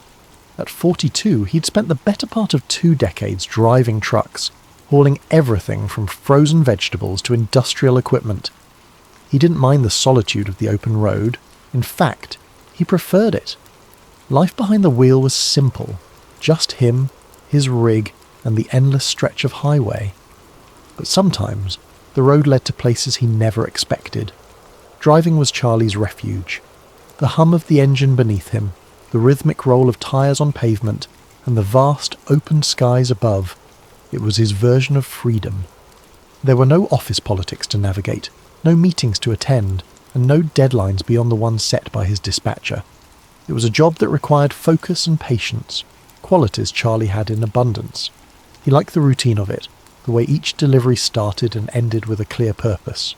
Most days the miles blurred together. The roads were familiar, even comforting. He knew the best diners to stop at for a slice of pie, which truck stops had the cleanest showers, and the stretches of highway where the sunsets seemed to last forever. He loved the quiet moments when the world felt like it belonged to him alone, the only sound the low rumble of his truck and the occasional whisper of wind through the windows. Charlie didn't consider himself the adventurous type. He wasn't the kind of guy who went looking for excitement or mystery. In fact, he avoided it whenever possible.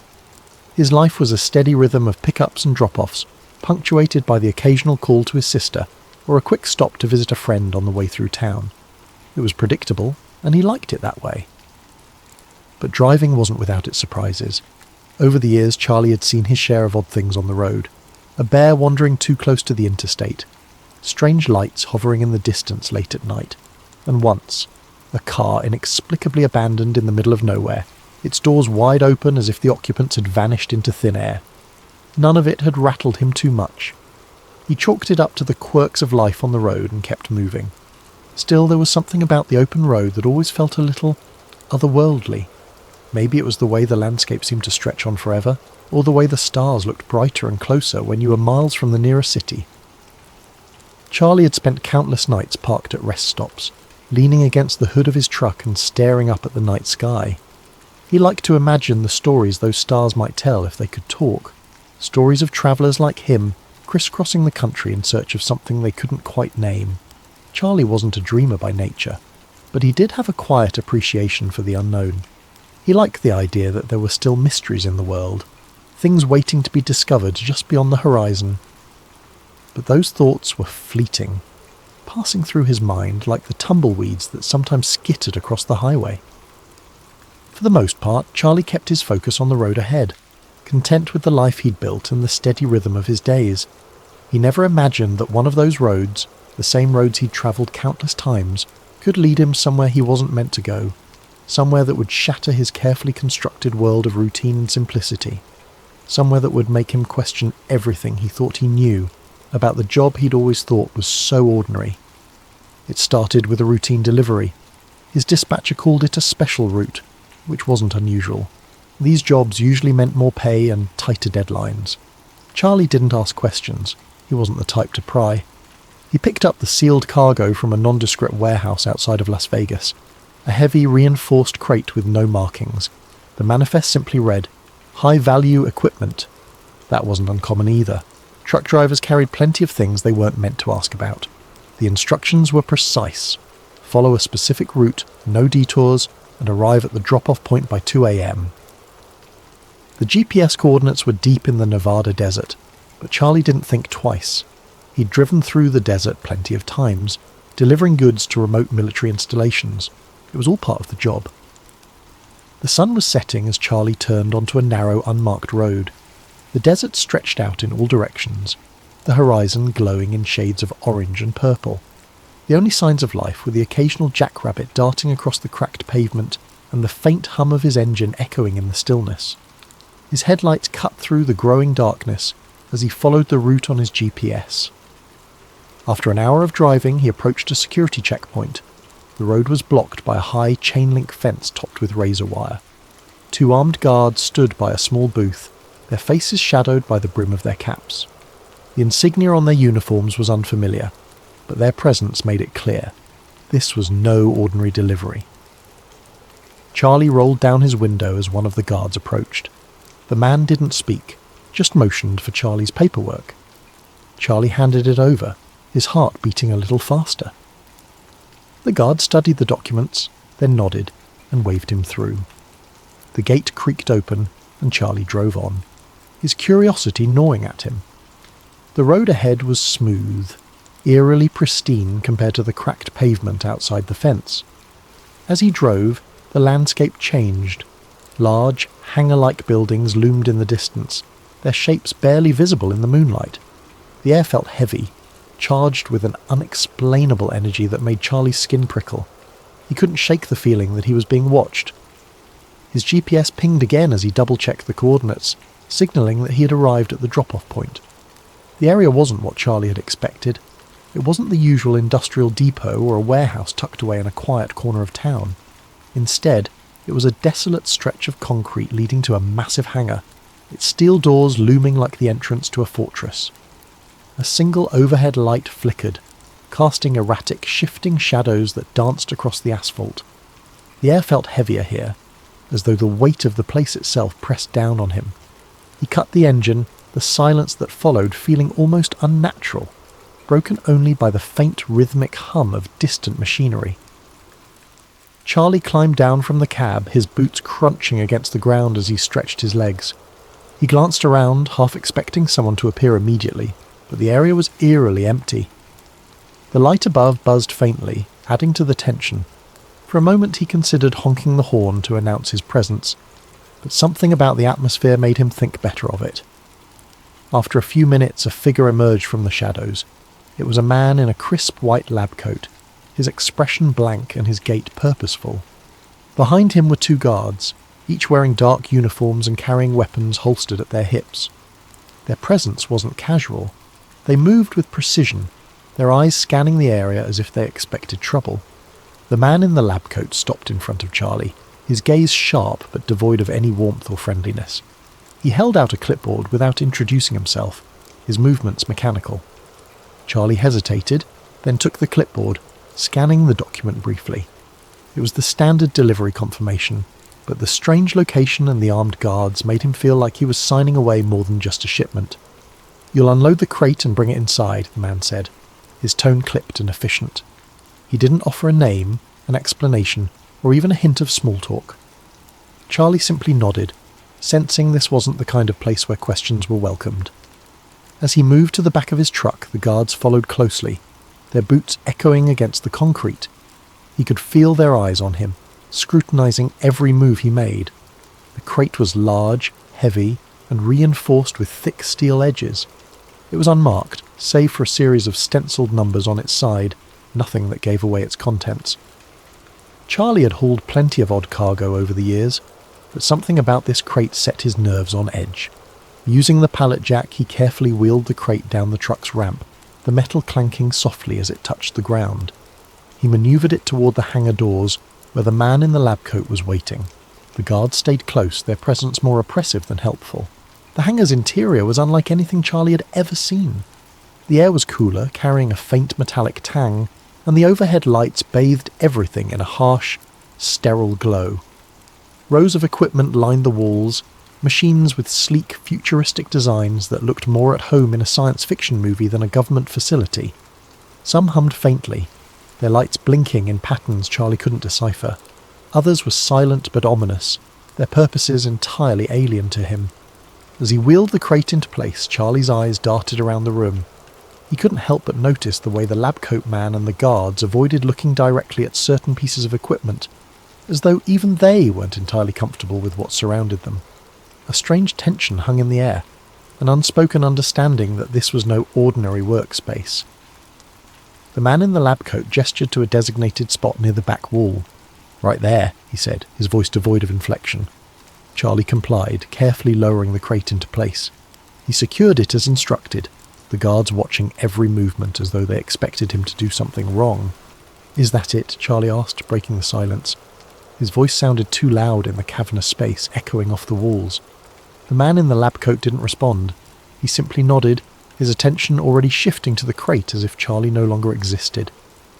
As Charlie turned to leave, something caught his eye. A large translucent panel mounted on the far wall.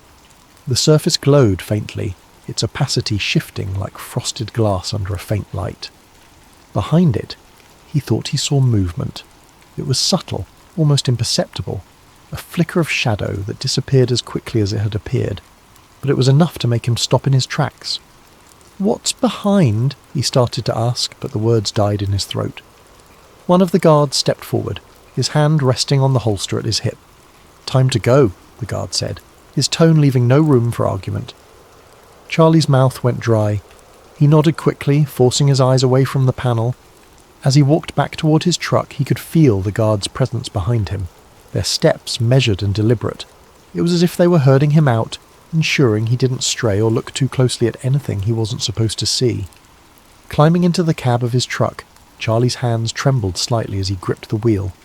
He started the engine, the familiar rumble doing little to calm his nerves. As he pulled away from the hangar, he cast one last glance in his side mirror. The translucent panel was barely visible through the open hangar doors, but in that fleeting moment, he thought he saw it again, a shadow shifting behind the glowing surface. He told himself it was just his imagination, a trick of the light or the exhaustion from the long drive. But no matter how hard he tried to convince himself, the unease lingered, crawling under his skin like an itch he couldn't scratch. The image of the translucent panel and the faint movement behind it replayed in his mind, an unshakable reminder that he had seen something he wasn't meant to. The GPS continued to hum directions, urging him back toward the main gate, but the unease clawing at Charlie's chest wouldn't let him obey. Something about the narrow, well-worn side road just ahead called to him, a whisper of forbidden knowledge he couldn't ignore. He hesitated for only a moment before jerking the wheel and veering off the marked route. His heart pounded as the truck's tyres crunched over the gravel, every turn taking him further away from the path he was supposed to follow. The side road twisted and snaked through the facility's outskirts, its bends obscured by the shadows of low hills and sparse desert vegetation.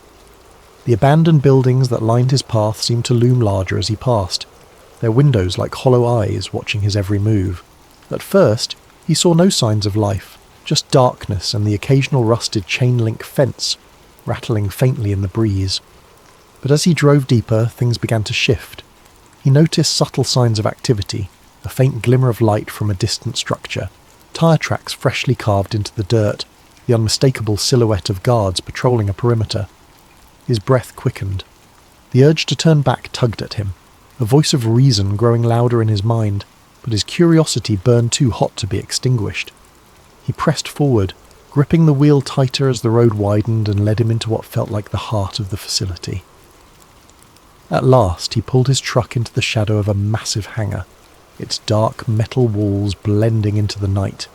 He killed the engine, the abrupt silence amplifying the sound of his own rapid breathing. For a moment he just sat there, the weight of what he was doing pressing down on him. Then, as though compelled by an unseen force, he climbed out of the cab. The air here was different, thick, charged, as if it hummed with an invisible current. Every step Charlie took felt deliberate, his boots crunching softly on the gravel as he crept closer to the hangar. A faint glow seeped through a crack in the enormous doors, and he found himself drawn to it like a moth to a flame. He crouched low, the cool metal of the hangar's sidewall brushing against his hand as he leaned in to peer through the gap. The interior of the hangar was breathtakingly vast, stretching farther than his eyes could follow. The air inside was cold, a stark contrast to the desert night beyond. Rows of futuristic workstations lined the walls, each manned by technicians clad in pristine white lab coats. They moved with quiet precision, their faces illuminated by the pale blue light of glowing monitors. Charlie's eyes scanned the room, drinking in details that felt like something out of a dream, or a nightmare? And then he saw it. At the centre of the hangar, suspended impossibly above the ground, was a craft like nothing he'd ever imagined. Its shape was sleek, almost organic, with smooth metallic curves that shimmered like liquid under the harsh overhead lights. The hull was etched with strange, glowing symbols that pulsed faintly, as though alive. The air around the craft seemed to ripple subtly, distorting the light in a way that made it difficult to focus on its form for too long. Charlie's breath caught in his throat. This wasn't any kind of military tech he'd ever seen. This was something else, something not of this world. The realization sent a chill down his spine, and for a moment he couldn't move. His mind raced, struggling to process what he was seeing. His hands gripped the edge of the doorframe so tightly his knuckles turned white. The technicians moved around the craft like surgeons in an operating room, their movements synchronized and deliberate. It was clear they were conducting tests, but on what or why, Charlie couldn't begin to guess. A soft mechanical hum filled the air, barely audible but somehow felt deep in his chest. It was coming from the craft, a rhythmic vibration that seemed to resonate with the very walls of the hangar. He stared at it, transfixed, until a faint sound behind him shattered the spell. "Step away from the door," a voice commanded, sharp and unyielding. Charlie whipped around, his heart lurching into his throat. 2 guards were approaching, their weapons drawn and pointed squarely at him. The beams of their flashlights cut through the darkness, illuminating his frozen form. Panic surged through his veins, and before he could think, his instincts took over. He bolted. The shouts of the guards rang out behind him, their voices sharp and urgent. Charlie's boots pounded against the gravel as he sprinted back toward his truck, his mind a blur of fear and adrenaline. He could hear their heavy footsteps gaining on him, the clatter of their gear echoing in the night. Every breath burned in his lungs, but he didn't dare slow down. He reached the truck and yanked open the door, his hands trembling as he fumbled with the keys. The guards were closing in, their shouts growing louder, but finally the engine roared to life. He slammed the door shut and threw the truck into gear, his foot pressing hard on the gas pedal. The tyres spun for a moment before gripping the gravel, sending up a cloud of dust as he sped down the road. In his rearview mirror he could see the guards giving chase, their figures silhouetted against the distant lights of the hangar.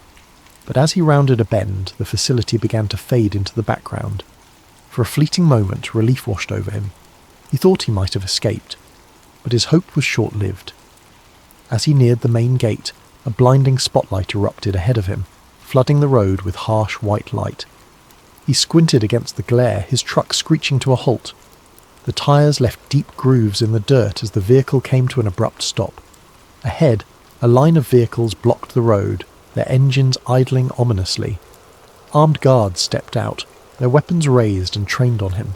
Charlie's breath came in ragged gasps as he realized he was surrounded. There was no way out. Slowly he raised his hands, his heart pounding so hard it felt like it might burst from his chest. The guards approached, their faces impassive as they barked orders. They pulled him from the truck, cuffing his wrists with practiced efficiency. The cold metal bit into his skin, a stark reminder of his mistake. As they led him toward one of the waiting vehicles, Charlie cast one last glance over his shoulder. In the distance, the hangar loomed dark and silent, its secrets once again hidden from view. The faint glow of the translucent panel burned in his memory, a haunting image he knew he'd never forget. The guards shoved him into the back of a black van, its interior as cold and unyielding as the cuffs around his wrists. The doors slammed shut, sealing him in darkness. As the vehicle pulled away, Charlie's mind raced with unanswered questions and a growing sense of dread. He didn't know where they were taking him, or what would happen next. All he knew was that he'd seen something he was never meant to see, and that knowledge would cost him more than he'd ever imagined. Thank you for joining us tonight on Sleep Theories. As you drift off, let this story remind you of the mysteries that might lie just out of sight, hidden in the most secretive corners of the world. Sleep well and sweet dreams. Ethan didn't remember a time in his life when he didn't feel out of place. Growing up, he was the quiet kid, the one who sat in the corner of the classroom with his nose buried in a book or staring out the window, wondering if there was something more beyond the confines of the world he knew. While his friends grew excited about parties, clubs, and futures mapped out in clean, predictable lines, Ethan felt only a creeping dread. an unshakable feeling that something was missing. He'd often felt like he was standing at the edge of something vast, a place beyond his understanding, and he'd wondered if he might accidentally stumble into it one day. His life had been ordinary, perhaps too ordinary, and sometimes he thought that was the scariest thing of all. He spent most of his free time chasing stories and curiosities, unexplained mysteries, urban legends, and tales of things that couldn't be. The Backrooms was one of his favourites.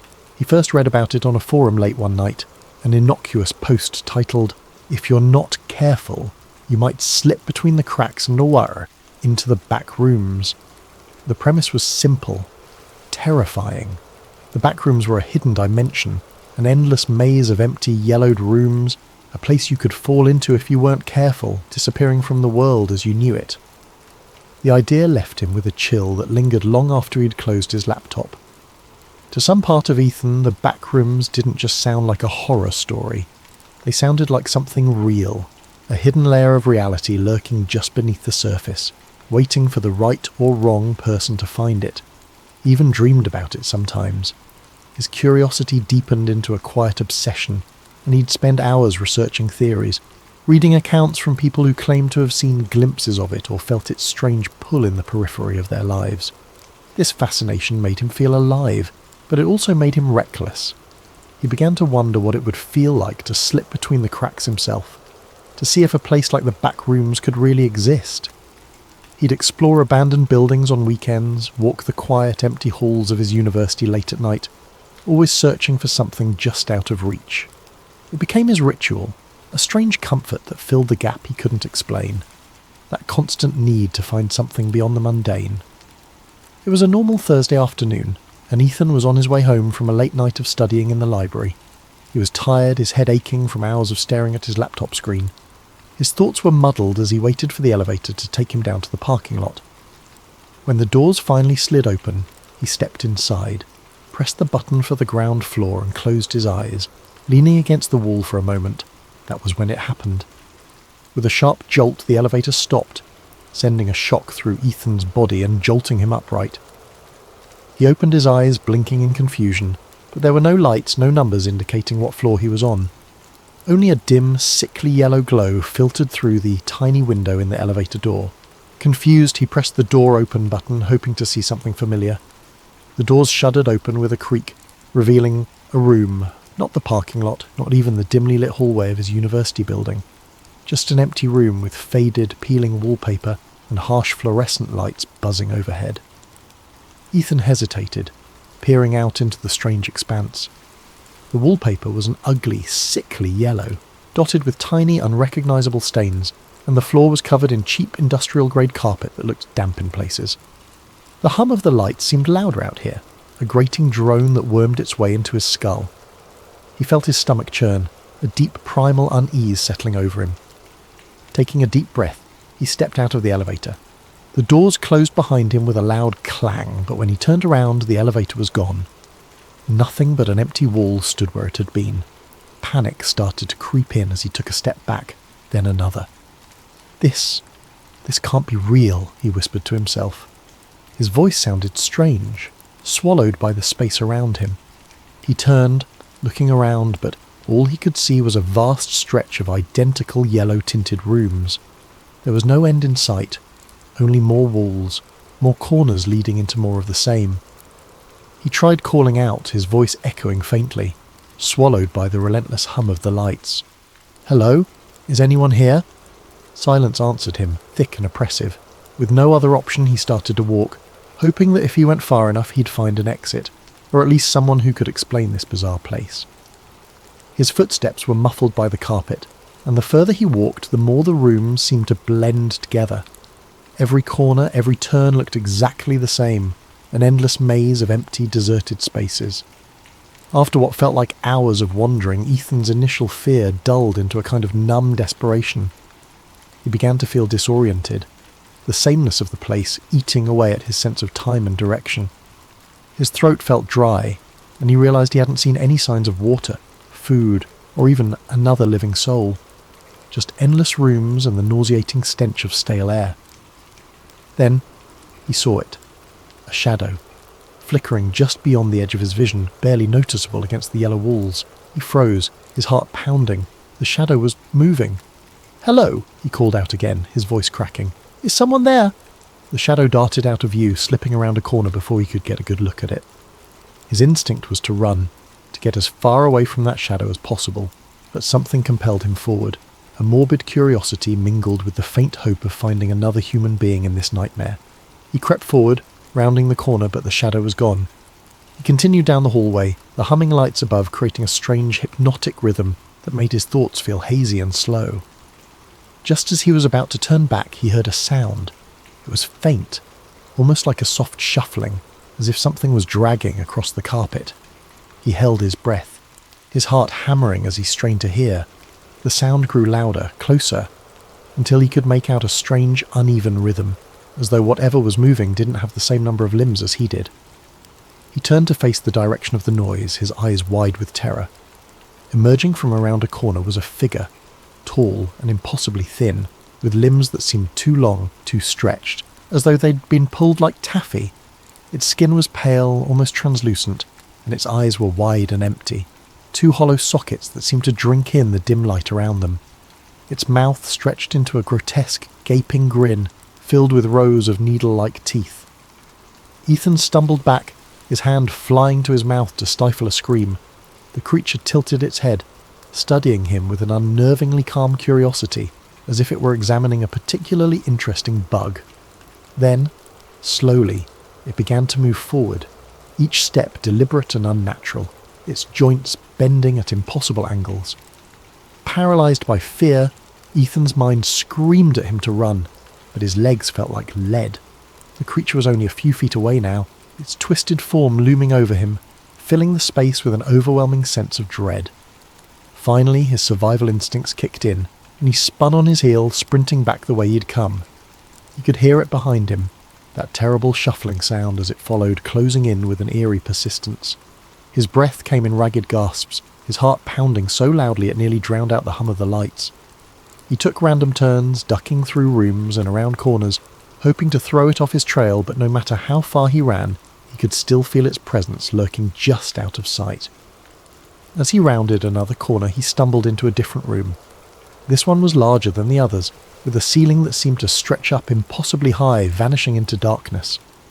In the centre of the room was a single decrepit armchair, facing away from him. He was too tired to question it, his legs shaking as he collapsed against the wall, breathing heavily. For a moment he allowed himself to hope that he had finally lost the creature. But then a voice, a low, raspy whisper, filled the room, coming from somewhere near the armchair. "Why, did you come here?" Ethan's heart skipped a beat. The voice was quiet, almost gentle, but there was something sinister lurking beneath it, a malevolent edge that made his skin crawl. I don't know how I got here," he managed to stammer, his voice barely a whisper. The armchair creaked, as if someone was shifting in it, though he still couldn't see who or what was sitting there. "No one comes here by accident," the voice replied, a hint of amusement in its tone. "You wanted to be here. You're one of us now." Ethan shook his head, panic rising in his throat. "I don't belong here. I didn't mean to come here." The chair creaked again, and Ethan could feel the thing in it watching him, though he couldn't see its face. The oppressive silence seemed to press in on him, as if the walls themselves were leaning closer, eager to hear what he had to say. "You belong here now," the voice continued, a strange warmth in its tone, like a parent soothing the frightened child. "The Backrooms have chosen you. There's no way out." As the words sank in, Ethan felt a cold, hollow emptiness fill his chest. He wanted to scream, to run, but he was too exhausted, too drained by the endless maze of rooms and the oppressive hum of the lights. He sank to his knees, his mind racing, searching for some semblance of hope, some way to escape this nightmare. But deep down, he knew the truth. There was no way out. The backrooms were endless, a labyrinth of yellow walls and flickering lights, stretching on forever, trapping him in their suffocating embrace. The thing in the armchair chuckled softly, a sound that echoed off the walls, filling the room with a dark, mocking joy. "Welcome home, Ethan," it whispered. And as the lights flickered above him, casting long shadows that seemed to close in from every corner, Ethan felt himself slipping away, the last fragments of his sanity dissolving into the hum of the fluorescent lights. He was home. After his harrowing escape from the Backrooms, Ethan struggled to return to his normal life. He tried to convince himself that it had been a nightmare, the result of exhaustion and a wandering mind. But deep down, he knew the truth. He'd been there, in that endless maze of yellow rooms, the echoing hum of fluorescent lights buzzing in his ears, the creature with the impossibly long limbs hunting him through every corner and corridor. He'd only narrowly escaped, stumbling back through an elevator that had seemed to appear out of nowhere and waking up in the real world as though nothing had happened. Weeks passed, but the Backrooms haunted him. He saw glimpses of it in reflections, in dark corners, even in the university hallways that had once seemed so ordinary. He developed a hyper-awareness, a dread that every corner he turned would lead him back into that yellow, buzzing nightmare. His friends noticed his anxiety, his sleeplessness, but he couldn't bring himself to tell anyone. How could he explain something so surreal, something he could hardly believe himself? He was sure it would get better with time, but his dreams betrayed him. Almost every night he would return to the Backrooms in his sleep. He would wander through its endless corridors, its stale, musty air thickening with every breath. No matter how he tried to direct his dream, no matter how aware he became, he was always drawn deeper into the maze. And in every dream the creature was there, lurking in the shadows, watching him with those empty eyes, that horrible grin. One night Ethan jolted awake, sweat pouring down his face, the hum of the fluorescent lights still ringing in his ears. His pulse pounded as he sat in the darkness of his room, clutching his bedsheets. It was a nightmare, just a nightmare, he told himself over and over. But the line between waking and sleeping was blurring, and he began to feel as though the Backrooms were calling to him, beckoning him back. Despite his growing fear, something within him stirred, a curiosity, or perhaps a sick obsession. The fear of returning to the Backrooms was tempered by an undeniable pull, a whisper that told him he hadn't yet seen everything there. He was certain it would swallow him whole if he went back, but some part of him felt he had to know the truth of what lay beyond those endless yellow rooms. The uncertainty gnawed at him, tugging at the back of his mind until he could think of little else. One Friday night, after another sleepless week, he gave in. It was as though he were possessed, acting on some deep unspoken impulse. He found himself back in the library, a little past midnight, with nothing but the quiet hum of the building to keep him company. He rode the same elevator he'd taken the last time, pressing the ground floor button, feeling the jolt as the elevator began its descent. But this time, there was no jolt to stop him. The elevator smoothly reached the ground floor, and the doors slid open to reveal the quiet university lobby. Disappointed and relieved in equal measure, he let out a shaky laugh. He'd been foolish, he thought, to believe the Backrooms could be summoned by something so simple. As he stepped out of the elevator, he froze. The lobby looked different. The lights were dimmer, the walls slightly yellowed, and an odd damp smell hung in the air. Slowly, his heart sinking, he turned to look behind him. The elevator doors were still open, but there was no lobby beyond them. Only the familiar yellow-tinted wallpaper, the buzz of the fluorescent lights, and that endless carpeted expanse stretching into oblivion. Ethan felt a wave of nausea wash over him. He was back. Taking a deep breath, he steeled himself. This time, he wouldn't panic. He would stay calm, map out a path, and find his way out. He'd done it once, and he could do it again. But as he started to walk, he noticed subtle differences. The rooms felt darker, the smell stronger, almost like mildew mixed with something metallic. And the buzzing was louder, a harsh, grating sound that rattled in his skull. He wandered through the hallways, taking mental notes of every turn, every detail he could remember. But the Backrooms seemed to shift around him, subtly changing with each step, making it impossible to find his way back. And soon enough, he began to hear the faint, shuffling footsteps he dreaded. The creature was here again. Ethan quickened his pace, his heart pounding. The footsteps followed him, echoing in sync with his own. He glanced over his shoulder, catching a glimpse of its grotesque, elongated form rounding a corner, moving with a horrible, jerking grace. He forced himself to keep calm, his mind racing as he tried to think of a way to escape. Room after room he searched for a way out, for any clue that could guide him. But the rooms seemed different this time, as if they were trying to trap him. The walls seemed to close in on him, narrowing with every turn, the air growing thick and stagnant. The creature's footsteps grew louder, closer, and Ethan knew he couldn't keep running forever. Finally, he stumbled into a room that looked different. A wide, empty space with a single door at the far end, something he hadn't seen before. With no other choice, he sprinted for it, throwing himself through the door just as he heard the creature behind him, its horrible breathing echoing in his ears.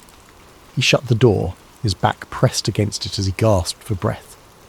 The room he'd entered was dimly lit, quieter, the buzzing sound fading to a low hum. The wallpaper was still that sickly yellow, but the atmosphere felt different, almost like a forgotten place, untouched even by the back rooms. In the centre of the room was a large rusted metal door, unlike anything he'd seen in his previous visits.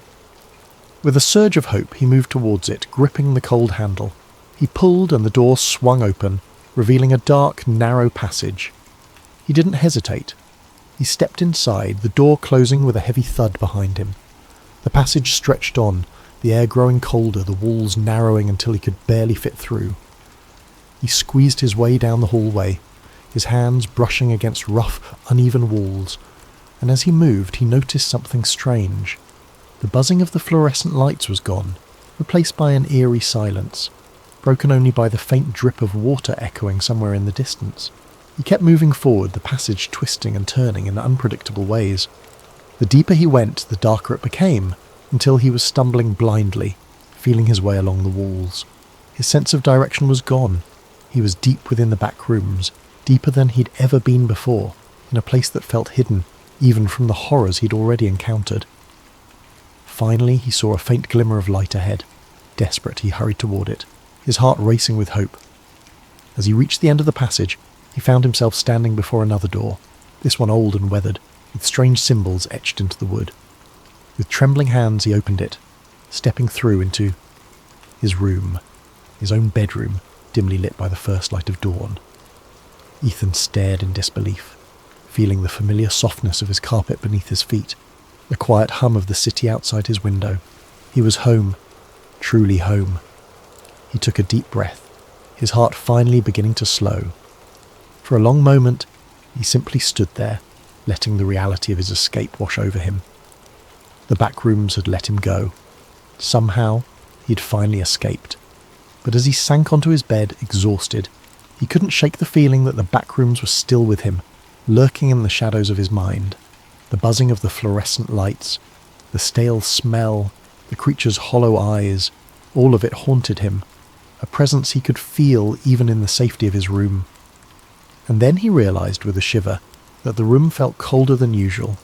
A subtle, creeping chill filled the air, seeping through the walls, brushing against his skin like fingers trailing ice. His breath fogged in the dim light, something that had never happened before in his cozy apartment. It was as though the warmth and safety he'd known here had been drained, replaced with the oppressive, stagnant atmosphere he'd left behind.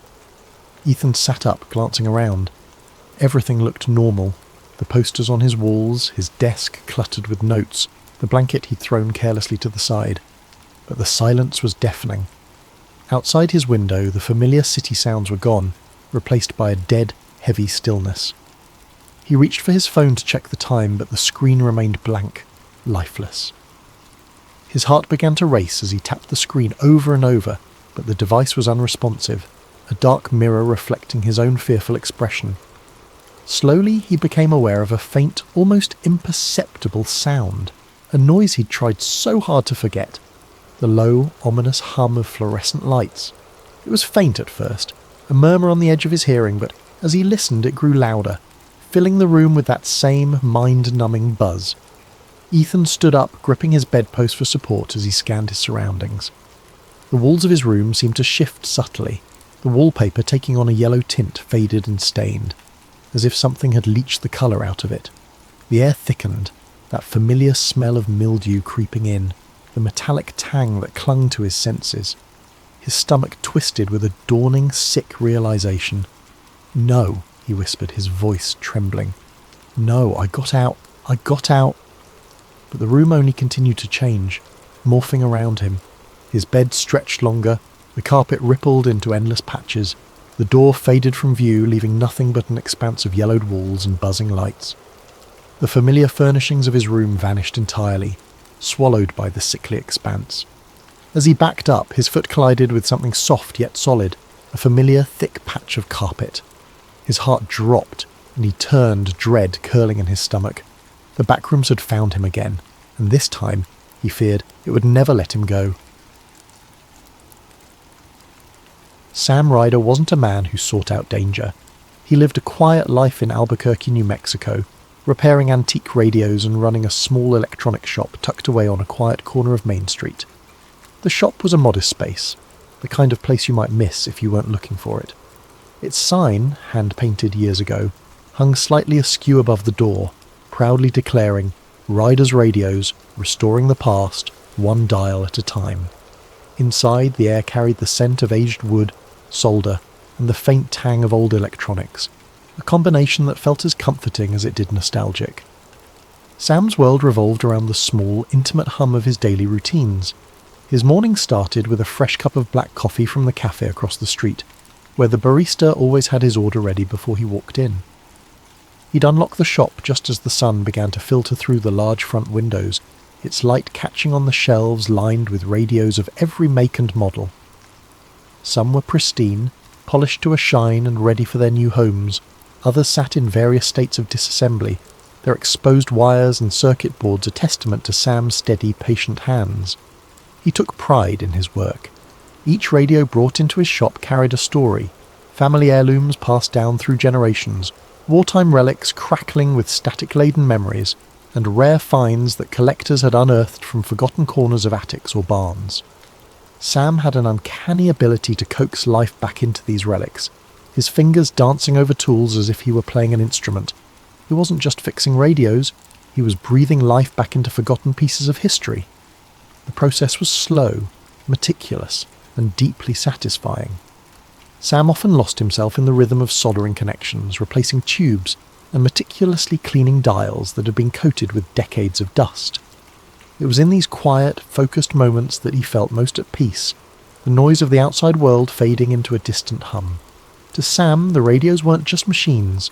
They were windows into another time, echoes of lives lived and stories told. Customers came and went, each one leaving a small mark on the shop's ever-growing tapestry of tales. There was the elderly man who brought in his father's military radio, desperate to hear it crackle to life one more time. The young couple who stumbled upon an Art Deco model at a flea market, dreaming of filling their first apartment with its warm sound, and the local historian who occasionally brought in pieces for restoration, always eager to share a story about the significance of each artifact. Sam listened to these stories with genuine interest, his quiet demeanour putting people at ease. He wasn't much of a talker, but when he spoke, his words carried weight. He'd learned long ago that sometimes people just wanted to be heard, to know that their memories mattered to someone else, and in his own small way, Sam was helping preserve those memories, ensuring they wouldn't be lost to the static of time. The world outside might have been speeding up with new technologies and distractions, but Sam had always preferred the simplicity of things with knobs, dials, and wires. He didn't own a smartphone, didn't bother with social media, and had never been one to chase the latest trends. His evenings were spent reading books from the second-hand shop down the street, or listening to the soothing crackle of an old jazz station on one of his favourite restored radios. His life wasn't exciting by most people's standards, but it was his, and he wouldn't have had it any other way. It was a life built on routine, on the comfort of the familiar. And for years, that was enough. He liked to say his job wasn't just fixing radios, it was restoring voices from the past. Each crackle, each tune that burst from an old speaker was a bridge between now and then, a reminder that even in a world that never seemed to stop moving, some things could remain timeless. But the past had a way of finding you, even when you weren't looking. And for Sam Ryder, that quiet life he'd built was about to be upended in a way he could never have imagined. It started with an old chest, brought into his shop by a woman in her late 60s. She introduced herself as Martha Green, and explained that the chest had belonged to her late father, a former military officer stationed in Roswell during the 1940s. The chest was battered, its leather straps worn from years of use, and the brass latches tarnished. Martha had found it while cleaning out her attic, and thought it might have some sentimental value. "It's probably nothing," she said with a shrug, her hands trembling slightly. "But my father always said this chest held his most important papers. I just can't bring myself to open it." Sam assured her he'd handle it carefully, though he wasn't sure why she thought an electronics repairman was the right person for the job. Still, he wasn't one to turn away a curious project. After Martha left, he set the chest on his workbench and examined it under the glow of a desk lamp. The lock was old, a simple mechanism that gave way with a firm twist of a screwdriver.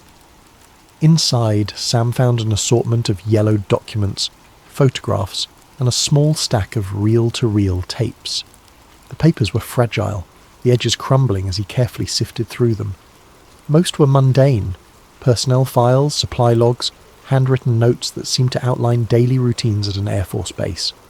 But then he found the folder. It was labelled Project Aurora Confidential in bold stamped letters. Sam's heart skipped a beat as he opened it, his eyes scanning the contents. There were diagrams of aircraft that didn't look like anything he'd ever seen, with sleek, curved designs that defied conventional engineering. Accompanying the diagrams were technical notes, filled with jargon and equations he didn't understand. And then there were the photos, black and white images, slightly blurred, showing what appeared to be a crash site in the desert. Debris was scattered across the sand, metallic fragments with strange patterns etched into their surfaces. In one photo, soldiers stood around a tarp-covered object, their faces tense and unreadable. Another showed what looked like a silver egg-shaped craft half buried in the ground. Sam's hands trembled as he flipped through the pictures, each one more surreal than the last. The final image stopped him cold. It was a close-up of a small humanoid figure lying on a stretcher. Its skin was pale, almost translucent, and its large almond-shaped eyes stared blankly at the camera. Sam's breath caught in his throat. He set the photo down, his mind racing. He'd heard the stories about Roswell, the crash, the rumours of a government cover-up, but he'd always dismissed them as urban legends. Yet here it was, tangible evidence that seemed to confirm the unthinkable. Sam leaned back in his chair, his pulse pounding in his ears. He glanced at the reel-to-reel tapes, their labels cryptic. Crash Recovery Debrief, Field Report 1947, and Subject Examination. A surge of curiosity mixed with dread coursed through him. If the tapes held audio evidence of what the photos suggested, then this wasn't just a piece of history, it was a bombshell. He decided to listen. After rigging up one of his refurbished players, he threaded the first tape and pressed play. The machine hummed to life, the reels spinning as a crackling voice filled the room. It was a man speaking in measured, clipped tones, clearly reading from a report. July 8th, 1947. Recovery operations have been completed. Debris secured and transported to Hangar 18. Biological specimen recovered from the site is currently undergoing examination. Preliminary findings indicate non-terrestrial origin. The voice trailed off into static and Sam sat frozen, the weight of the words sinking in.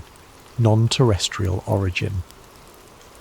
He rewound the tape and listened again, his mind struggling to process the implications. This wasn't some grainy video or a blurry photo easily dismissed as a hoax. It was a first-hand account from someone who had been there, someone who had seen things no one was ever supposed to know about. Sam knew he couldn't keep this to himself. But the moment he made that decision, a sense of dread settled over him. If this chest had been hidden for decades, there had to be a reason. And if he exposed its contents, there was no telling what might happen. The first sign of trouble came the next morning. Sam arrived at his shop, coffee in hand, to find the front door slightly ajar, the lock broken. His heart sank instantly, the unease hitting him like a punch to the gut. The door creaked as he pushed it open, revealing the interior of his once cosy sanctuary in shambles. The air felt thick, the kind of oppressive stillness that lingers after an uninvited presence has violated a space. Sam stood in the doorway, frozen, as his mind tried to catch up with what his eyes were seeing.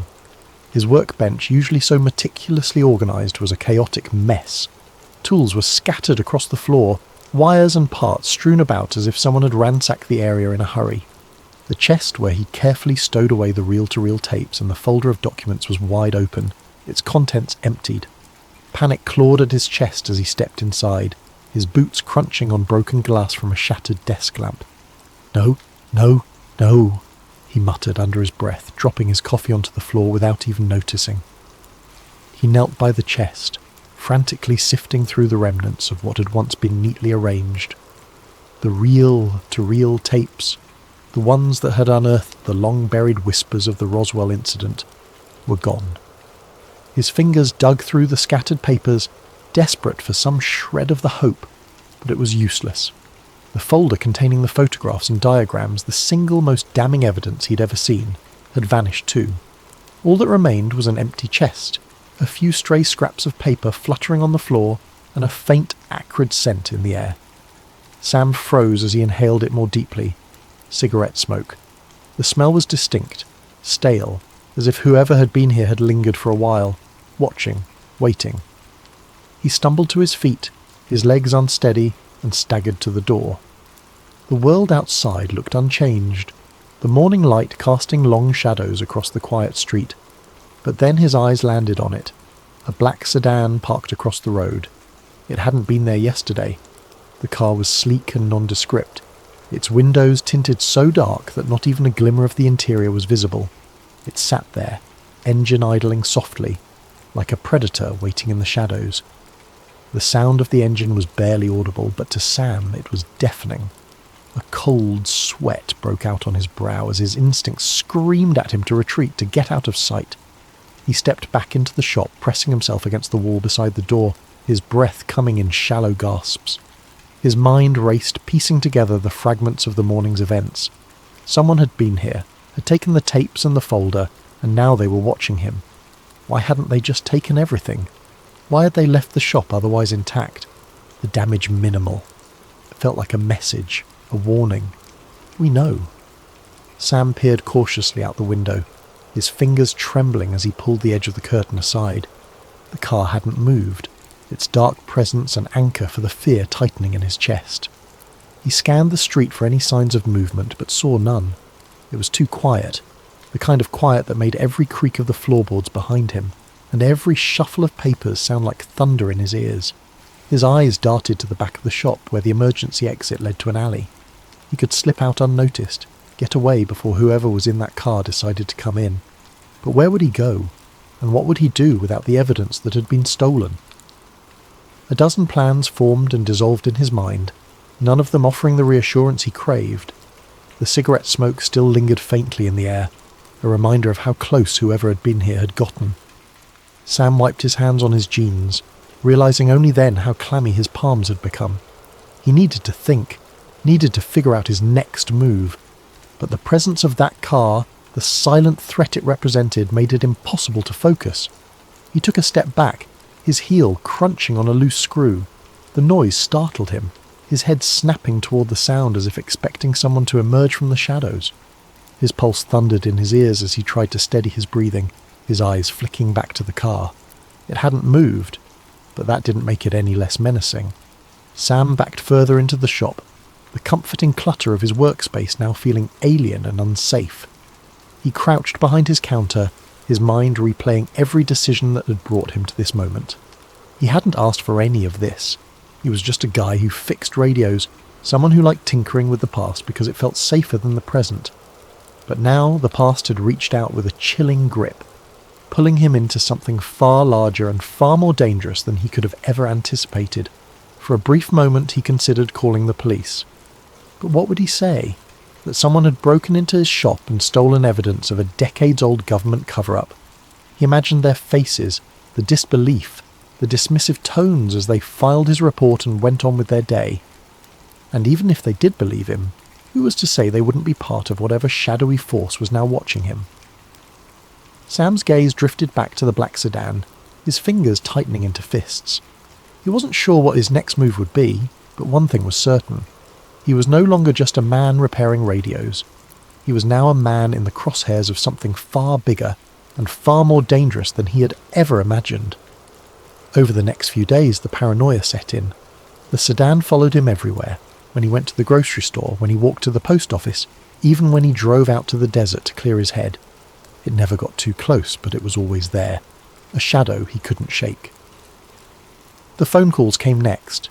At first, they were just clicks and static. Then came the voice, a low, measured tone that never identified itself. "You've seen too much," it said one night, the words sending a chill down Sam's spine. "Leave it alone." Sam tried to tell himself it was just a coincidence, a prank, but deep down, he knew better. Someone knew what he had found, and they wanted to make sure it stayed buried. He considered going to the police, but what would he say? That he had uncovered proof of a decades-old government cover-up involving aliens? They'd laugh him out of the station. Desperate, Sam turned to the only person he could trust, Martha Green. She was as shocked as he was when he told her what had happened, her hands trembling as she held one of the few photos he'd managed to copy before the chest was ransacked. "My father always said he had secrets," she whispered, her voice heavy with regret. "But I never imagined this." Together they devised a plan. Martha had connections with a journalist in Santa Fe, someone with a reputation for uncovering government scandals. They would pass the evidence along anonymously, let someone else take the risk of exposing the truth. But the closer they got to Santa Fe, the more Sam felt the walls closing in. The sedan was still following them, its headlights a constant reminder that they weren't alone. Every mile felt like a gamble, every turn a chance for their pursuers to close the gap.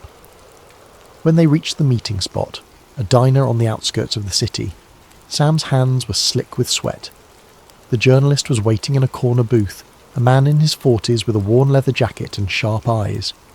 Sam handed over the envelope containing the copied photos and notes, his heart pounding as he explained what had happened. The journalist nodded grimly, tucking the envelope into his jacket. "This is big," he said. "But you need to be careful. If they're already watching you, they won't stop just because you gave me this." Sam nodded, his throat tight. He knew the man was right. Even as he left the diner, the weight of the truth he'd uncovered hung over him like a storm cloud. The drive back to Albuquerque was tense, every shadow on the road feeling like a threat. When Sam finally reached his apartment, he locked the door behind him and sat in the dark, his thoughts racing. He didn't know what the future held, but one thing was certain. The truth was out there now, and no matter what happened, he had done his part to make sure it couldn't be buried again.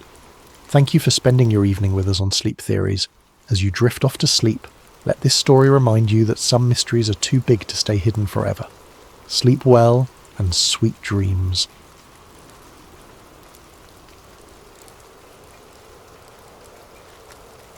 Welcome to Sleep Theories, the channel where we unravel the mysterious, explore hidden truths, and venture into the stories that lie in the shadows, all while helping you drift into a state of calm reflection. Tonight's story dives into a chilling conspiracy, one that takes us deep into the world of secrets, danger, and the unimaginable. What would happen if someone stumbled upon evidence that one of the darkest moments in modern history was orchestrated from within? As you listen, let me know in the comments where you're tuning in from and what time it is. It's always incredible to see how stories like this connect us across time zones and lives. And if you're new here, don't forget to subscribe to Sleep Theories for more gripping tales of the unknown. Now settle in, relax, and let's begin tonight's story. The house sat at the end of a quiet cul-de-sac, its unassuming facade belying the secrets hidden within.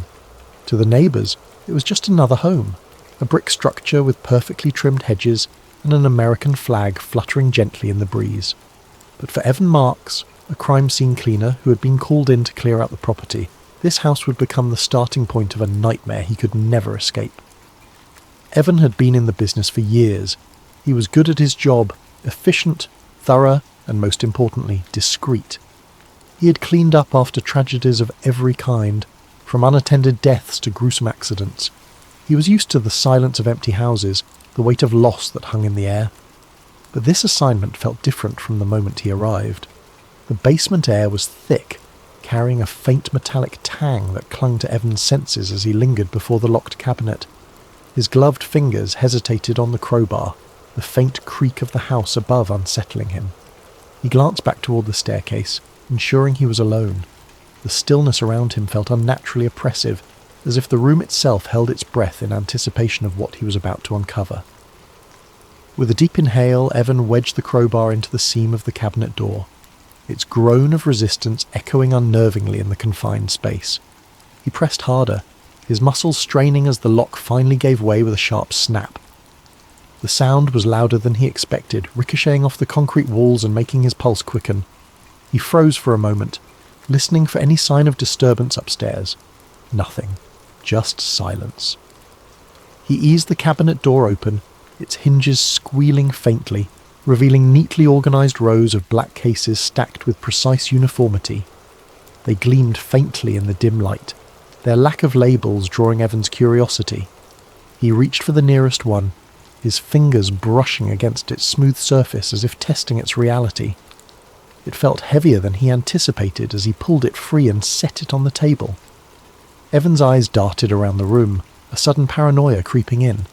This was different from the usual clutter or forgotten personal effects he often encountered in his line of work. The pristine nature of the cases, the deliberate care in their arrangement, it felt calculated, as though someone had wanted to hide them, yet also keep them readily accessible. His gaze lingered on the other rows of cases still nestled in the cabinet, an unsettling thought forming at the back of his mind. Why lock these up so securely? His breathing was shallow as he flipped open the first case. Inside was a single tape, its black housing flawless, unmarked except for a small strip of faded adhesive on one side. No writing, no indication of what it might contain. The tape exuded an eerie anonymity, as if its mere existence defied scrutiny. Evan's hand trembled slightly as he removed the tape and turned it over, scrutinizing every inch for clues. Finding none, he set it down carefully on the table, the sound of its casing clicking against the wood unnervingly loud in the stillness. He returned to the cabinet and pulled out another case, his curiosity now edging into unease. It too contained an unmarked tape. The pattern repeated with the third, the fourth, the fifth. Each was identical in its stark simplicity, their presence an enigma that only deepened as his discoveries multiplied. He scanned the basement for anything that might provide a clue, a label, a note, something to contextualize what he was looking at. His eyes caught on a small stack of manila folders shoved haphazardly to one side of the cabinet's bottom shelf. He knelt and reached for them, his fingers brushing against their rough edges. The folders were thick with documents, their tabs worn and creased from use, but they bore no official insignias or titles. Flipping open the top folder, Evan's breath caught. Inside were pages of printed schematics and diagrams, overlaid with dense annotations in a handwriting so meticulous it felt mechanical. The diagrams were detailed renderings of buildings he didn't recognize at first glance, their floors and structural supports marked with precise measurements and red circles. Evan flipped to another page and stopped cold. The next diagram was unmistakable, a blueprint of the World Trade Center. His eyes traced the bold red lines scrawled across the paper, each one highlighting points along the structure. Notations beside them were cryptic but chilling. Load-bearing. Sequence 4. Controlled collapse. Final stage. He closed the folder abruptly, the weight of what he had just seen pressing down on him. His hands were shaking now, and the cold of the basement seemed to seep deeper into his bones. He glanced at the tapes on the table, their silent presence now feeling menacing, as though they held secrets too terrible to comprehend. Evan's attention snapped to a faint noise upstairs, the creak of the floorboards above. His heart leapt into his throat, the sound jarring in the stillness. He stood motionless, straining to hear. It could have been the house settling, he told himself, or his nerves playing tricks. But the timing felt too precise, too deliberate. He looked back at the cabinet, the remaining cases still locked away, the opened folder on the table and the tape sitting ominously in front of him. The air felt heavier now, charged with a tension that made every movement seem amplified. Swallowing hard, he reached for the tape again, its surface cool and unnervingly smooth beneath his fingertips. He had to know what was on it, no matter the risk. Evan sat in the basement for what felt like hours, though in reality it had only been minutes. The stark flicker of the television screen illuminated his pale face, highlighting the sweat that clung to his brow. He stared at the VCR, its hum the only sound in the oppressive silence of the room. The tape he had just watched still felt like an impossibility, a phantom conjured by his mind. But the cold, mechanical footage replayed in his thoughts with cruel precision, each word echoing louder than the last. He reached for the tape he had ejected, his hands trembling as he ran his thumb over the smooth, featureless surface. No label, no date, nothing to indicate its existence or its damning contents. His pulse quickened as he hesitated, his other hand hovering over the stack of identical black cases still lined up in the cabinet. His breath was shallow, the weight of the air pressing down on his chest as though the walls were closing in. Every nerve in his body screamed at him to leave, to run, to abandon this horrifying discovery, but an equally powerful force anchored him to the spot. Curiosity, dread, and a twisted sense of obligation to uncover the truth.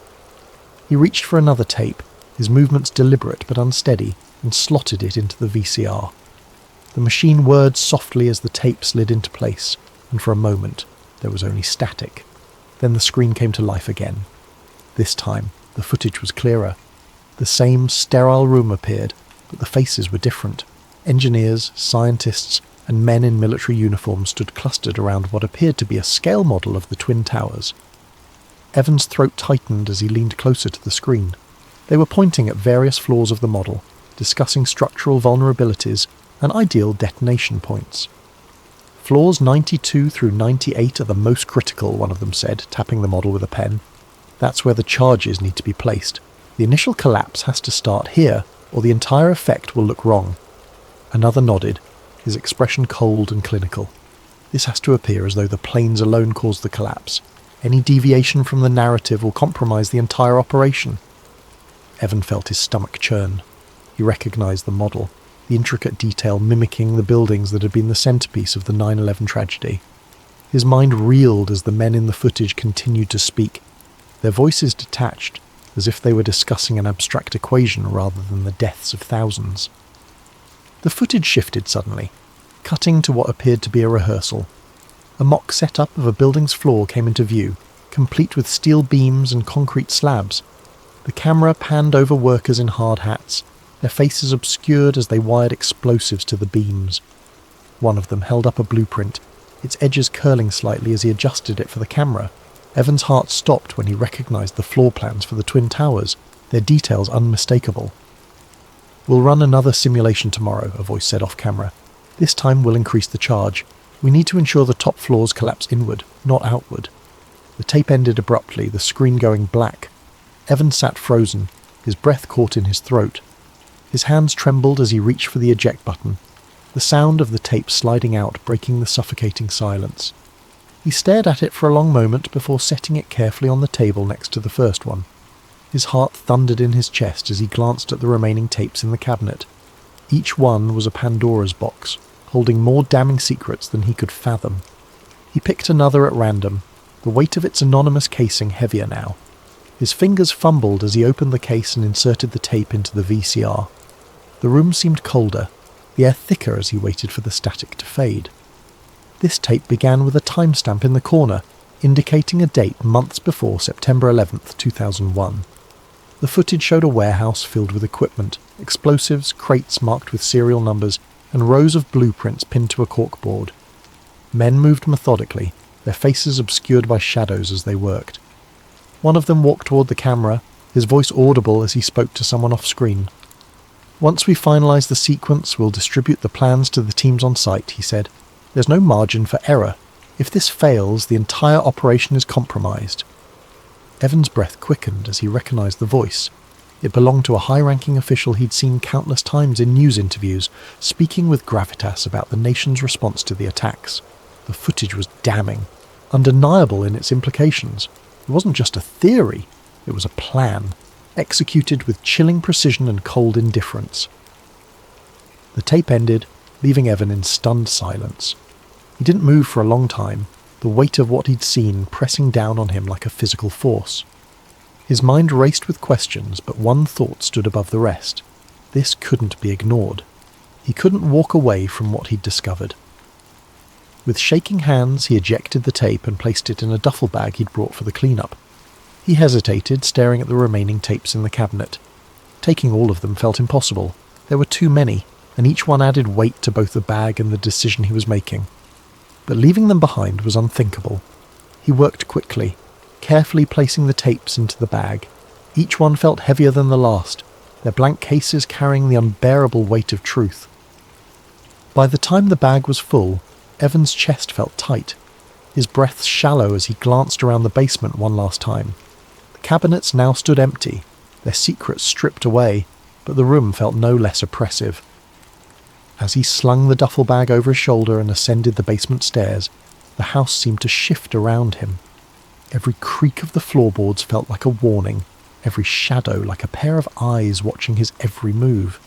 He moved as quickly and quietly as he could, his ears straining for any sound beyond the rhythmic pounding of his own heart. By the time he reached the front door, his nerves were frayed, his body tense with the expectation of an unseen threat. He stepped outside into the cold night air, the duffel bag heavy against his side. The weight wasn't just physical. It was the weight of responsibility, of knowledge that could change everything. He loaded the bag into his car, his hands trembling as he slid into the driver's seat. The house loomed behind him, its dark windows staring back like empty eyes. He didn't look back as he started the engine and drove away, the tapes in his trunk feeling like both a lifeline and a curse. For days, Evan wrestled with what to do. He watched the tapes over and over, each viewing solidifying the horrifying reality of what he'd uncovered. He tried to research the officials in the footage, piecing together their roles and connections. The more he learned, the deeper the conspiracy seemed to go. It wasn't just about the towers, it was about power, control, and the lengths to which people would go to maintain it. Every thread he pulled unravelled more questions than answers, revealing a web of deceit that stretched beyond anything he could have imagined. Evan's paranoia grew with each passing day. He began to notice the world around him in sharp, unsettling detail. Cars idling near his apartment lingered longer than they should have. Strangers seemed to hover too close when he walked through the streets. Even his phone calls took on an eerie quality, filled with unexplained bursts of static and echoing silences.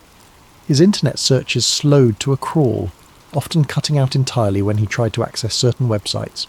At first, he dismissed these occurrences as coincidences, but the evidence mounted too quickly to ignore. He was being watched. The weight of the tapes, hidden beneath his bed, became unbearable. At night, he lay awake, staring at the ceiling, his mind racing with the knowledge that he had become a liability to forces far beyond his understanding. Each creak of the floorboards, each rustle of wind against the windows, sent jolts of adrenaline through his body. The walls of his apartment seemed to close in on him, their shadows darker, their corners sharper, as if the building itself was complicit in his unease. But Evan couldn't stop. Despite his fear, a compulsion burned within him, a desperate need to expose the truth. He spent hours sending encrypted emails to journalists and independent investigators, carefully crafting messages that walked the line between urgency and caution. He contacted activists, whistleblowers, anyone he thought might be brave enough to take up the fight. But every time he tried to share what he knew, he hit a wall. Journalists dismissed him as a crackpot, brushing off his claims as the ramblings of a conspiracy theorist. Activists showed initial interest, but their enthusiasm waned after seeing the tapes. The fear in their eyes was unmistakable, their refusals laced with apologies and thinly veiled panic. It became clear to Evan that the tapes were radioactive. The few who had the courage to listen seemed to sense the danger of knowing too much. "This is bigger than you or me," one journalist said in a hushed voice over a coffee shop table. "If what you're saying is true, they'll come for you. And if you drag me into it, they'll come for me too." Evan's isolation deepened. He avoided his usual haunts, stayed away from friends and family, and rarely ventured outside during daylight hours. His life became a cycle of paranoia and determination, his every move calculated to avoid detection. But no matter how careful he was, he couldn't shake the feeling that the net was tightening around him. The first undeniable sign came late one night. Evan had been sitting at his desk reviewing a list of names he'd found in the tapes when the room was flooded with an intense blinding light. His heart leaped into his throat as he scrambled to the window. A black SUV idled on the street below, its headlights glaring up at him like unblinking eyes. Two men in dark suits stood nearby, their silhouettes sharp against the glow. Evan's hands trembled as he pulled the curtains shut, his mind racing. He knew this wasn't a coincidence. They had found him, or at least they were close. He began to devise a plan, hurriedly packing the tapes into a duffel bag and scattering them across multiple hiding spots. Some were tucked into storage lockers he rented under false names. Others were hidden in abandoned buildings or buried in the woods outside the city. It wasn't a perfect solution, but it was the best he could manage. He couldn't let them all be found. The final days of Evan's freedom were a blur of fear and frantic preparation. He barely slept, his mind too preoccupied with contingency plans and escape routes. The strangers who loitered near his building seemed to multiply, their faces cold and unrecognisable. Every knock on the door, every ring of his phone sent his pulse racing. He was running out of time, and he knew it. The end came on a quiet evening. Evan had been sitting in his darkened apartment, the duffel bag packed and ready by his side. He had been contemplating his next move, weighing the risks of fleeing the city against the necessity of staying to ensure the tapes reached someone who could expose them. The knock on the door was soft, almost polite. For a brief moment he thought it might be a neighbour or a delivery, but the moment passed, and dread took its place. Evan froze, his body tense as he stared at the door. The knock came again, louder this time, followed by a voice that sent a chill down his spine. "Evan Marks, we know you're in there. Open the door." Panic surged through him. He grabbed the duffel bag and darted toward the fire escape, his mind screaming for him to run. But before he could reach the window, the door burst open with a deafening crash. Figures in black stormed inside, their movements precise and practiced. Evan barely had time to process what was happening before he was tackled to the ground, his face pressed against the rough carpet. They moved quickly, binding his wrists and dragging him to his feet. He struggled, shouting for them to stop, but their grips were unyielding. As they hauled him toward the door, his eyes darted to the duffel bag lying open on the floor, its contents spilling out. Black tape scattered like a trail of breadcrumbs, leading to the truth he had tried so hard to protect. The last thing Evan saw before they pulled a hood over his head was the tapes being gathered by gloved hands, their damning evidence swept away in an instant. He shouted, his voice muffled by the fabric, but it was no use. The world outside was swallowed by darkness as they dragged him into the night. Evan Marks disappeared that evening.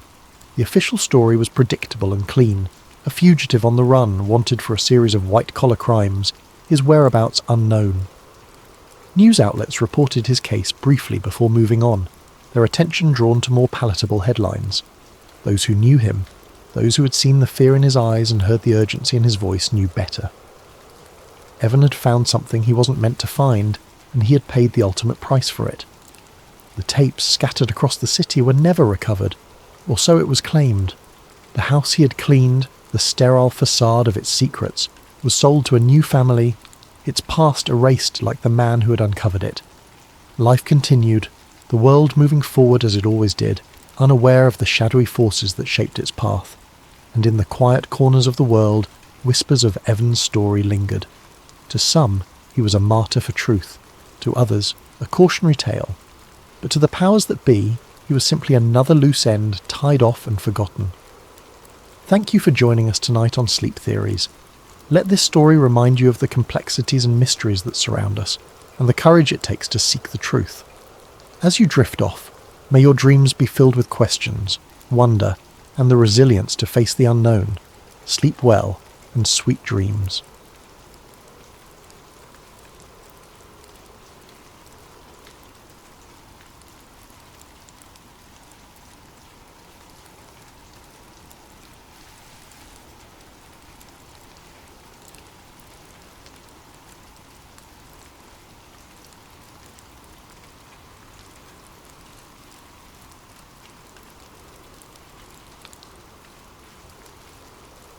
Evan Carter wasn't the kind of person who believed in conspiracies.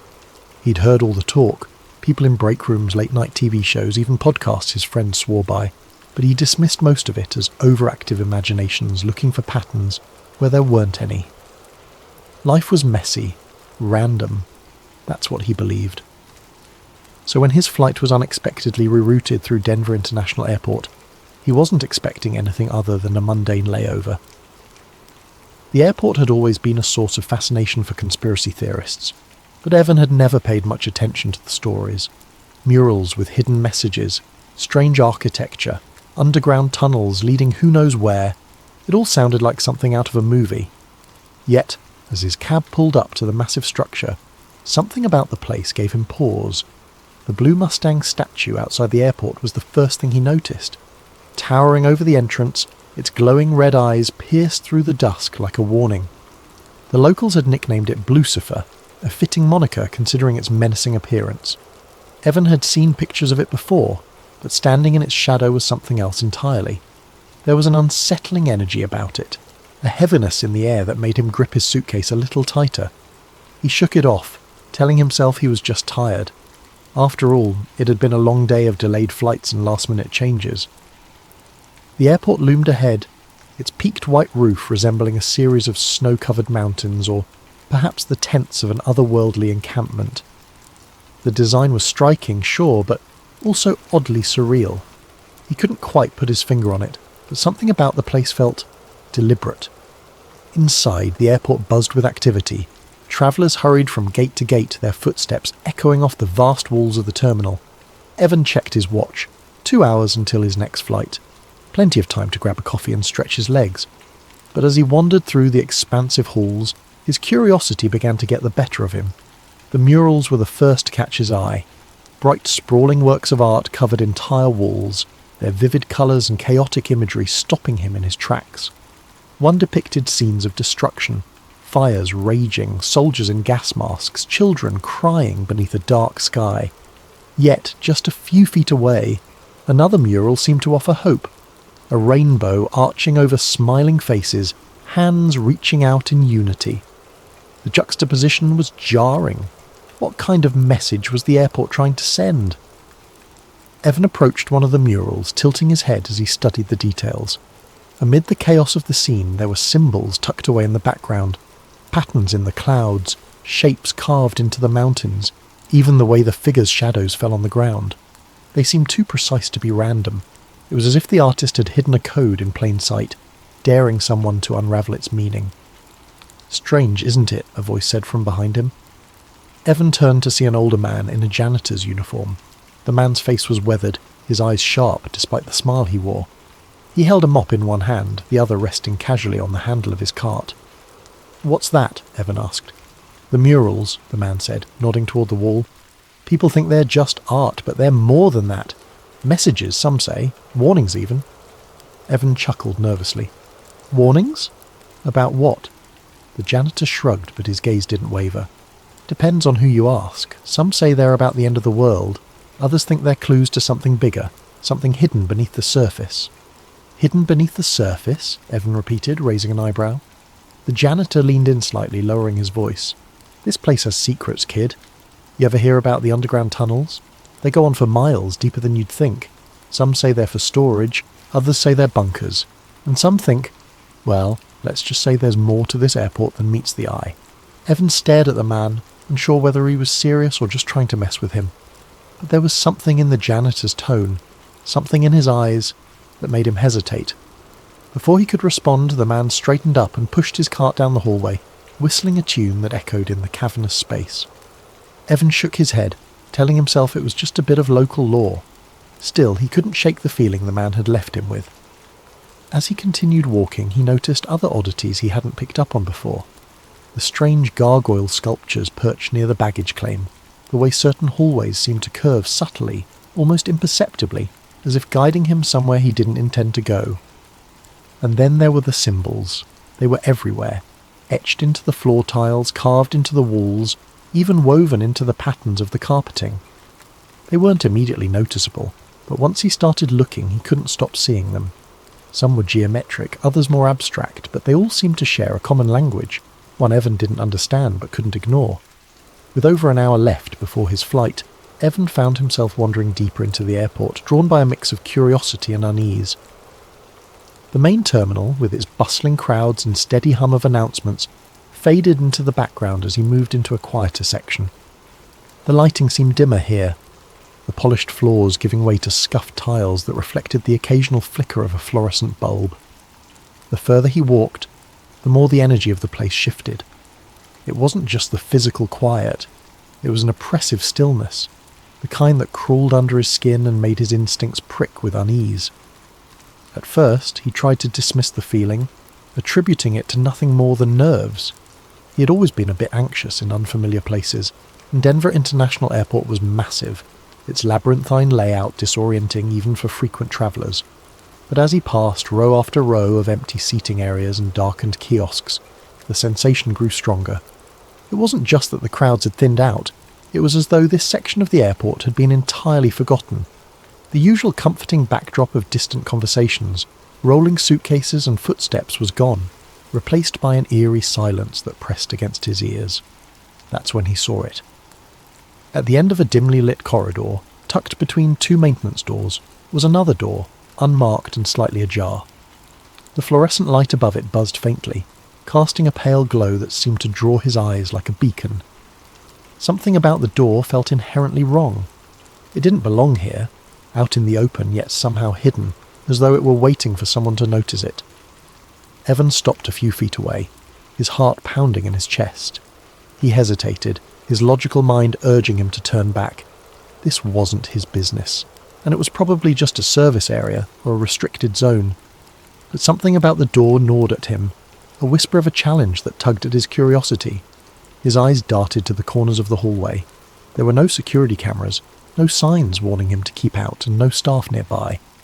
The area was so still, so utterly devoid of life, that it felt almost unreal. Evan stepped closer, his sneakers squeaking softly against the tiles. He pushed the door open slowly, the hinges creaking in protest. Beyond it was a narrow stairwell, the kind you might find in a service area or a building's emergency exit. The air here was different, cooler, almost damp, with a faint metallic tang that clung to the back of his throat. A fluorescent light at the top of the stairs flickered intermittently, casting uneven shadows that danced along the walls. As his footsteps echoed against the concrete, Evan's unease deepened.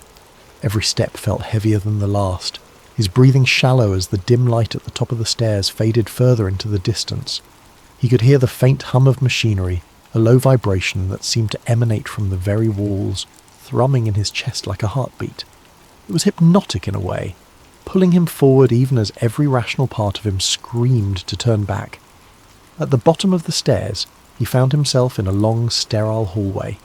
The walls were stark, made of plain concrete and steel, lined with doors that bore no signs or labels. The air was still cooler down here, and the faint hum he'd heard earlier was louder now, a steady thrum that felt alive somehow. Evan glanced over his shoulder, half expecting to see someone or something behind him, but the stairwell was empty, the door at the top now a distant memory. He wasn't sure why he kept going. The hallway seemed to stretch on forever, each identical section blending into the next. The dim lighting flickered sporadically, creating brief flashes of clarity before plunging everything back into an unsettling gloom. Evan's footsteps sounded unnaturally loud in the confined space, the echo amplifying with every step. Each time he passed another unmarked door, his curiosity grew sharper, mingling with a growing sense of dread. Finally, he reached a door that stood out from the rest. It was heavier than the others, its surface marked with intricate symbols etched deeply into the metal. The patterns were strange, almost geometric, and looked disturbingly familiar. He recognized them from the murals and floor tiles upstairs, symbols he'd dismissed as abstract design elements, but now seemed to carry a darker significance. His hand hovered over the handle, his mind racing. He pressed his ear to the cold surface and froze. There were voices on the other side. Muffled but distinct, they spoke in low, deliberate tones, the cadence too purposeful to be casual conversation. He couldn't make out the words, but there was an undeniable intensity in their tone, a weight that made him hesitate. Every instinct screamed at him to walk away, to turn around and pretend he'd never seen this door. But his curiosity had already taken hold, and the pull of whatever lay beyond was too strong to resist. With a deep breath, Evan gripped the handle and turned it. The door was surprisingly smooth, opening with a soft hiss. As it swung inward, a dim, sterile light flooded out, bathing the hallway in its glow. What he saw inside froze him in place, his breath catching in his throat. The room was enormous, far larger than he had expected, and filled with rows of monitors mounted on every wall. Each screen displayed something different: maps, blueprints, live surveillance feeds, and lines of coded data scrolling too fast to read. The air was filled with a faint hum, punctuated by the occasional beep of unseen machinery. In the centre of the room stood a massive circular table, its surface covered in documents, schematics, and objects he couldn't immediately identify. And then he saw them, a group of people standing around the table. Their figures were obscured by the dim light, but their presence was unmistakable. They were dressed in dark suits, their movements deliberate, their posture commanding. They spoke to each other in hushed tones, their faces partially turned away. At the head of the table stood a woman, her silhouette sharp and defined. Her hand rested on a thick file marked with the same symbols that adorned the door, her stance radiating authority. Evan's heart hammered in his chest as he tried to process what he was seeing. This wasn't just a hidden room, it was something bigger, something he wasn't meant to find. Before he could fully take it in, one of the figures turned, their gaze snapping toward the door. Evan's blood ran cold as their eyes locked onto his. He knew he had made a mistake that could cost him more than he was prepared to pay. The room was vast, a cavernous space that seemed to stretch further than the walls could contain. Every inch of the surface was covered with monitors, glowing softly in the dim light. They displayed a dizzying array of information, maps marked with pulsing red dots, documents covered in densely packed text, and live surveillance feeds that shifted between locations Evan couldn't recognize. Some screens displayed lines of code scrolling so fast it was impossible to read, while others showed weather patterns, air traffic routes, and satellite images. The sheer volume of data was overwhelming, each screen a piece of a puzzle Evan couldn't begin to comprehend. In the centre of the room stood a circular table, its surface illuminated by built-in lights that cast an eerie glow onto the faces of those gathered around it. The people there, at least a dozen of them, spoke in low, urgent tones, their words blending into a murmur that carried a weight of authority. Their suits were impeccably tailored, their movements deliberate and practiced, as though they were accustomed to the gravity of whatever decisions were being made in this room. Shadows danced across their faces, obscuring their features, but not their presence. At the head of the table stood a woman who exuded control. Her posture was ramrod straight, her piercing eyes scanning the room with an intensity that made Evan freeze in place. One hand rested on a thick folder marked with a symbol he immediately recognized, the same strange geometric pattern from the murals on the floor tiles above. It was etched into the folder as though branding it with a significance Evan couldn't understand. Her other hand occasionally gestured as she spoke, her words too low for him to hear, but commanding nonetheless. Every movement she made seemed deliberate, calculated, as if she were the axis around which this entire operation revolved. Evan's breath hitched, his heart hammering against his ribcage. He tried to process what he was seeing, but his thoughts felt sluggish, his mind racing to connect the pieces. This wasn't just a hidden room. It wasn't a storage area, or some forgotten maintenance corridor. This was something far bigger, something that wasn't meant to exist, at least not in a place as mundane as an airport. He felt like a trespasser in a world he didn't belong to, an unwelcome observer of a secret that should never have been uncovered. As he stood there, paralysed by the scene before him, one of the figures around the table turned. Their movement was subtle, a casual glance toward the door, but when their eyes locked onto Evan, the air seemed to shift. A chill ran down his spine, and the weight of their gaze pinned him in place.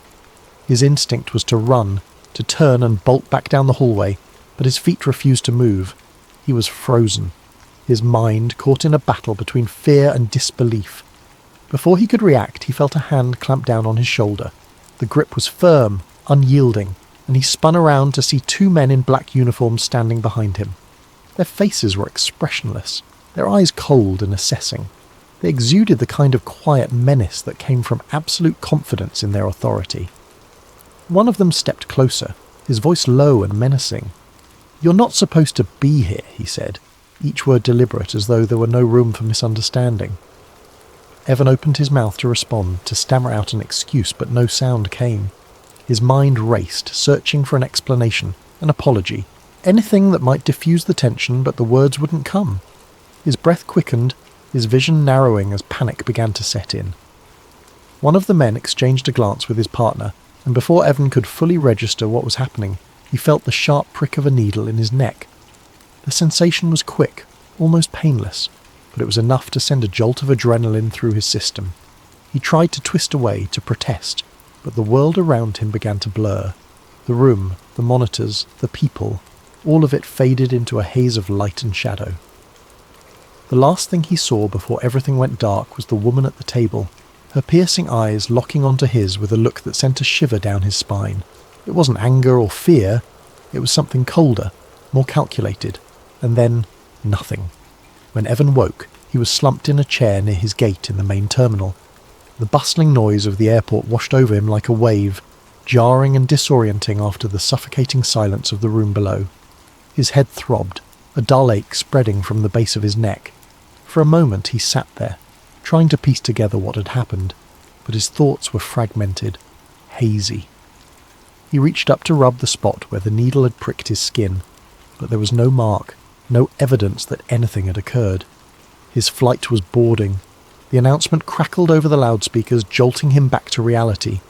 He stumbled to his feet, his legs unsteady, and grabbed his bag. But as he lifted it, a strange realization hit him. His bag felt lighter. He unzipped it hastily, his hands trembling and his stomach dropped. His camera, the one he always carried with him, was gone. So were the spare memory cards he kept in the side pocket. Any evidence he might have captured of what he'd seen had been taken. As he boarded the plane, the unease in his chest deepened. He couldn't shake the feeling that something was missing. Not just the camera, but pieces of his memory, fragments of the time he'd spent in the hidden room.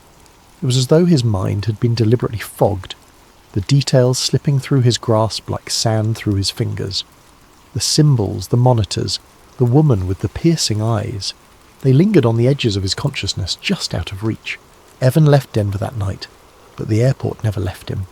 The strange events he had witnessed became like a splinter in his mind, impossible to ignore but equally impossible to fully grasp. He tried to tell friends about it, to explain the unsettling feeling that had taken root in his chest, but the words sounded absurd even to him. Every time he brought it up, he saw the skepticism in their eyes, the subtle shift in their demeanour as they tried to humour him without outright dismissing his story. Eventually he stopped talking about it. He buried the memories, convincing himself it was easier to let them fade. But every so often, when he saw a news story about Denver International Airport, or caught a glimpse of its distinctive roofline in a photograph, that old unease would creep back in. The symbols, the murals, the strange room beneath the surface, they haunted him like a half-remembered dream, a puzzle he could never quite solve. In the years that followed, Evan avoided flying through Denver whenever he could. But no matter how far he stayed from the airport, he couldn't shake the feeling that he had stumbled onto something vast and hidden, a secret he was never meant to uncover. And though he tried to push it from his mind, one question lingered, gnawing at the edges of his thoughts. What had he seen beneath the airport that night? And how far would someone go to ensure he never found out? Thank you for spending this time with us at Sleep Theories. May this story of intrigue and mystery lull you into a peaceful slumber. As you drift off, remember that the line between the known and the unknown is often thinner than we think. Sleep well and sweet dreams.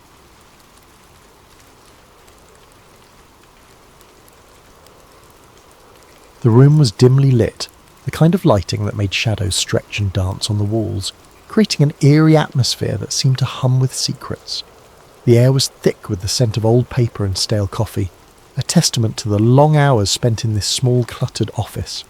The woman sitting at the desk was young, perhaps too young for the weight of the world she was about to uncover. Her name was Agent Sarah Jensen, a low-level operative in the behavioural science unit of the FBI. She had joined the Bureau with dreams of making a difference, of catching the bad guys and bringing justice to the victims. But now, as she stared at the files spread out before her, she couldn't shake the feeling that she had stumbled into something far darker than she had ever imagined. It had started innocently enough. A routine audit of old case files, a task assigned to her because, as her supervisor had put it, "You're the new guy, Jensen. You get the grunt work." Sarah hadn't minded. She was eager to prove herself, to show that she was more than just a rookie. The assignment seemed mundane at first, just another bureaucratic chore to check off the list. But as she sat at her desk, the faint hum of the office's fluorescent lights buzzing overhead, she began to sift through the dusty folders. The files were old, their edges frayed, the paper yellowed with age. Some of them smelled faintly of mildew, as if they had been stored in a basement or forgotten corner of the archives for decades. She opened the first folder, her fingers brushing against the brittle pages, and began to read.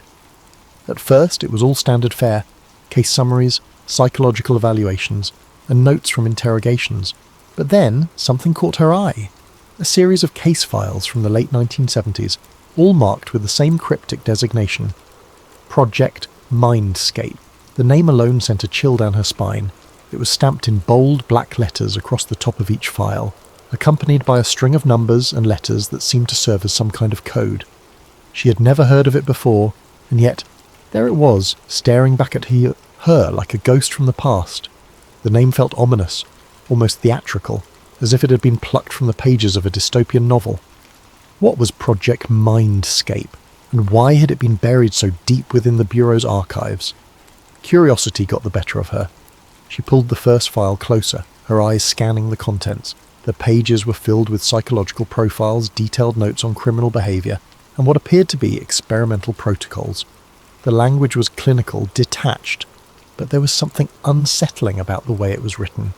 Phrases like behavioural modification, suggestibility enhancement, and controlled aggression jumped out at her. At first, Sarah thought it was just another research project, something the behavioural science unit had conducted to better understand the criminal mind. After all, the BSU was known for its pioneering work in criminal profiling. But as she read further, her unease grew. The notes spoke of subjects who had been reprogrammed to carry out specific actions, their free will seemingly overridden by some unseen force. There were detailed accounts of experiments involving hypnosis, sensory deprivation, and even electroconvulsive therapy. The goal, it seemed, was to break down the subject's psyche and rebuild it according to a predetermined blueprint. Sarah's stomach churned as she read about the methods used to achieve this: prolonged isolation, sleep deprivation, and the administration of drugs designed to induce paranoia and disorientation. The files described how these techniques were used to create a state of heightened suggestibility, making the subjects more susceptible to external commands. And then there were the names, of real criminals, some of whom had become infamous for their heinous acts. Sarah's hands trembled as she turned the pages. She recognized some of them immediately: Ted Bundy, John Wayne Gacy, Richard Ramirez, serial killers whose crimes had shocked the nation. But according to these files, their actions hadn't been entirely their own. They had been manipulated, groomed, and controlled by shadowy figures within the FBI itself. The files suggested that these men had been selected for their psychological vulnerabilities, their capacity for violence, and their willingness to follow orders. They had been subjected to a series of experiments designed to amplify their darkest impulses, turning them into weapons to be wielded by those in power. Sarah's mind raced as she tried to process what she was reading. It was as if the Bureau had been playing God, using these men as pawns in some twisted experiment.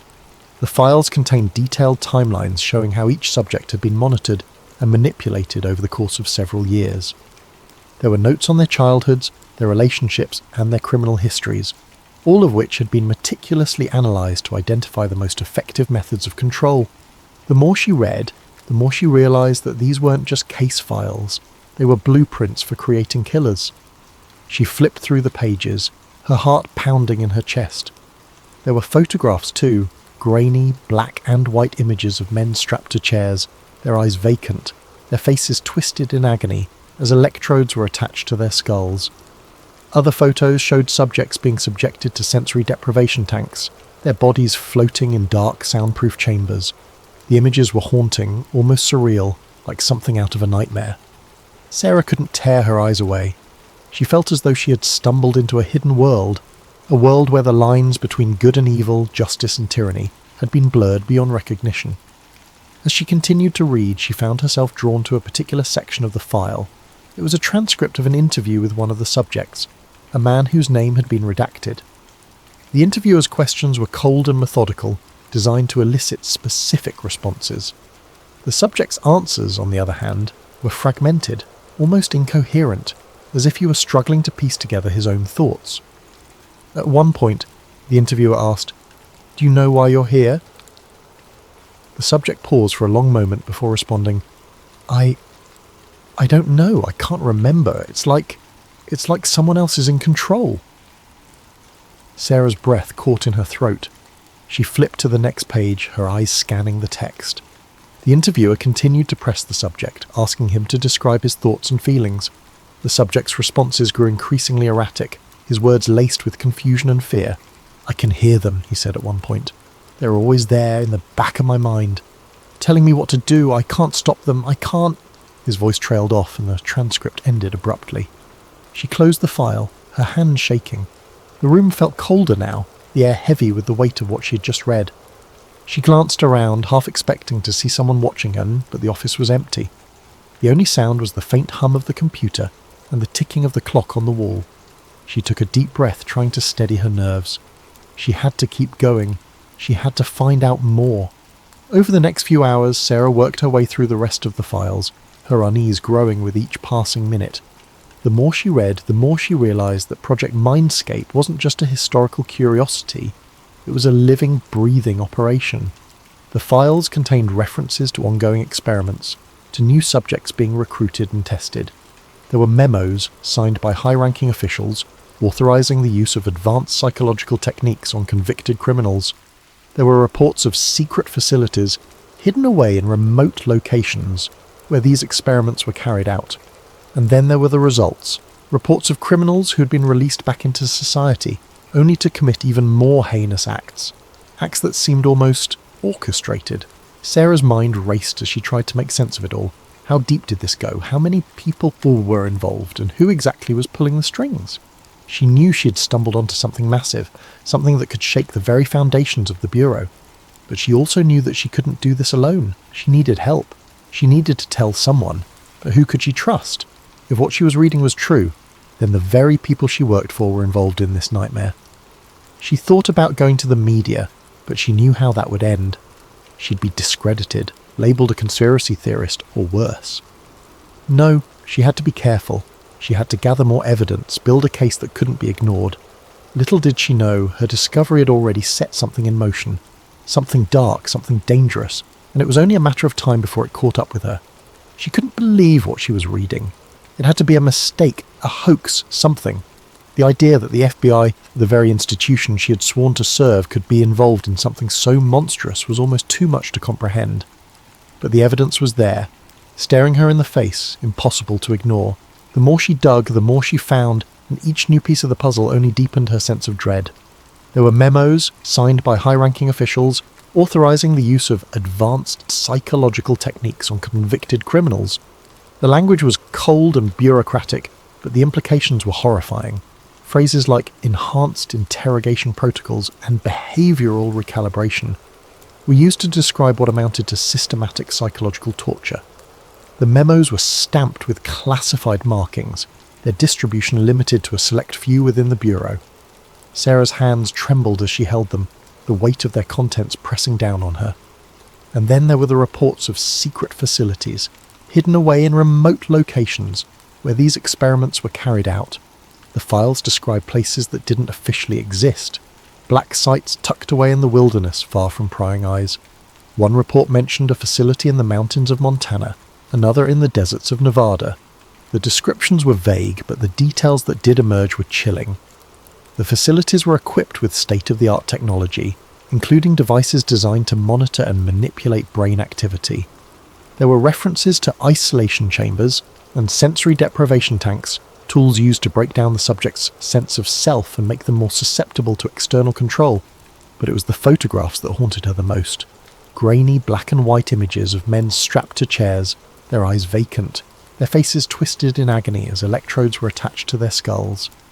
The photos were stark and clinical, devoid of any emotion, but the suffering they depicted was undeniable. Some of the subjects were barely recognisable as human, their bodies emaciated, their expressions hollow.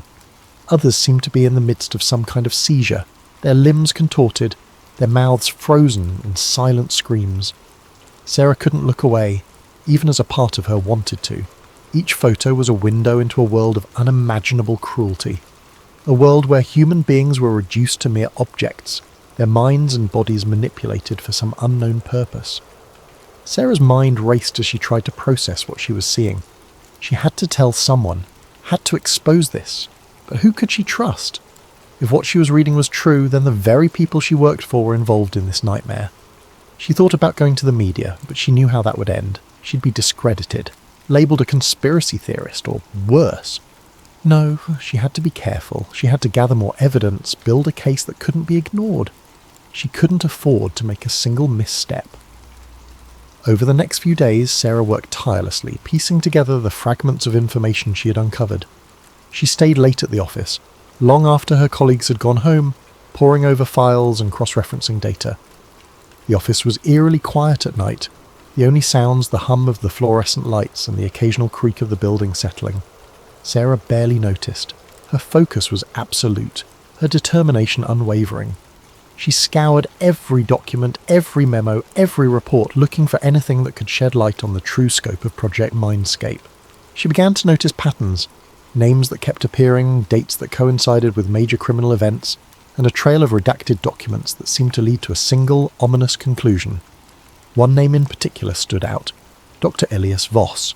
He was mentioned repeatedly in the files, always in connection with the most controversial aspects of the project. His credentials were impeccable, a renowned psychologist with a background in neuroscience and behavioural studies, but his methods were anything but ethical. The files described him as the architect of the program, the driving force behind its most extreme experiments. Sarah's stomach churned as she read about his work, her mind recoiling at the sheer inhumanity of it all. She also noticed a pattern in the dates. Many of the experiments coincided with high-profile criminal cases, some of which had made national headlines. There was a file on Ted Bundy, detailing how he had been subjected to a series of suggestibility tests shortly before his escape from custody in 1977. Another file described similar experiments conducted on John Wayne Gacy, with notes suggesting that his crimes had been amplified as a result. Sarah's hands shook as she read through the documents, her mind struggling to reconcile the facts with the implications. Could it be that these men whose names had become synonymous with evil, had been manipulated into committing their crimes? The idea was almost too horrifying to contemplate, but the evidence was there, staring her in the face. As she delved deeper, Sarah began to uncover a trail of redacted documents, their contents obscured by thick black lines. But even the redactions couldn't hide everything. She noticed recurring phrases like operational success and field deployment, terms that suggested the experiments had been more than just theoretical. There were references to assets being activated, to missions being carried out. The language was vague, but the implications were clear. The FBI had been using these techniques not just in controlled environments, but out in the real world. Sarah's heart pounded as she realised the full extent of what she was uncovering. This wasn't just about understanding the criminal mind, it was about controlling it, shaping it, turning it into a weapon. She worked late into the night, her desk littered with files and notes. She cross-referenced dates, names and locations, trying to piece together the full picture. The more she learned, the more she realised that Project Mindscape was far bigger than she had initially thought. It wasn't just a series of isolated experiments. It was a full-fledged program, one that had been operating in the shadows for decades, and it was still active. The most recent files were dated just a few months ago, their contents as chilling as ever. Sarah knew she was running out of time. Every moment she spent in the office was a risk, a chance that someone might discover what she was doing, but she couldn't stop. She had to keep going, had to find out the truth. She owed it to the victims, to the people whose lives had been destroyed by these experiments. And she owed it to herself. She had joined the FBI to make a difference, to fight for justice. But now she realised justice wasn't something that could be taken for granted. It was something that had to be fought for, even when the odds were stacked against you. As she sat at her desk, surrounded by the evidence of a conspiracy that went to the highest levels of power, Sarah felt a surge of determination. She didn't know how she was going to do it, but she was going to expose this. She was going to bring the truth to light no matter the cost, because if she didn't, who would? One night, as she was leaving the office, Sarah noticed a black SUV idling in the shadows of the parking garage. It was parked in a far corner, its engine running, its headlights off. She didn't think much of it at first. Maybe it was just another agent working late, or a security detail waiting for someone. But as she walked toward her car, keys in hand, she felt a prickling sensation at the back of her neck, a faint but unmistakable sense of unease. She glanced over her shoulder, her eyes scanning the dimly lit garage. Nothing seemed out of the ordinary, but the feeling wouldn't go away. She quickened her pace, her heels clicking against the concrete floor. The sound echoed in the empty space, making her feel even more exposed. She was almost at her car when she heard it, the soft thud of a car door closing. She froze, her heart pounding in her chest. Slowly she turned around. The SUV's doors were open now, and 4 men in suits were stepping out.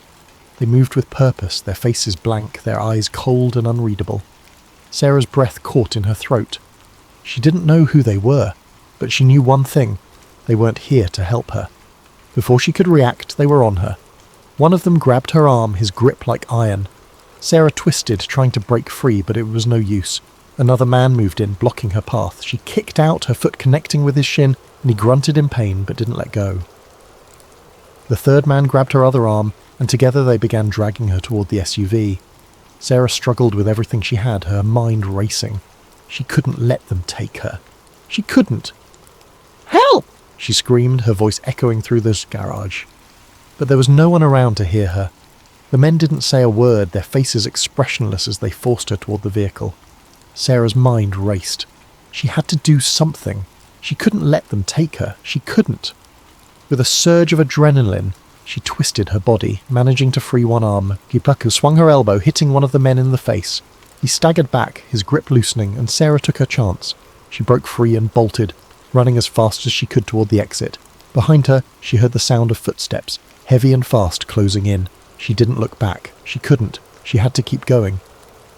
The garage seemed to stretch on forever, the rows of cars blurring together as she ran. Her lungs burned, her legs ached, but she didn't stop. She could hear the men behind her, their footsteps growing louder.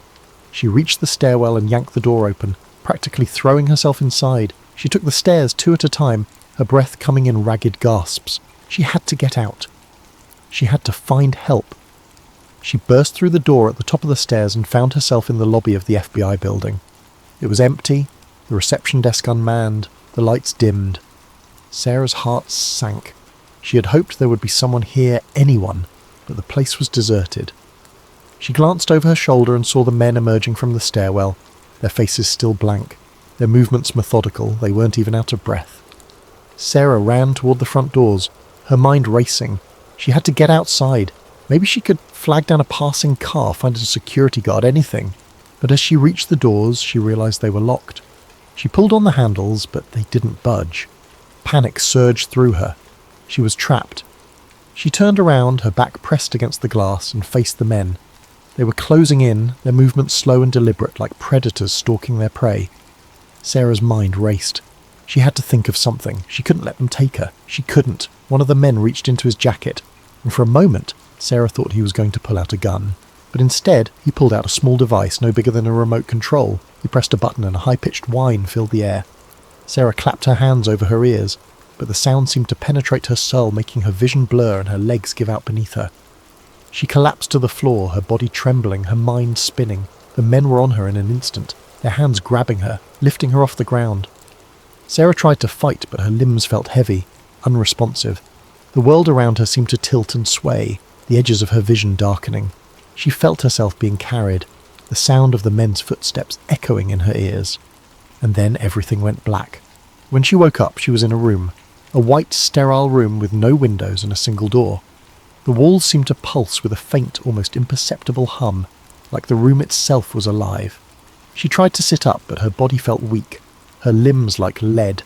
Her head throbbed, her thoughts muddled and disjointed.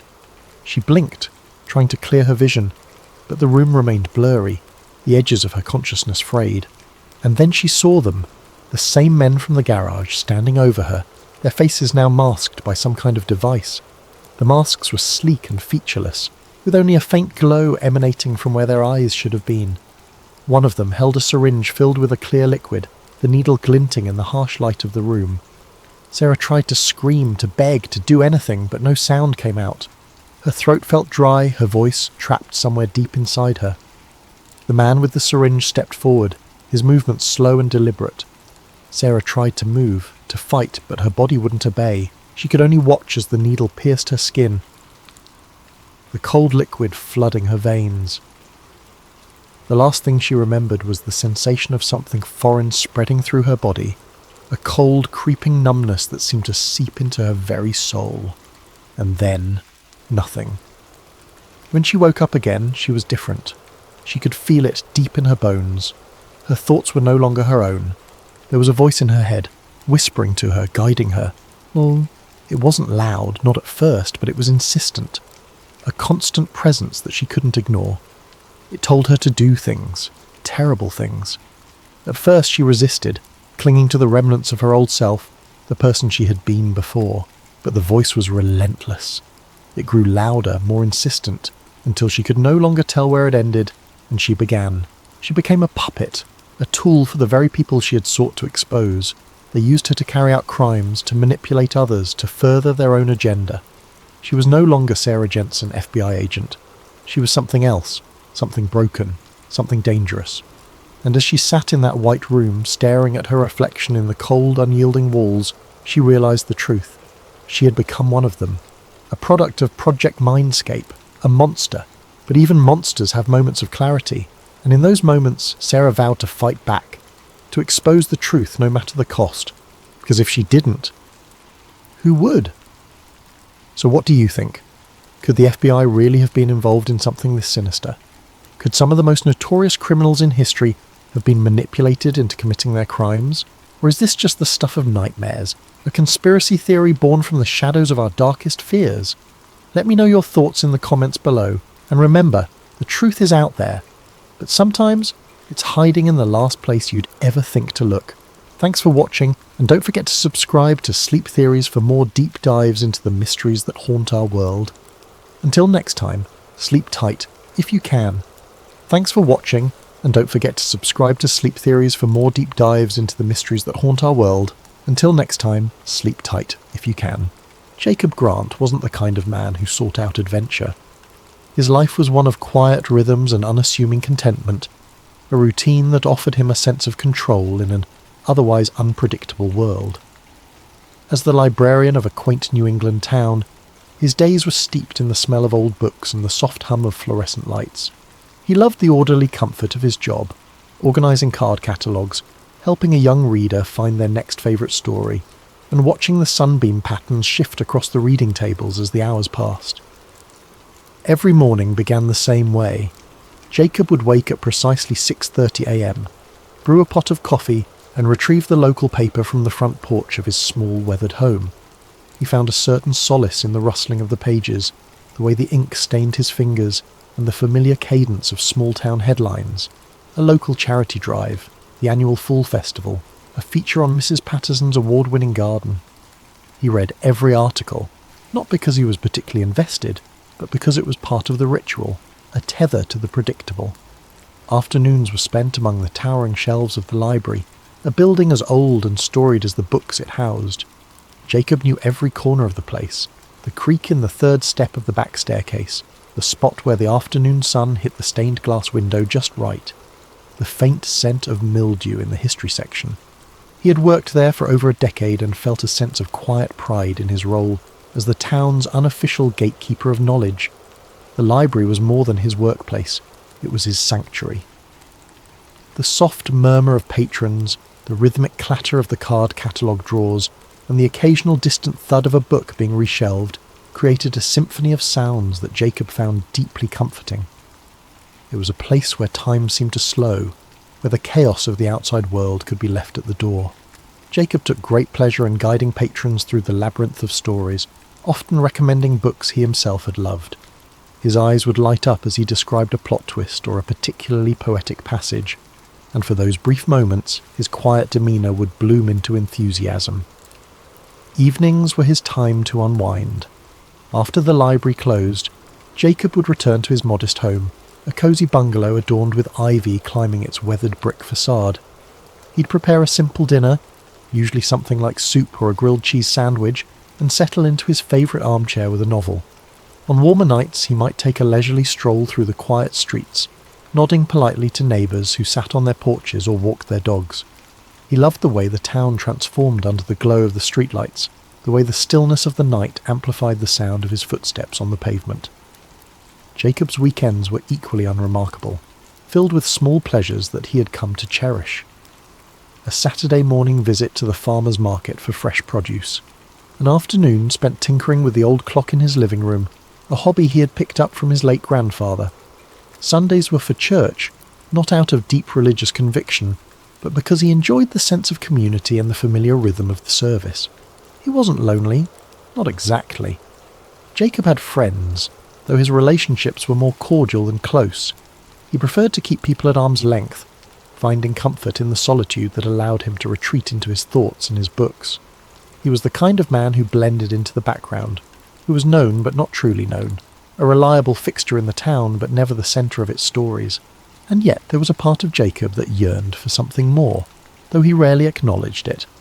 Sometimes as he walked through the quiet town or shelved books in the library, he felt a faint tug of curiosity, a whisper of longing for something beyond the predictable. It wasn't dissatisfaction exactly, but an itch he couldn't quite scratch, a sense that there might be more to the world than the comfortable bubble he'd built for himself. Jacob didn't think of himself as the adventurous type. He didn't chase after excitement or seek out the unknown. But life has a way of finding you when you least expect it, of pulling you into the extraordinary when you're content to remain in the ordinary. Jacob Grant's quiet, predictable life was about to be turned upside down, and he had no idea how much everything was about to change.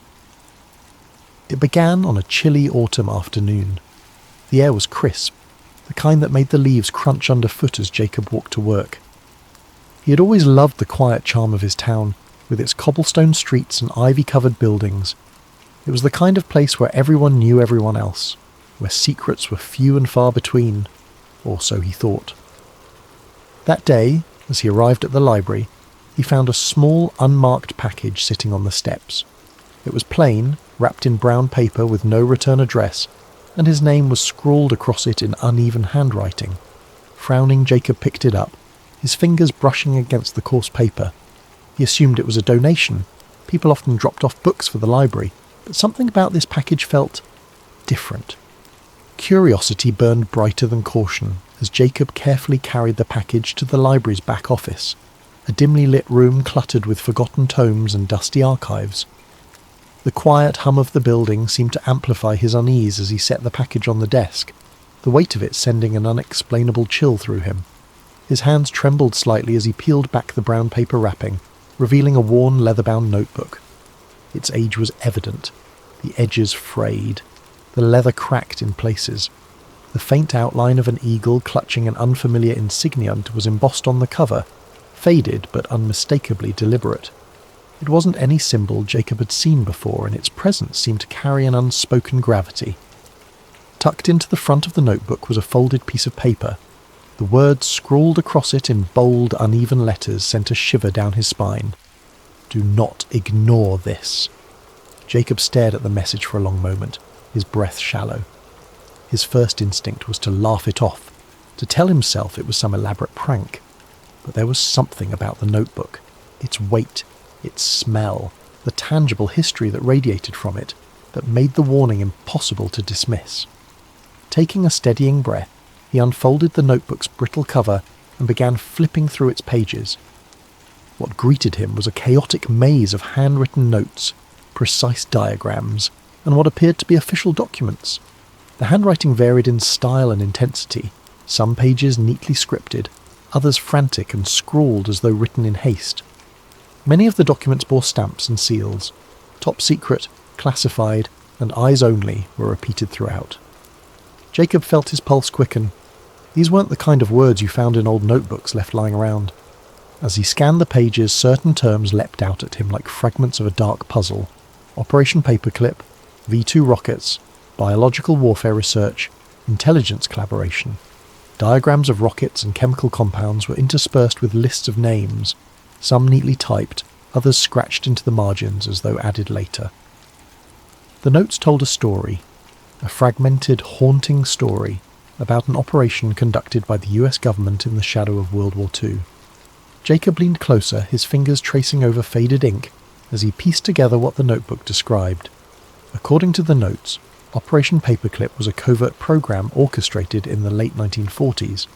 Its aim was to recruit German scientists, engineers and technicians, many of whom had worked for the Nazi regime. These men weren't just scientists.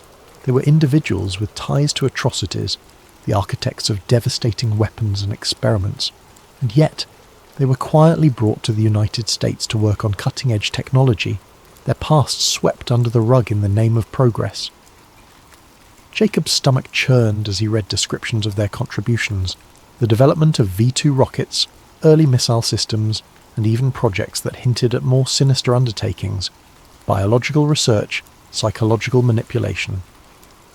One name caught his attention, Werner von Braun, a man celebrated as a hero of the US space program. Yet here, his name appeared alongside accounts of wartime rocket programs that had left devastation in their wake. The deeper Jacob delved, the more disturbing the story became. Some of the notes hinted at government cover-ups, carefully orchestrated efforts to erase the scientists' wartime affiliations from public record. There were references to fabricated employment histories, falsified immigration papers, and the relocation of families to quiet towns where their pasts would go unnoticed. The notebook detailed an intricate web of secrecy, one that stretched across continents and decades. Jacob sat back in his chair, the notebook resting in his lap. His hands felt clammy and his mind raced with questions. Was this real? Could it possibly be true? The seals and signatures, the painstakingly detailed diagrams, they all seemed genuine. And yet the story it told was so extraordinary, so damning, that part of him wanted to believe it was nothing more than a fabrication. But as he thumbed through the notebook again, he realized that if it were a hoax, it was an elaborate one. The sheer volume of detail, the specific dates and locations, the references to obscure government agencies, it was too precise, too consistent to dismiss outright. Jacob felt a cold knot of unease settle in his stomach. If this was real, then he was holding evidence of one of the most chilling secrets in modern history. He flipped back to the first page, reading the phrase, "Do not ignore this," once more. The words felt like a challenge, a dare to keep digging. Jacob wasn't sure he wanted to know more, but he also knew he wouldn't be able to stop himself. The quiet librarian who had spent his days cataloguing books and reading about history was now entangled in a piece of it, an ominous, hidden piece that someone clearly wanted to stay buried. His eyes darted to the door, half expecting someone to burst in and demand the notebook back. The library was silent, its dimly lit aisles empty, but Jacob's sense of safety had been shaken. He knew his life would never feel so predictable again. He wasn't sure if that thought thrilled him or terrified him. Over the following days, Jacob's obsession grew, consuming every moment of his waking life.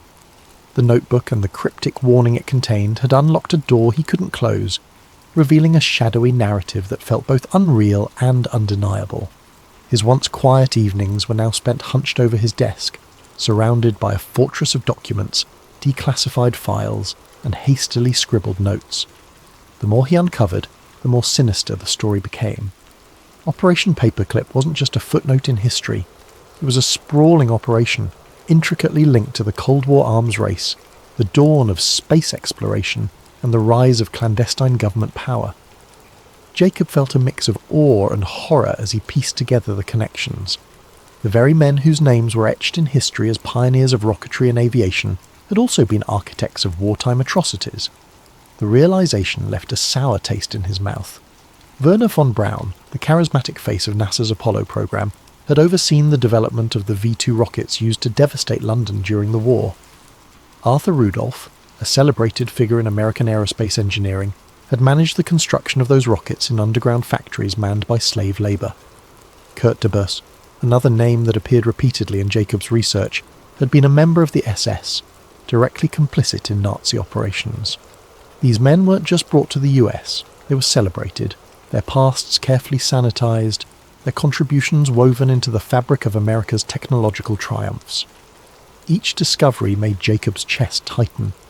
It wasn't just the moral compromises that disturbed him, it was the realization of how deeply this deception had been buried.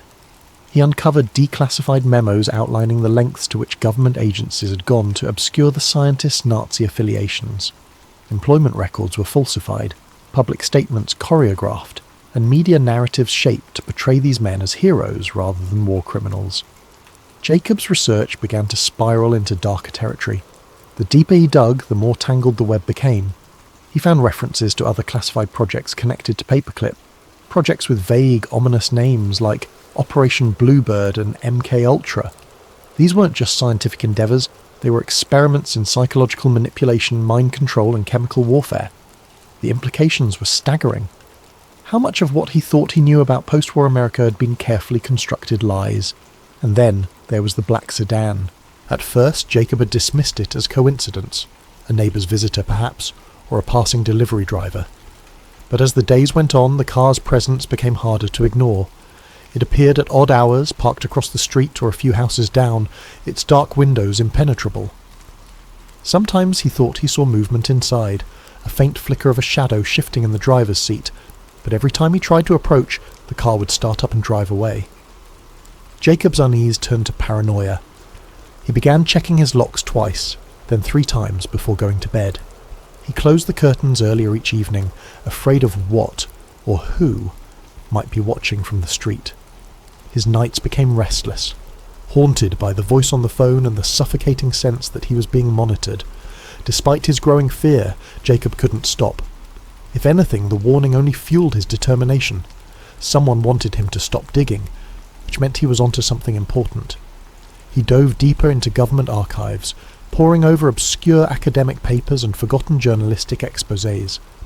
He even began visiting the homes of retired academics and journalists, trying to piece together the fragments of suppressed stories. During one such visit, he met an elderly man named Howard, a former investigative journalist who had spent decades trying to uncover the truth about Operation Paperclip.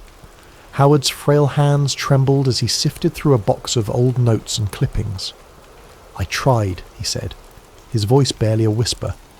"I tried to tell the story, but no one wanted to hear it. The government silences people like us."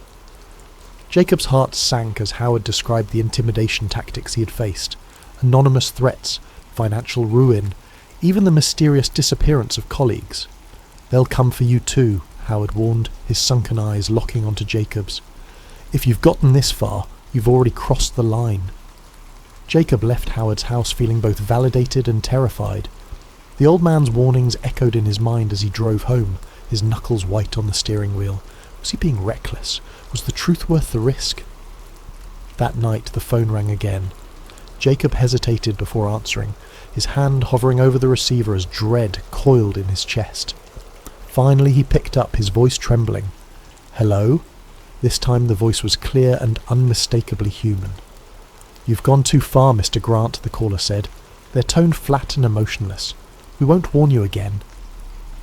The line went dead.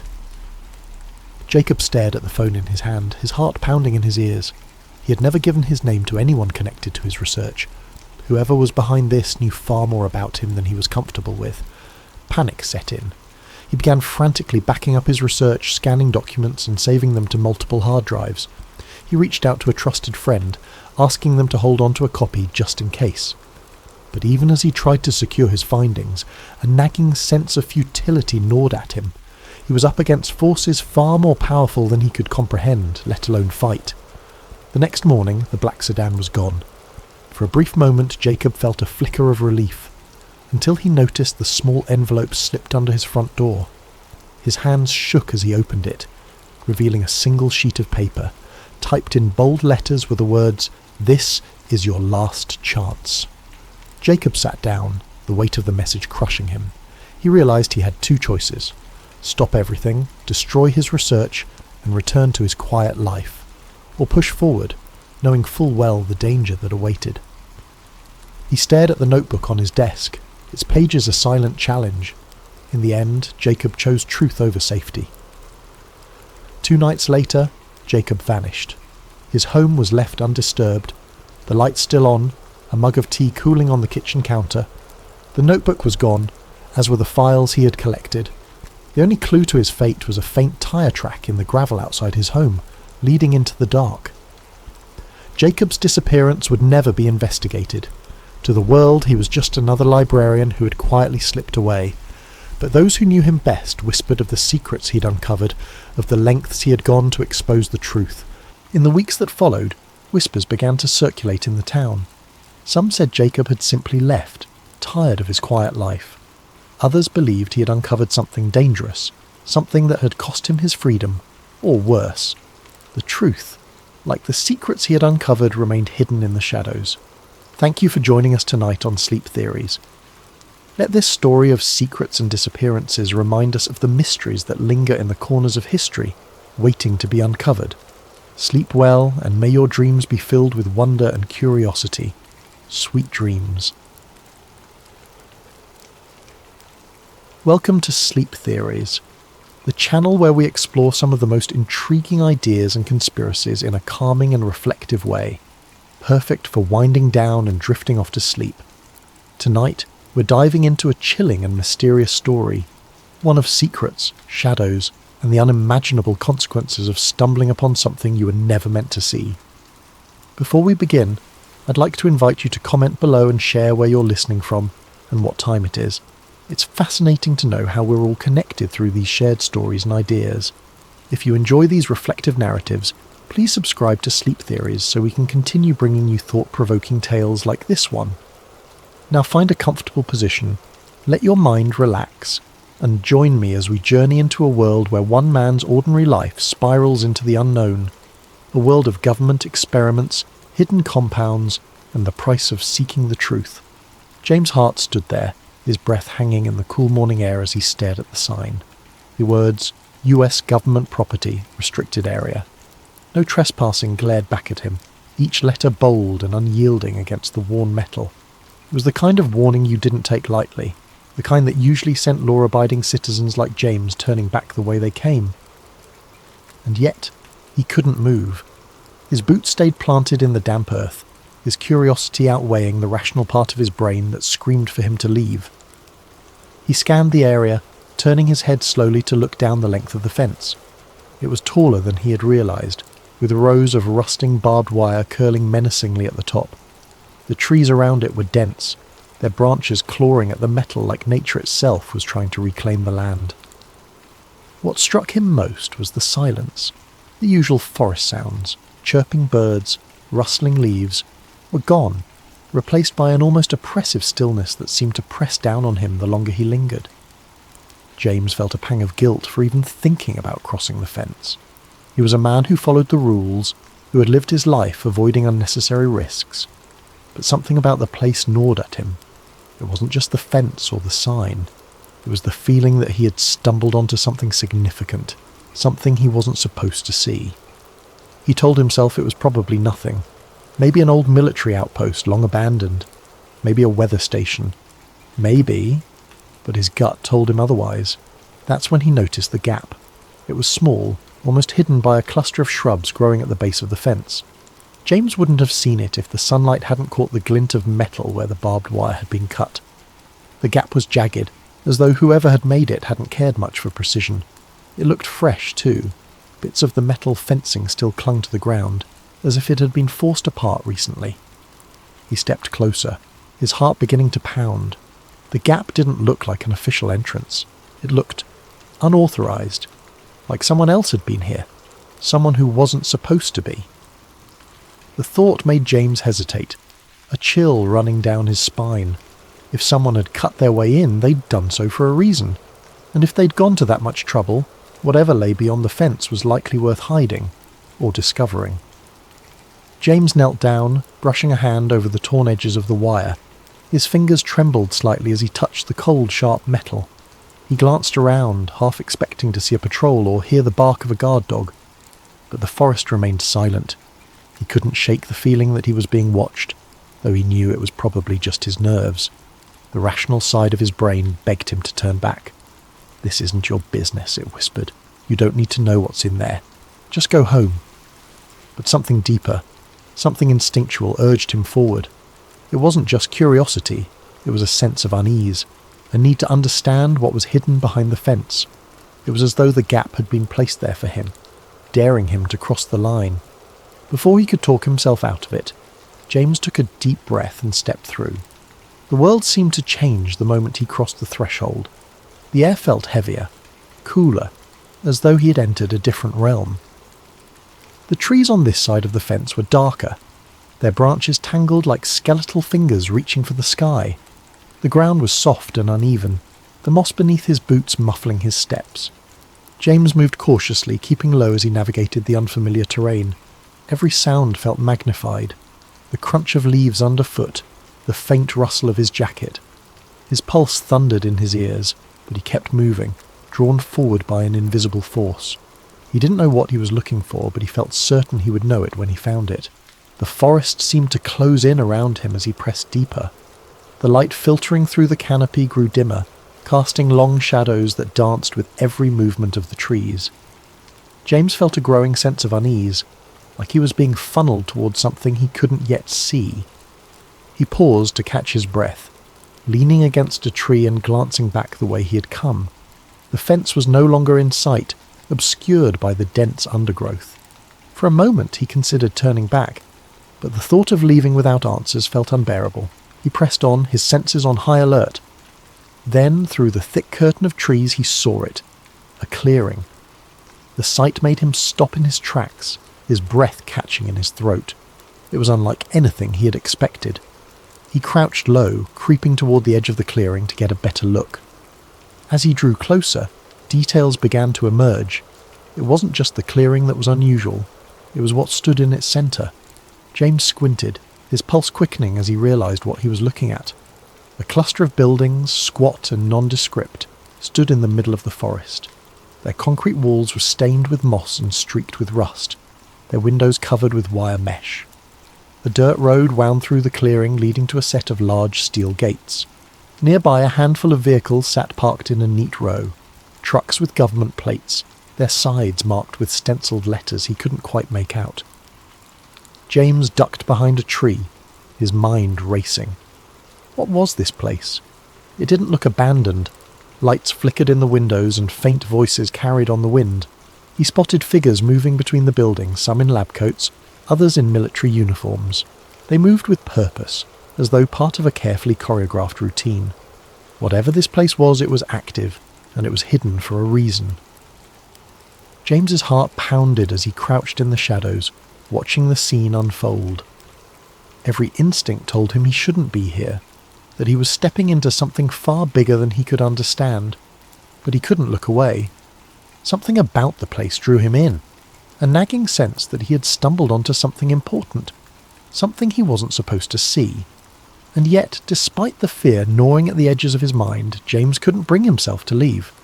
Not yet, not without answers. Inside, the forest grew darker, the trees denser. James moved cautiously, his footsteps muffled by the soft earth. He expected to find... well, he didn't know what he expected. Maybe a weather station, or some kind of outpost. But what he found was something else entirely. After about a mile, the trees gave way to a clearing. In the centre stood a cluster of nondescript buildings, their concrete walls stained with moss and grime. A few trucks were parked nearby, their tyres caked with mud. The place looked abandoned, but as James got closer, he realised it wasn't. Lights flickered behind the windows and faint voices carried on the wind. James crouched behind a tree, his heart pounding. What was this place? He watched for a while, trying to make sense of what he was seeing. People in lab coats walked between the buildings, carrying files and equipment. Soldiers patrolled the perimeter, their rifles slung casually over their shoulders. It looked like something out of a spy movie, and James couldn't shake the feeling that he had stumbled onto something he wasn't supposed to see. That night, James couldn't sleep. The events of the day replayed endlessly in his mind, the scene at the facility refusing to fade into the background. Every time he closed his eyes, he saw the soldiers again, their movements precise, their presence unnervingly authoritative. Research facilities didn't have armed guards, especially not in the middle of nowhere, and certainly not guards who seemed so vigilant, so ready for trouble. He tossed and turned, trying to rationalise what he'd seen. Maybe it was a military outpost, some kind of training site or a storage depot for sensitive equipment. But that didn't explain the secrecy, the barbed wire fence, or the sense of isolation. It was as if the place was deliberately hidden from the world, tucked away where no one would think to look. He told himself he was overthinking it, that his imagination was running wild. Yet the image of the soldiers lingered, refusing to let him find peace. By morning, his curiosity had turned into something stronger, a need to know. He couldn't just leave it alone, not after what he'd seen. His rational mind warned him against going back, but a deeper part of him, the part that craved answers, overruled the hesitation. He decided to return, this time more prepared. James gathered his old pair of binoculars and a camera he hadn't used in years, stuffing them into a worn backpack. He threw on his hiking boots and jacket, telling himself it was just another day exploring the woods. If anyone asked, he was just a curious hiker with a camera, documenting the beauty of the forest. But in his gut, he knew this wasn't a casual outing. He was crossing a line, stepping further into something he didn't fully understand. When he reached the gap in the fence, the forest was eerily quiet. The usual hum of birdsong and rustling leaves seemed muted, as though the woods themselves were holding their breath. James crouched low as he slipped through the gap, his senses on high alert. Every sound, every shadow felt amplified, his heartbeat thudding in his chest like a drum. He followed the same path as before, weaving through the dense undergrowth until the clearing came into view. The facility was just as he had left it, its squat buildings clustered together like silent sentinels. The guards were there too, patrolling the perimeter with methodical precision. James found a spot where the trees provided cover, settling in with his binoculars. At first it was uneventful. Trucks came and went, their drivers unloading crates and disappearing into one of the larger buildings. James adjusted the focus on his binoculars, trying to make out the stenciled letters on the side of the crates, but the angle was wrong. He snapped a few photos anyway, hoping they might reveal more later. Hours passed, and James was beginning to think this trip might have been a mistake. He was cold, his legs were cramped from crouching, and his nerves were fraying from the constant vigilance. He was about to pack up and leave when something caught his eye. A small group of people emerging from one of the buildings. He froze, lifting the binoculars to his eyes. At first it looked like more workers or guards, but then he saw the man. Unlike the others, he wasn't wearing a uniform or a lab coat. He looked like an ordinary civilian, his clothes rumpled and his posture defeated. He was flanked by two guards, their hands gripping his arms as they marched him across the clearing. James's breath hitched as he adjusted the focus. The man's hands were bound behind his back, and his face was pale, almost ghostly. There was a hollow look in his eyes, a mixture of fear and resignation that sent a chill down James's spine. He watched as the man turned his head, glancing over his shoulder as if searching for a way out, or perhaps for someone who might come to his aid. The guards didn't give him a chance to hesitate. One of them shoved him roughly, forcing him to quicken his pace. James followed their movements through the binoculars, his grip tightening as they approached a building with heavy steel doors. The building was unlike the others. Its walls were reinforced, its windows small and barred. It radiated an aura of foreboding, as though it held secrets too dangerous to escape. The guards stopped in front of the doors, one of them stepping forward to punch a code into a keypad. James watched as the doors slid open with a low mechanical hum. For a moment the man hesitated, his body stiffening as though he might resist. But the guards didn't give him a choice. They shoved him inside, the doors sealing shut behind them with a finality that sent a shiver through James. He lowered the binoculars, his mind racing. Who was that man? Why was he being treated like a prisoner in what was supposed to be a government facility? Nothing about this made sense. James felt a surge of unease, the questions piling up faster than he could process them. He had stumbled onto something much bigger than he had imagined, something that felt wrong in every possible way. He debated leaving, retreating to the safety of his normal life, but as he crouched there in the shadows, watching the facility from a distance, he knew he couldn't walk away. Not yet, not without answers. James's stomach turned. Whatever was happening here, it wasn't normal. He knew he should leave it alone, but he couldn't. He spent the next week digging for information, searching the internet for any mention of a government facility near his town. He found nothing. No maps, no records, not even a rumour. But James wasn't ready to give up. The questions gnawed at him, consuming his thoughts and erasing the boundaries of his once quiet life. Each day at the post office felt like an eternity, his mind drifting back to the strange facility hidden in the woods. At night, his resolve only deepened. He had to know more, even if it meant taking greater risks. He began his nighttime visits cautiously, dressing in dark clothing and timing his excursions to align with the guards' shift changes. Through careful observation, he mapped the layout of the facility. There were at least 6 buildings, each with its own purpose. One seemed to be a storage depot, where crates were unloaded and stacked before being transported elsewhere. Another appeared to house the guards, a smaller structure with a steady glow of light and the occasional sound of muffled laughter or clinking cups. But it was the larger, heavily fortified building, the one with the steel doors, that intrigued him most. It exuded an air of secrecy that demanded further investigation. James kept his distance at first, watching from the tree line with his binoculars. He noted the times of deliveries, the duration of guard patrols, and the comings and goings of people in lab coats. His camera captured grainy images of crates being unloaded, their labels too obscured to read clearly. He studied the way the guards moved, the blind spots in their patrols, and the weak points in the facility's perimeter. With each visit he inched closer, his confidence growing alongside his determination. One night, James found himself crouched behind a row of bushes, no more than 20 feet from one of the buildings. A single window was left slightly ajar, allowing faint voices to drift into the night air. He strained to listen, his heart pounding as he caught fragments of a conversation. Latest subject showed increased resistance, one voice said, firm and clinical.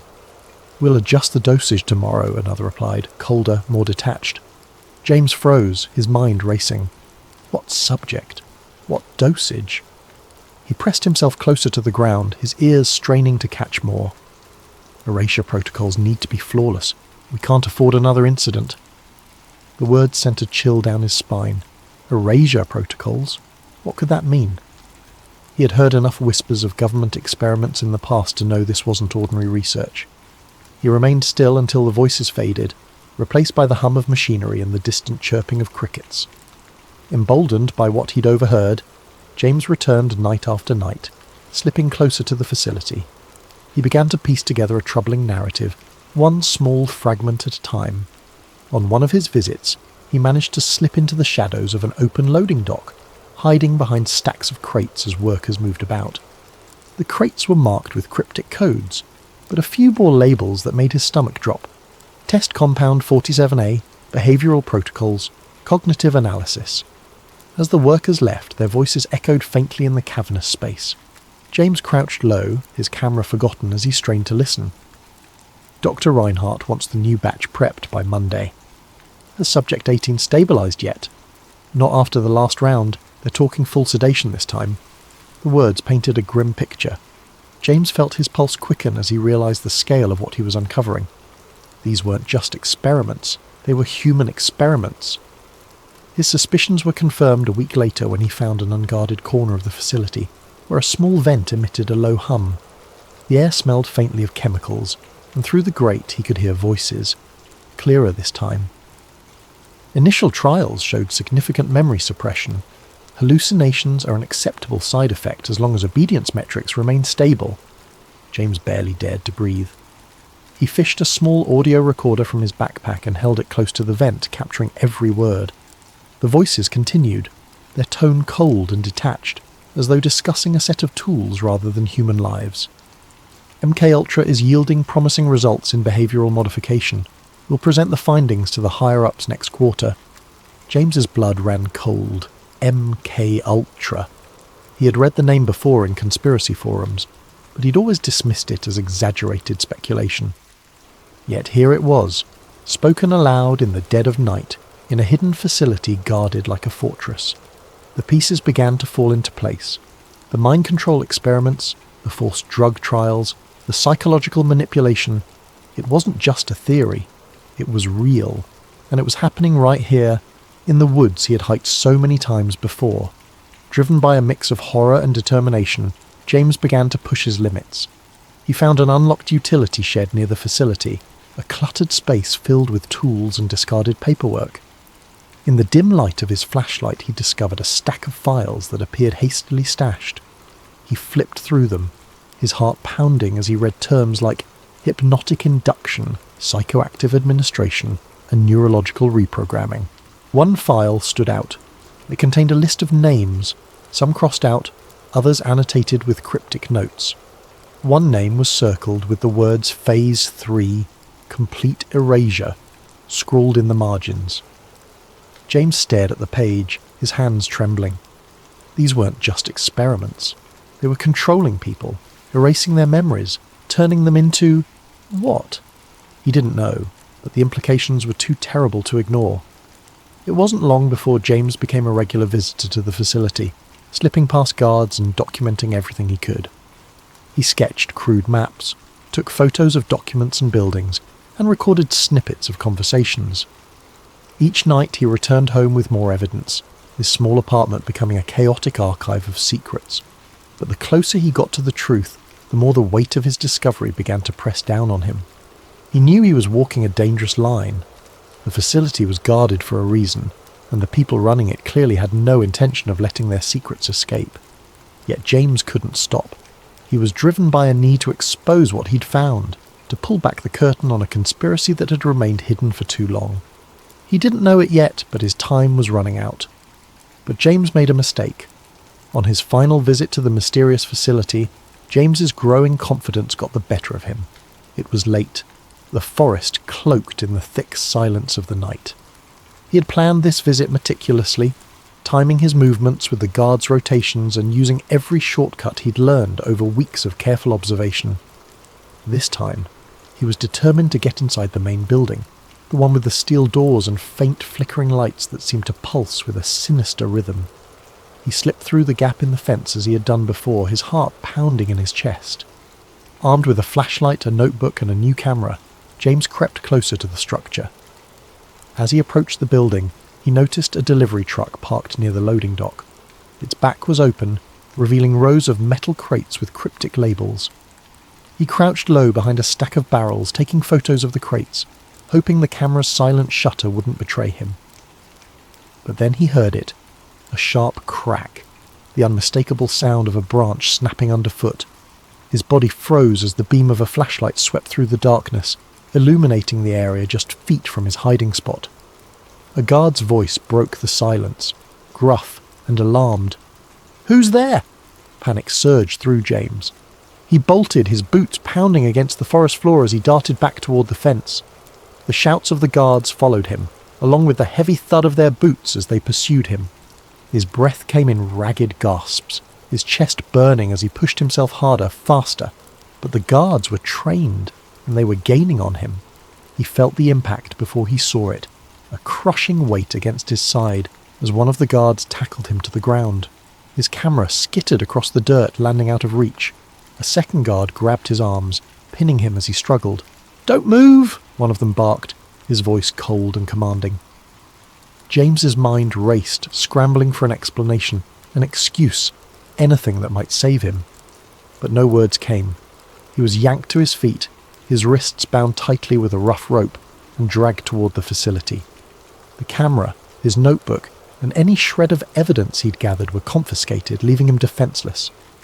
Inside the compound, James was shoved into a small, dimly lit room. The walls were concrete, the air stale and suffocating. A single overhead light buzzed faintly, casting harsh shadows that seemed to dance menacingly on the walls. He sat in a metal chair, his wrists still bound, as a man in a dark suit entered the room. The man's face was expressionless, his eyes cold and calculating. "Who are you?" the man demanded, his voice sharp and clipped. James swallowed hard, his mouth dry. I'm no one. I was just hiking. I got lost." "Don't lie to me," the man interrupted, slamming a file onto the table. Papers spilled out, some of them familiar to James. Copies of photos he'd taken, sketches of the facility's layout, and notes he'd written about what he'd overheard. The sight of them made his stomach drop. "How did you find this place?" the man continued. "Who else knows about it?" James stammered, trying to come up with a plausible explanation, but his mind was blank. He could feel the intensity of the man's gaze, like a spotlight boring into his very soul. "I swear I didn't tell anyone," James said, his voice trembling. "I don't even know what this place is." The man leaned in closer, his face mere inches from James's. "And you never will." Before James could respond, a guard entered the room carrying a syringe. James's eyes widened, his pulse spiking as he realized what was about to happen. "No, wait," he shouted, struggling against the restraints, but it was no use. The needle pierced his arm, and within moments the world around him began to blur and fade. The last thing he saw was the man in the suit, his expression unreadable as darkness consumed him. When James woke up, he was lying in his own bed. At first, he thought it had all been a dream. The sunlight streaming through the window, the familiar hum of his apartment, all of it felt so ordinary, so normal. But as he sat up, his head spinning, a wave of unease washed over him. His camera was gone. So were his notes, his photos, his sketches, every piece of evidence he had painstakingly collected. Even his phone, which he had kept locked and secure, had been wiped clean. There were no messages, no photos, no browser history. It was as if the last few weeks had been erased entirely. James stumbled to the bathroom, splashing cold water on his face. But when he looked at himself in the mirror, he noticed something strange. A faint bruise on his arm, right where the needle had gone in. The sight of it sent a chill down his spine, confirming that what had happened wasn't just a bad dream. Over the following days, James tried to piece together what had happened, but his memories felt fragmented, like a puzzle with missing pieces. He could recall the facility, the guards, the files marked MK Ultra, but there was a strange emptiness in his mind, as though something had been taken from him. Every time he tried to focus on the details, his thoughts slipped away, replaced by a dull, throbbing headache. He tried to tell his story, to his friends, to anyone who would listen, but no one believed him. His friends chalked it up to stress, suggesting he take a break and get some rest. Even James began to doubt himself, wondering if the memories were real or if they had been planted there, part of some twisted experiment. When he returned to the trail where it had all begun, the facility was gone. The clearing was empty, the chain-link fence and buildings erased as if they had never existed. The only sign that anything had been there was a patch of disturbed earth, overgrown with weeds. James searched desperately for any trace, but there was nothing. As he stood in the clearing, staring at the emptiness, a sense of futility washed over him. Whatever had happened, whoever had taken him, they had erased their tracks, and part of him, with surgical precision. James knew what he had seen, what he had heard, but without evidence, without proof, the truth was as elusive as a shadow. James returned to his life, but it was no longer the same. The quiet predictability he had once cherished was gone, replaced by a gnawing paranoia. Every shadow, every flicker of movement in the corner of his eye felt like a threat. He avoided the woods, avoided conversations about conspiracy theories, and avoided questioning what had happened. But deep down, he knew the truth. Some secrets were never meant to be uncovered, and some questions once asked could never be unasked. Thank you for joining us tonight on Sleep Theories. May this story of secrets and shadows inspire you to reflect, to wonder, and to dream. Sleep well, and let your imagination carry you to places where the mysteries of the world unfold. Sweet dreams.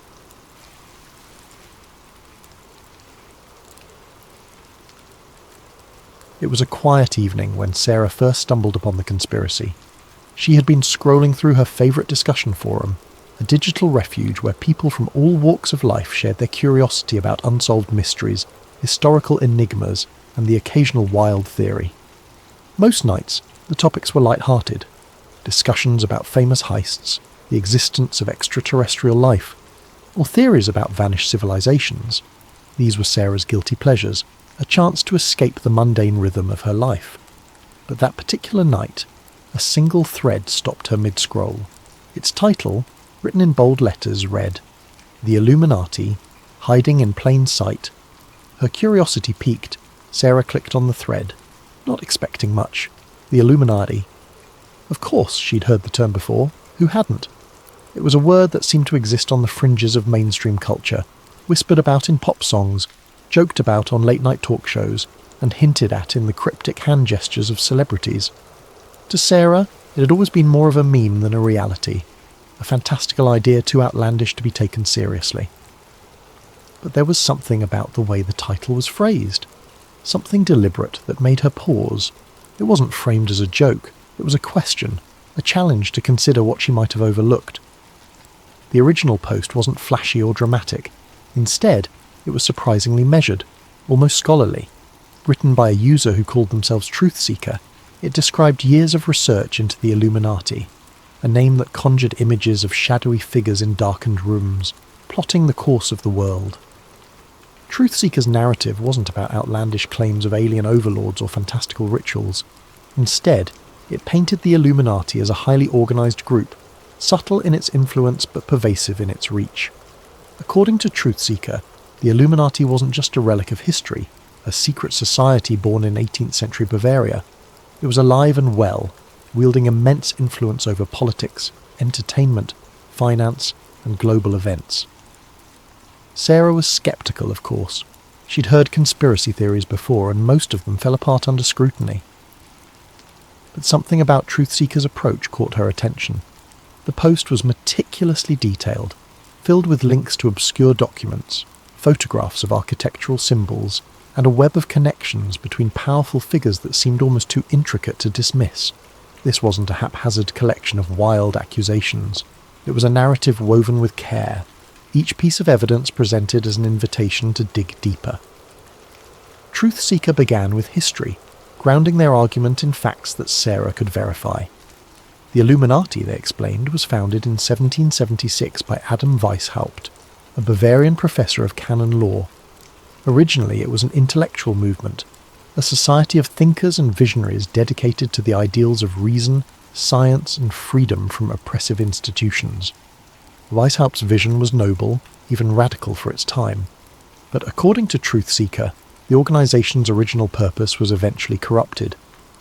Over the years, the Illuminati transformed from a society of enlightenment into a clandestine group focused on one goal: power. The post continued, outlining how the Illuminati supposedly dissolved in the late 18th century after being outlawed by the Bavarian government. But Truthseeker claimed that this was only the official story. In reality, the group had simply gone underground, adapting to the changing world while maintaining its grip on the levers of influence. Truthseeker pointed to connections between the Illuminati's symbols and modern institutions: the all-seeing eye on the US dollar bill, the pyramid, the number 13. To Sarah, these connections initially seemed coincidental, but the way Truthseeker laid them out made her second-guess her assumptions. The post didn't stop at symbols.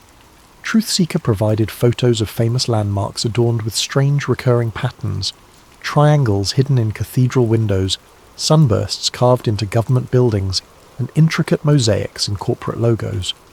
Truthseeker described these as breadcrumbs, symbols left in plain sight as a form of control or even mockery. The idea was unsettling. Were these designs meaningless, or had she been blind to a hidden language her whole life? The deeper Sarah read, the more she began to question her own perceptions. Truthseeker mentioned specific events in history, revolutions, economic collapses, wars, that seemed, when viewed through this lens, to follow a disturbing pattern. Powerful figures across centuries, from monarchs to billionaires, were linked by their affiliations, their philanthropy, or their mysterious public statements. Truthseeker hinted at a shadow network, invisible yet omnipresent, orchestrating the rise and fall of leaders, the ebb and flow of economies, and even the cultural shifts that defined generations. By the time Sarah reached the end of the post, she felt a strange mix of skepticism and intrigue. Truthseeker's parting words echoed in her mind. The truth is hidden in plain sight. Don't dismiss the signs. Look closer. That night, as she tried to sleep, Sarah found herself replaying moments from her own life. Had she ever noticed symbols in her city? Had a celebrity interview or a corporate logo ever struck her as odd? For the first time, she began to wonder if the world she thought she knew was only a facade, a carefully constructed reality designed to obscure the truth. But the question lingered. If the Illuminati did exist, what was their endgame? And why would they leave clues for people like her to find? She started with the basics. The Illuminati, she learned, was founded in Bavaria in 1776 by a man named Adam Weishaupt. Weishaupt was a professor of canon law and philosophy, a man disillusioned by the grip of religious dogma and authoritarian rule. His vision for the Illuminati was radical for its time, an intellectual movement of thinkers who would promote reason, science, and freedom from oppressive institutions. They called themselves the Enlightened Ones, and their goal was to illuminate the path to a freer, more just society. But as Sarah dug deeper, she began to uncover accounts that painted a much darker picture of the group's evolution. The Illuminati of Weishaupt's time had, according to these theories, become corrupted. Its noble ideals gave way to a hunger for influence and control. Some claim the group had infiltrated powerful institutions, governments, banks, religious organisations, not to reform them, but to manipulate them from within. This wasn't just a society of intellectuals anymore. It was, if the conspiracy held any truth, a shadow government shaping the world to its will. As Sarah delved deeper into her research, she began to notice patterns.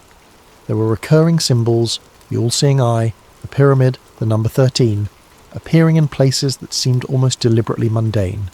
She found these motifs in the design of the US dollar bill, with its iconic eye atop an unfinished pyramid, accompanied by the words Annuit Coeptis and Novus Ordo Seclorum. A new order of the ages, she thought, tracing the Latin with her finger. Was it really just an artistic choice, or was it a hidden message? Sarah began to see these symbols everywhere. Pop culture was teeming with them, tucked into the corners of music videos, subtly woven into the lyrics of songs, and even hinted at in blockbuster movies. A popular singer holding their hands in a triangle during a concert, a fleeting shot of an eye in an otherwise unrelated ad, a pyramid-shaped stage design. It was almost as if the clues were hiding in plain sight. At first she dismissed them as coincidences, but the more she found, the harder it became to ignore. What struck her most was the consistency of these symbols across time and media. How could something so specific appear in both ancient architecture and modern music videos? Sarah started to wonder if there was a deliberate effort to leave these marks behind, like breadcrumbs leading curious minds to a hidden truth.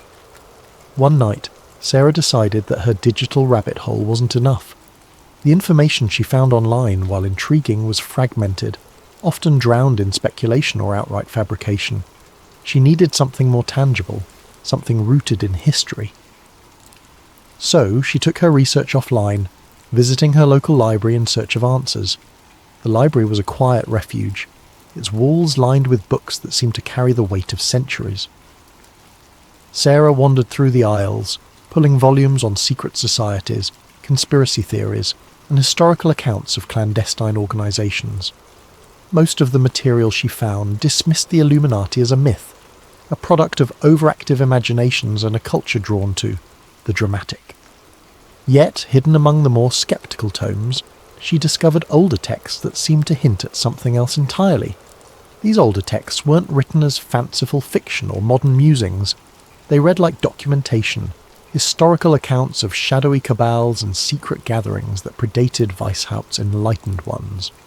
One book, its cover faded and edges frayed with time, described gatherings of powerful individuals in candlelit chambers where decisions were made that would alter the course of history. Another referenced symbols and codes used by secret societies to communicate across vast distances, ensuring their influence remained undetected. These accounts were sparse, fragmentary, but they carried a weight of authenticity that sent shivers down Sarah's spine. The most intriguing discovery was a collection of letters, reprinted in one of the books, that purportedly belonged to a member of the Illuminati. The letters spoke of plans to infiltrate key institutions and manipulate public opinion. Phrases like, "the masses must not know," and "the time is near," stood out, haunting in their simplicity. While the authenticity of these letters was debatable, they felt eerily consistent with the modern theories Sarah had been reading. As Sarah sat at a wooden table, under the dim glow of the library's overhead lights, she couldn't help but feel a growing unease. The idea of the Illuminati as a puppet master pulling the strings of society seemed far-fetched, but the patterns, the symbols, the connections, could they really all be coincidence? She thought about the monuments and buildings she passed every day, wondering how many of them bore marks she'd never noticed. She thought about the news, the music, the movies that filled her life. Were they subtly guiding her thoughts and perceptions without her even realising it? For the first time, Sarah began to wonder if she had already been a part of the narrative all along, an unwitting participant in a grand hidden design. And if that were true, who was writing the script? As the weeks passed, Sarah's obsession deepened, weaving itself into the fabric of her everyday life. She couldn't drive to work without scrutinising the logos on billboards or storefronts, searching for hidden meanings in their designs.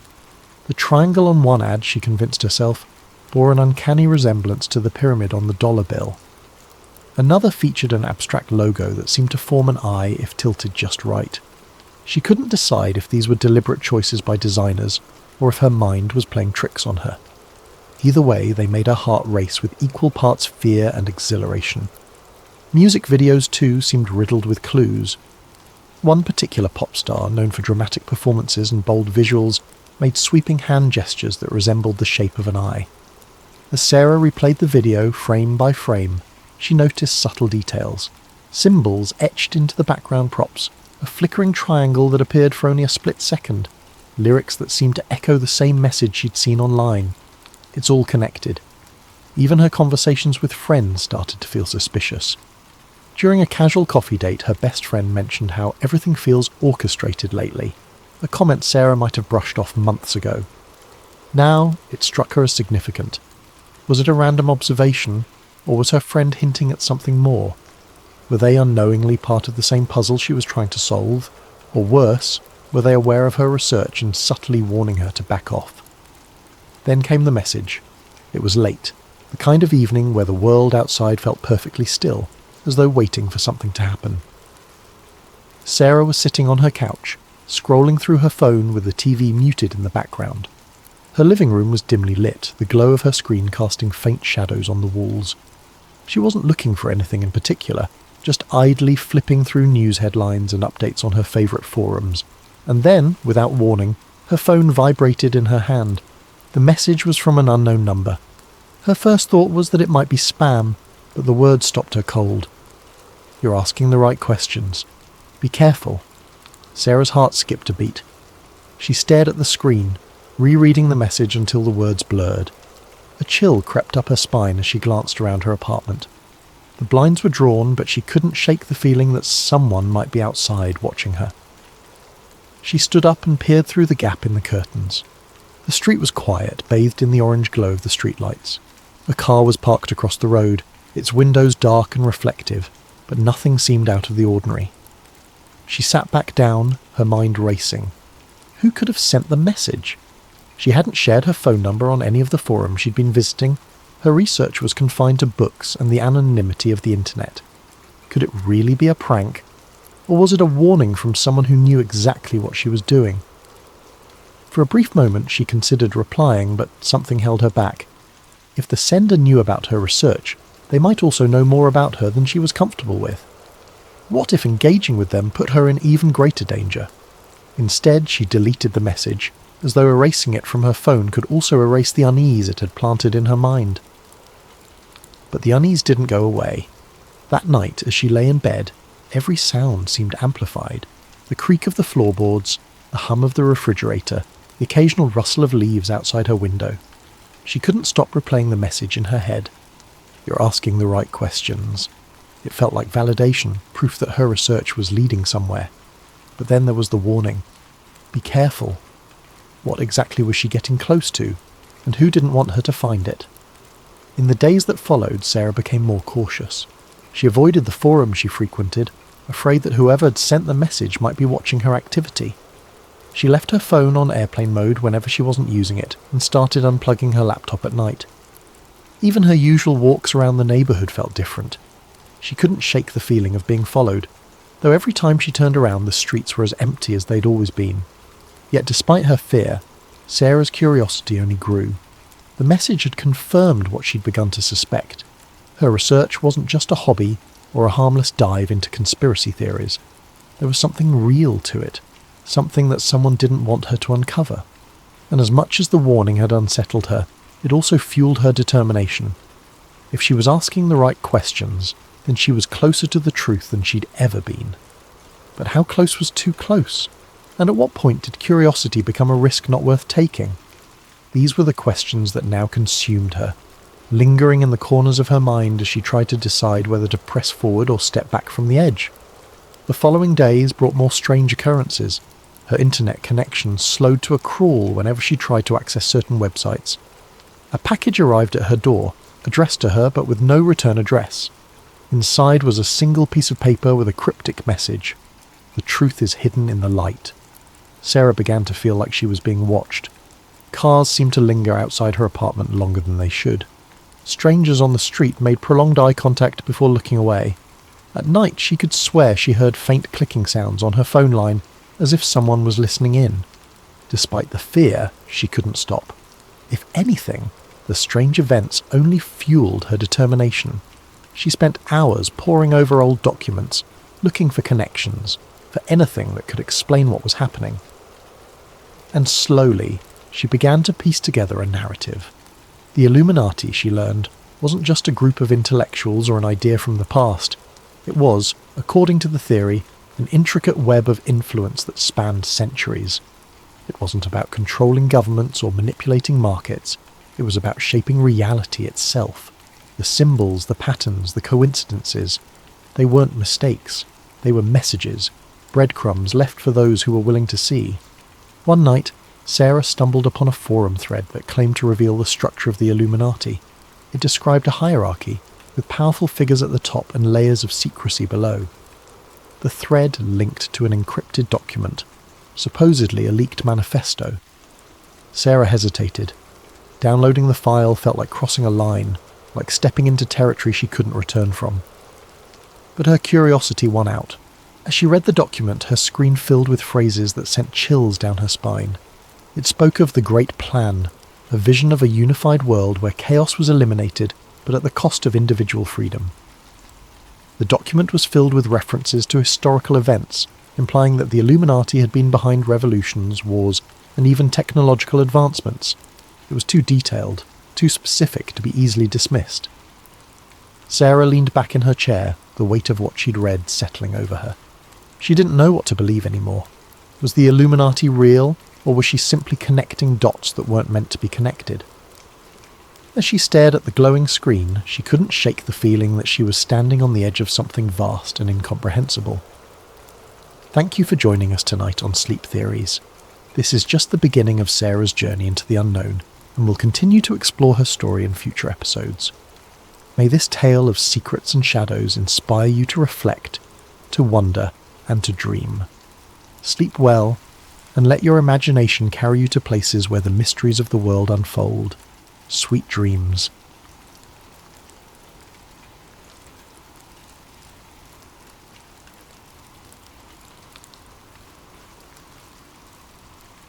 He was not a man who belonged in history books.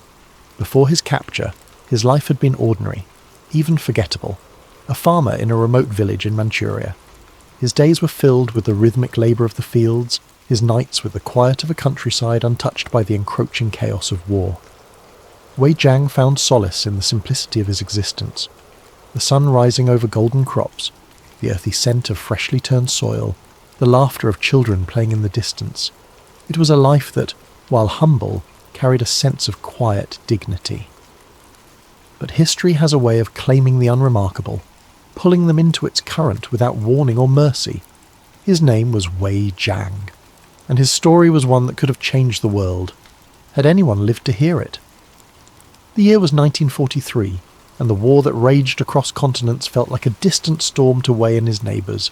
News of battles, of armies advancing and retreating, reached them only in fragments, whispered by travelling merchants or in the occasional crackling voice on a neighbour's rare and treasured radio. To them, the war was something that happened elsewhere, a shadow that loomed but never quite touched their lives, until the day it did. Wei's life turned in the spring of that year. The day began like any other. He had risen before dawn, his breath visible in the crisp morning air as he tended to his fields. The sun had just begun to rise, painting the sky in hues of orange and pink, when the sound of engines shattered the stillness. The trucks came suddenly, their diesel growl echoing through the valley. They rolled into the village like an ominous tide, stopping abruptly in the centre of the dirt square where the villagers gathered during festivals. The soldiers disembarked with an efficiency that betrayed years of practice.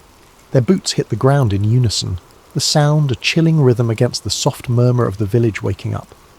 They moved with precision, rifles slung across their chests, their faces masked by an impenetrable veneer of authority. Wei was in his field when he heard the first shout, the sharp bark of a command that carried over the low hills. Every man to the square, now! Wei froze, the hoe in his hand suddenly heavy. His first instinct was to stay hidden, to crouch low among the crops and hope the soldiers would pass. But the reality of village life had taught him otherwise. Disobedience was not tolerated, not even in the smallest measure. He set the tool down and wiped his hands on his worn trousers, the weight of his every step toward the square feeling heavier than the last. By the time Way arrived, the square was a scene of chaos barely held together by fear. The soldiers barked orders in sharp, clipped tones, their voices like whips cracking against the stunned villagers. Men were shoved into lines, their protests silenced with the blunt ends of rifles. Women clung to their children, their faces pale with terror, while the elderly looked on with a mixture of helplessness and despair. Way spotted familiar faces among the crowd, neighbours he had known since childhood, men he had worked alongside in the fields. Their expressions mirrored his own: confusion, fear, and a silent plea for understanding.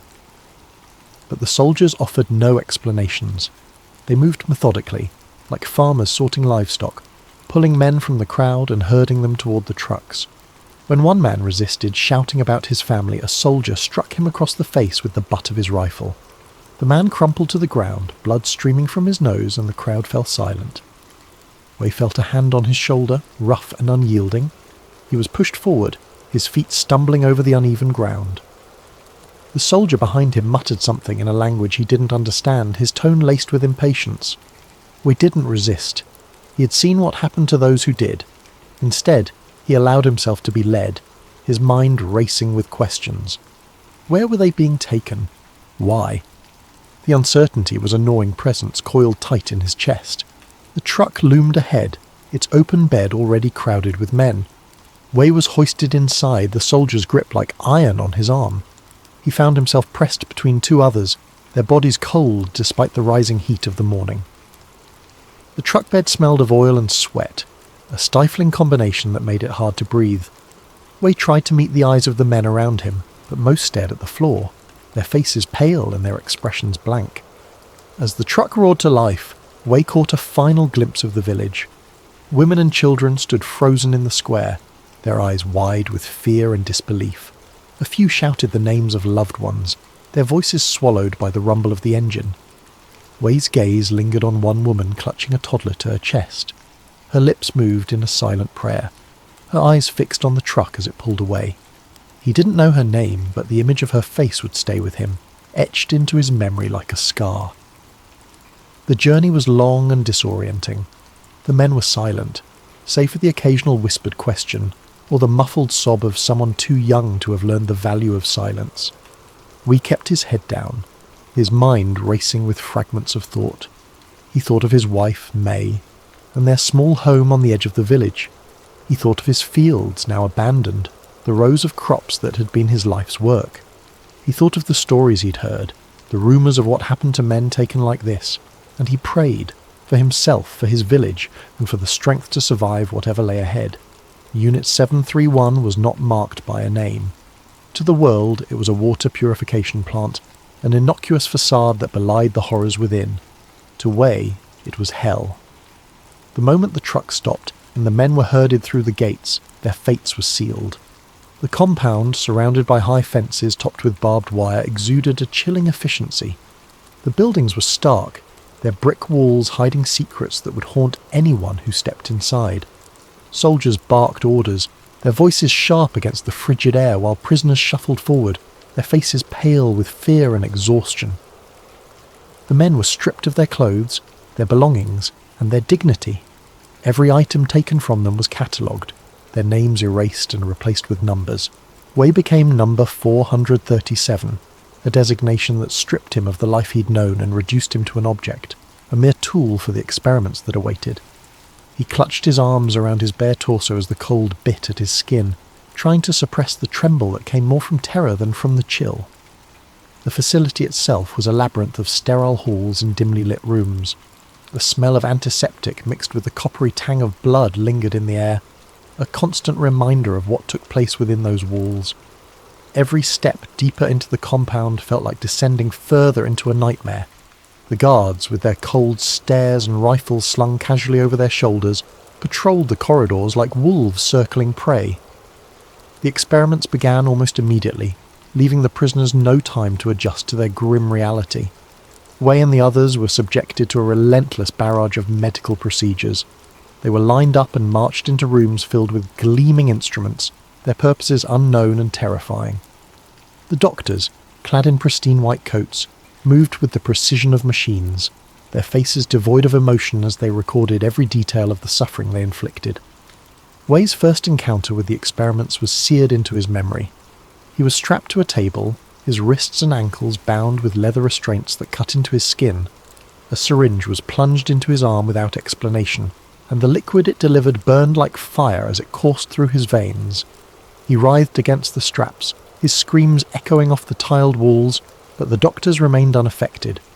They observed him like a specimen under a microscope, jotting notes in their leather-bound journals. Days turned into weeks, though the passage of time became meaningless within the confines of Unit 731. Wei endured a series of horrors that blurred together in his mind. Some days he was injected with unknown substances, his body racked with fevers that left him delirious and shaking. Other days he was exposed to chemical agents that seared his skin, leaving behind blisters and rashes that festered painfully. The frostbite experiments were among the worst. His limbs were submerged in ice-cold water for hours, the skin turning black and cracking as frostbite set in. The doctors would then scrape away the dead tissue, their hands methodical as they murmured about their findings. The screams of the dying filled the air, an ever-present symphony of agony that seemed to seep into the very walls. Some prisoners cried out for mercy for their families, for an end to the pain. Others fell silent, their voices stripped away by exhaustion and despair. Wei learned quickly that survival was not guaranteed. Those who succumbed to the experiments were unceremoniously dragged away by guards, their bodies discarded in mass graves or incinerated. The guards referred to the prisoners as logs, a chilling euphemism that reduced human lives to mere resources for experimentation. Wei's will to survive became his anchor in the storm. He endured the needles, the incisions, and the relentless barrage of experiments because he refused to let the facility take what little humanity he had left. He clung to the memory of his family, his wife's gentle smile, the way her hair caught the sunlight, the laughter of their children as they played in the fields. These memories became his shield against the despair that threatened to consume him. In the rare moments of reprieve, Wei began to observe his surroundings with a sharp eye. He studied the routines of the guards, noting the times they changed shifts and the paths they patrolled. He memorized the layout of the facility, from the medical wards to the storage rooms and the kitchens. He listened intently to the whispers of the other prisoners, piecing together fragments of information about the inner workings of the compound. There were rumours passed between prisoners in hurried, hushed tones when the guards weren't looking. Rumours of secret escape routes, of weaknesses in the facility's defences, of a chance to break free. Most dismissed them as false hope, the desperate fantasies of men clinging to any shred of optimism. But Wei listened. He filed away every detail, every possibility, no matter how improbable it seemed. Wei also noticed the subtle cracks in the guards' composure. Though they carried themselves with an air of authority, there were moments when their masks slipped. Glances exchanged when no one was supposed to be looking, whispered arguments in the corridors. Wei began to understand that even in a place as cold and controlled as Unit 731, there were weaknesses to exploit. As his body suffered under the relentless experiments, Wei's mind grew sharper. He used every ounce of his remaining strength to plan, to observe, to prepare. The hope of escape became his lifeline, a glimmer of light in the suffocating darkness of the facility. He didn't know if he would succeed, but he knew one thing for certain. He would not die as number 437. He would not let Unit 731 erase him. Wei's escape had been a miracle born of desperation, but the bitter reality of his situation became clear the moment he slipped through the barbed wire and into the wilderness. The air was cold and sharp, cutting through the oversized coat he had scavenged from the storeroom. Every breath burned his lungs, and every step sent pain shooting through his legs. But Wei did not stop. He couldn't. The icy expanse beyond Unit 731 was both his refuge and his greatest threat. A barren landscape that could shield him from sight, but offered no promise of sustenance or safety. The early morning light cast a faint glow over the snow-covered terrain, revealing a world devoid of landmarks or shelter. Wei pushed forward, the crunch of snow underfoot the only sound breaking the eerie silence. The wind howled intermittently, carrying with it the faint echoes of his time inside the facility. Screams, Orders barked in clipped tones, the hum of machinery that never stopped. He shook his head, trying to block out the memories. Focus, survive, one step at a time. His first priority was distance. Wei knew the guards would discover his absence by sunrise, and when they did, the search would be relentless. He had seen firsthand the resources Unit 731 could deploy when someone tried to defy them. Their influence stretched far beyond the facility's walls, and their determination to maintain their secrets was absolute. If they found him, they wouldn't simply kill him, they would make an example of him. Wei's pace quickened despite the biting cold and the exhaustion clawing at his limbs. His feet slipped in the ill-fitting boots, and the rough terrain made every step a gamble. At times, he stumbled and fell, his frail body crumpling into the snow. Each time, he forced himself to rise, his resolve stronger than his physical weakness. His mind clung to the thought of freedom, the faint hope that someone, somewhere, might listen to his story and expose the truth. By the time the sun reached its peak, Wei had managed to put several miles between himself and the facility. But his body was reaching its limit. Hunger gnawed at his stomach, and his head throbbed with a dull, persistent ache. He scanned the horizon for anything that could provide shelter or sustenance, but the landscape remained unforgiving. Snow and ice stretched endlessly, broken only by the occasional patch of skeletal trees or jagged rocks. Wei pressed on, his mind a blur of exhaustion and determination. His thoughts turned to his family, the faces of his wife and young son etched into his memory like lifelines. He imagined their laughter, the warmth of their home, the simple joys of a life that now felt like a distant dream.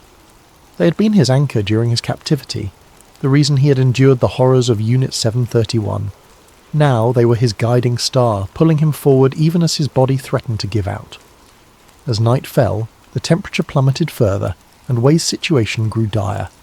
He found a shallow hollow beneath an outcropping of rock and huddled there, wrapping the oversized coat tightly around himself. The wind whistled through the cracks in the stone, and he shivered uncontrollably, his teeth chattering as he fought to stay awake. Sleep was dangerous in this cold. He knew it could claim him silently, slipping over him like the snow that now began to fall. Wei allowed himself only brief moments of rest, his ears straining for any sound that might signal pursuit. Every crack of ice, every rustle of wind through the barren trees set his nerves on edge. He clutched the knife he had taken from the storeroom, its cold handle a small comfort in the vast emptiness. He was alone, vulnerable and hunted, but he refused to give in to despair. The following day brought a stroke of luck, or what passed for it in his desperate circumstances. Wei stumbled upon a small stream, its waters partially frozen but still flowing beneath a thin layer of ice. He fell to his knees and chipped at the ice with his knife until he could cup his hands and drink. The water was frigid, sending shocks through his teeth and throat, but it was life. He drank deeply, feeling the faintest flicker of strength return to his limbs. He followed the stream for hours, reasoning that it might lead him to civilization, or at least provide a natural path through the wilderness. The terrain grew slightly less hostile, with patches of forest offering brief respite from the wind. Wei scavenged what he could, bits of bark, frozen berries that were bitter and hard but edible. It wasn't enough to stave off his hunger, but it kept him moving. As the days stretched into a week, Wei's hope wavered. He had no way of knowing how far he had travelled or how close the guards might be. He imagined search parties combing the countryside, their dogs sniffing the air for his scent. The thought terrified him, but it also fueled his determination. He couldn't let them take him back. He couldn't let his story die with him. When he reached the outskirts of a small village, Wei felt a mixture of relief and dread. The sight of smoke rising from chimneys, the faint murmur of voices carried on the wind. It was proof that he had made it out of the wilderness, but it was also a risk. If the villagers were sympathetic to the Japanese authorities, they could turn him in. If the guards were already nearby, they might be watching. Wei hesitated at the edge of the tree line, his instincts at war with his desperation. Eventually, hunger and exhaustion won out. Wei approached the village cautiously, his movements slow and deliberate. He avoided the main road, instead circling around to the back of a small farmhouse on the village's outskirts. The smell of cooking food wafted through the air, and his stomach twisted painfully. He knocked lightly on the door, his heart pounding in his chest. The man who answered was middle-aged, his face weathered by years of hard labour.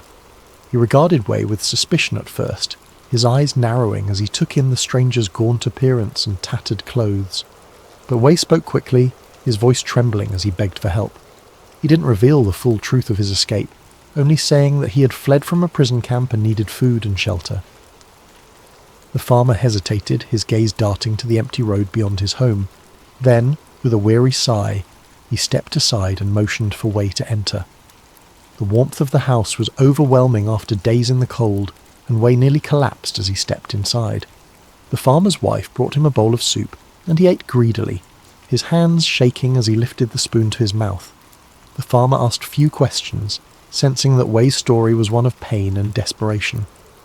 For the first time in weeks, Wei allowed himself to relax, if only slightly. But the reprieve was short-lived. The sound of trucks rumbling down the road shattered the fragile peace of the farmhouse. Wei's heart sank as he heard the sharp bark of orders and the clatter of boots on the ground. The farmer's face paled, and he looked at Wei with a mixture of fear and regret. "You need to hide," the farmer whispered urgently. He pointed to a trapdoor in the floor that led to a small cellar. Wei hesitated for only a moment before descending into the dark, cramped space. He crouched in the shadows, his breath shallow as he listened to the chaos above. The soldiers burst into the house, their voices cold and commanding. Wei couldn't make out their words, but he could hear the fear in the farmer's responses. Minutes stretched into an eternity as the soldiers searched the house, their boots thudding overhead. Wei gripped the knife in his hand, his knuckles white as he prepared for the worst. The trapdoor creaked open. Harsh light flooded the cellar, and Wei's eyes met the cold, unfeeling gaze of a soldier. The man barked an order, and Wei was dragged out into the open. The farmer and his wife looked on helplessly as the soldiers restrained Wei, their faces etched with sorrow and guilt. Wei met their gaze briefly, nodding in silent gratitude for their attempt to help. As Wei was loaded into the back of a truck, his mind raced. The truth he had fought so hard to carry was now at risk of being buried forever.